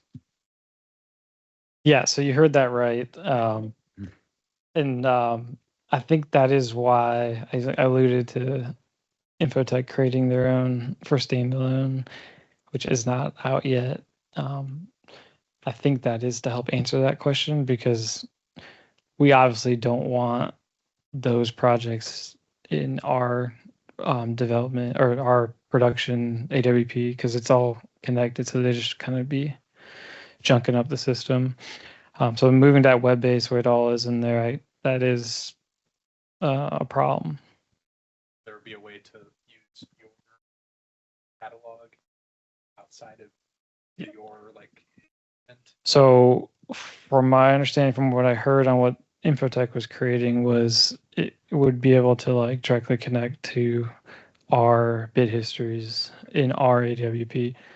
Don't quote me on that, because it's not even released yet. It is recorded, but it is recording me saying don't quote me.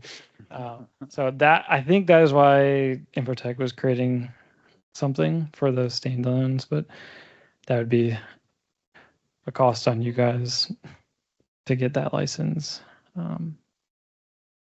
But all very valid and good questions that we're going to have to address before we implement. I'm glad I brought this topic up. I wanted to get this in front of you guys because I knew some good conversation would come from it. Anybody else? Here? No questions from this side of the room. Oh, there was one earlier. Okay. So it sounds like, I don't know about you guys, I enjoyed the construction presentation. I think it got cut short.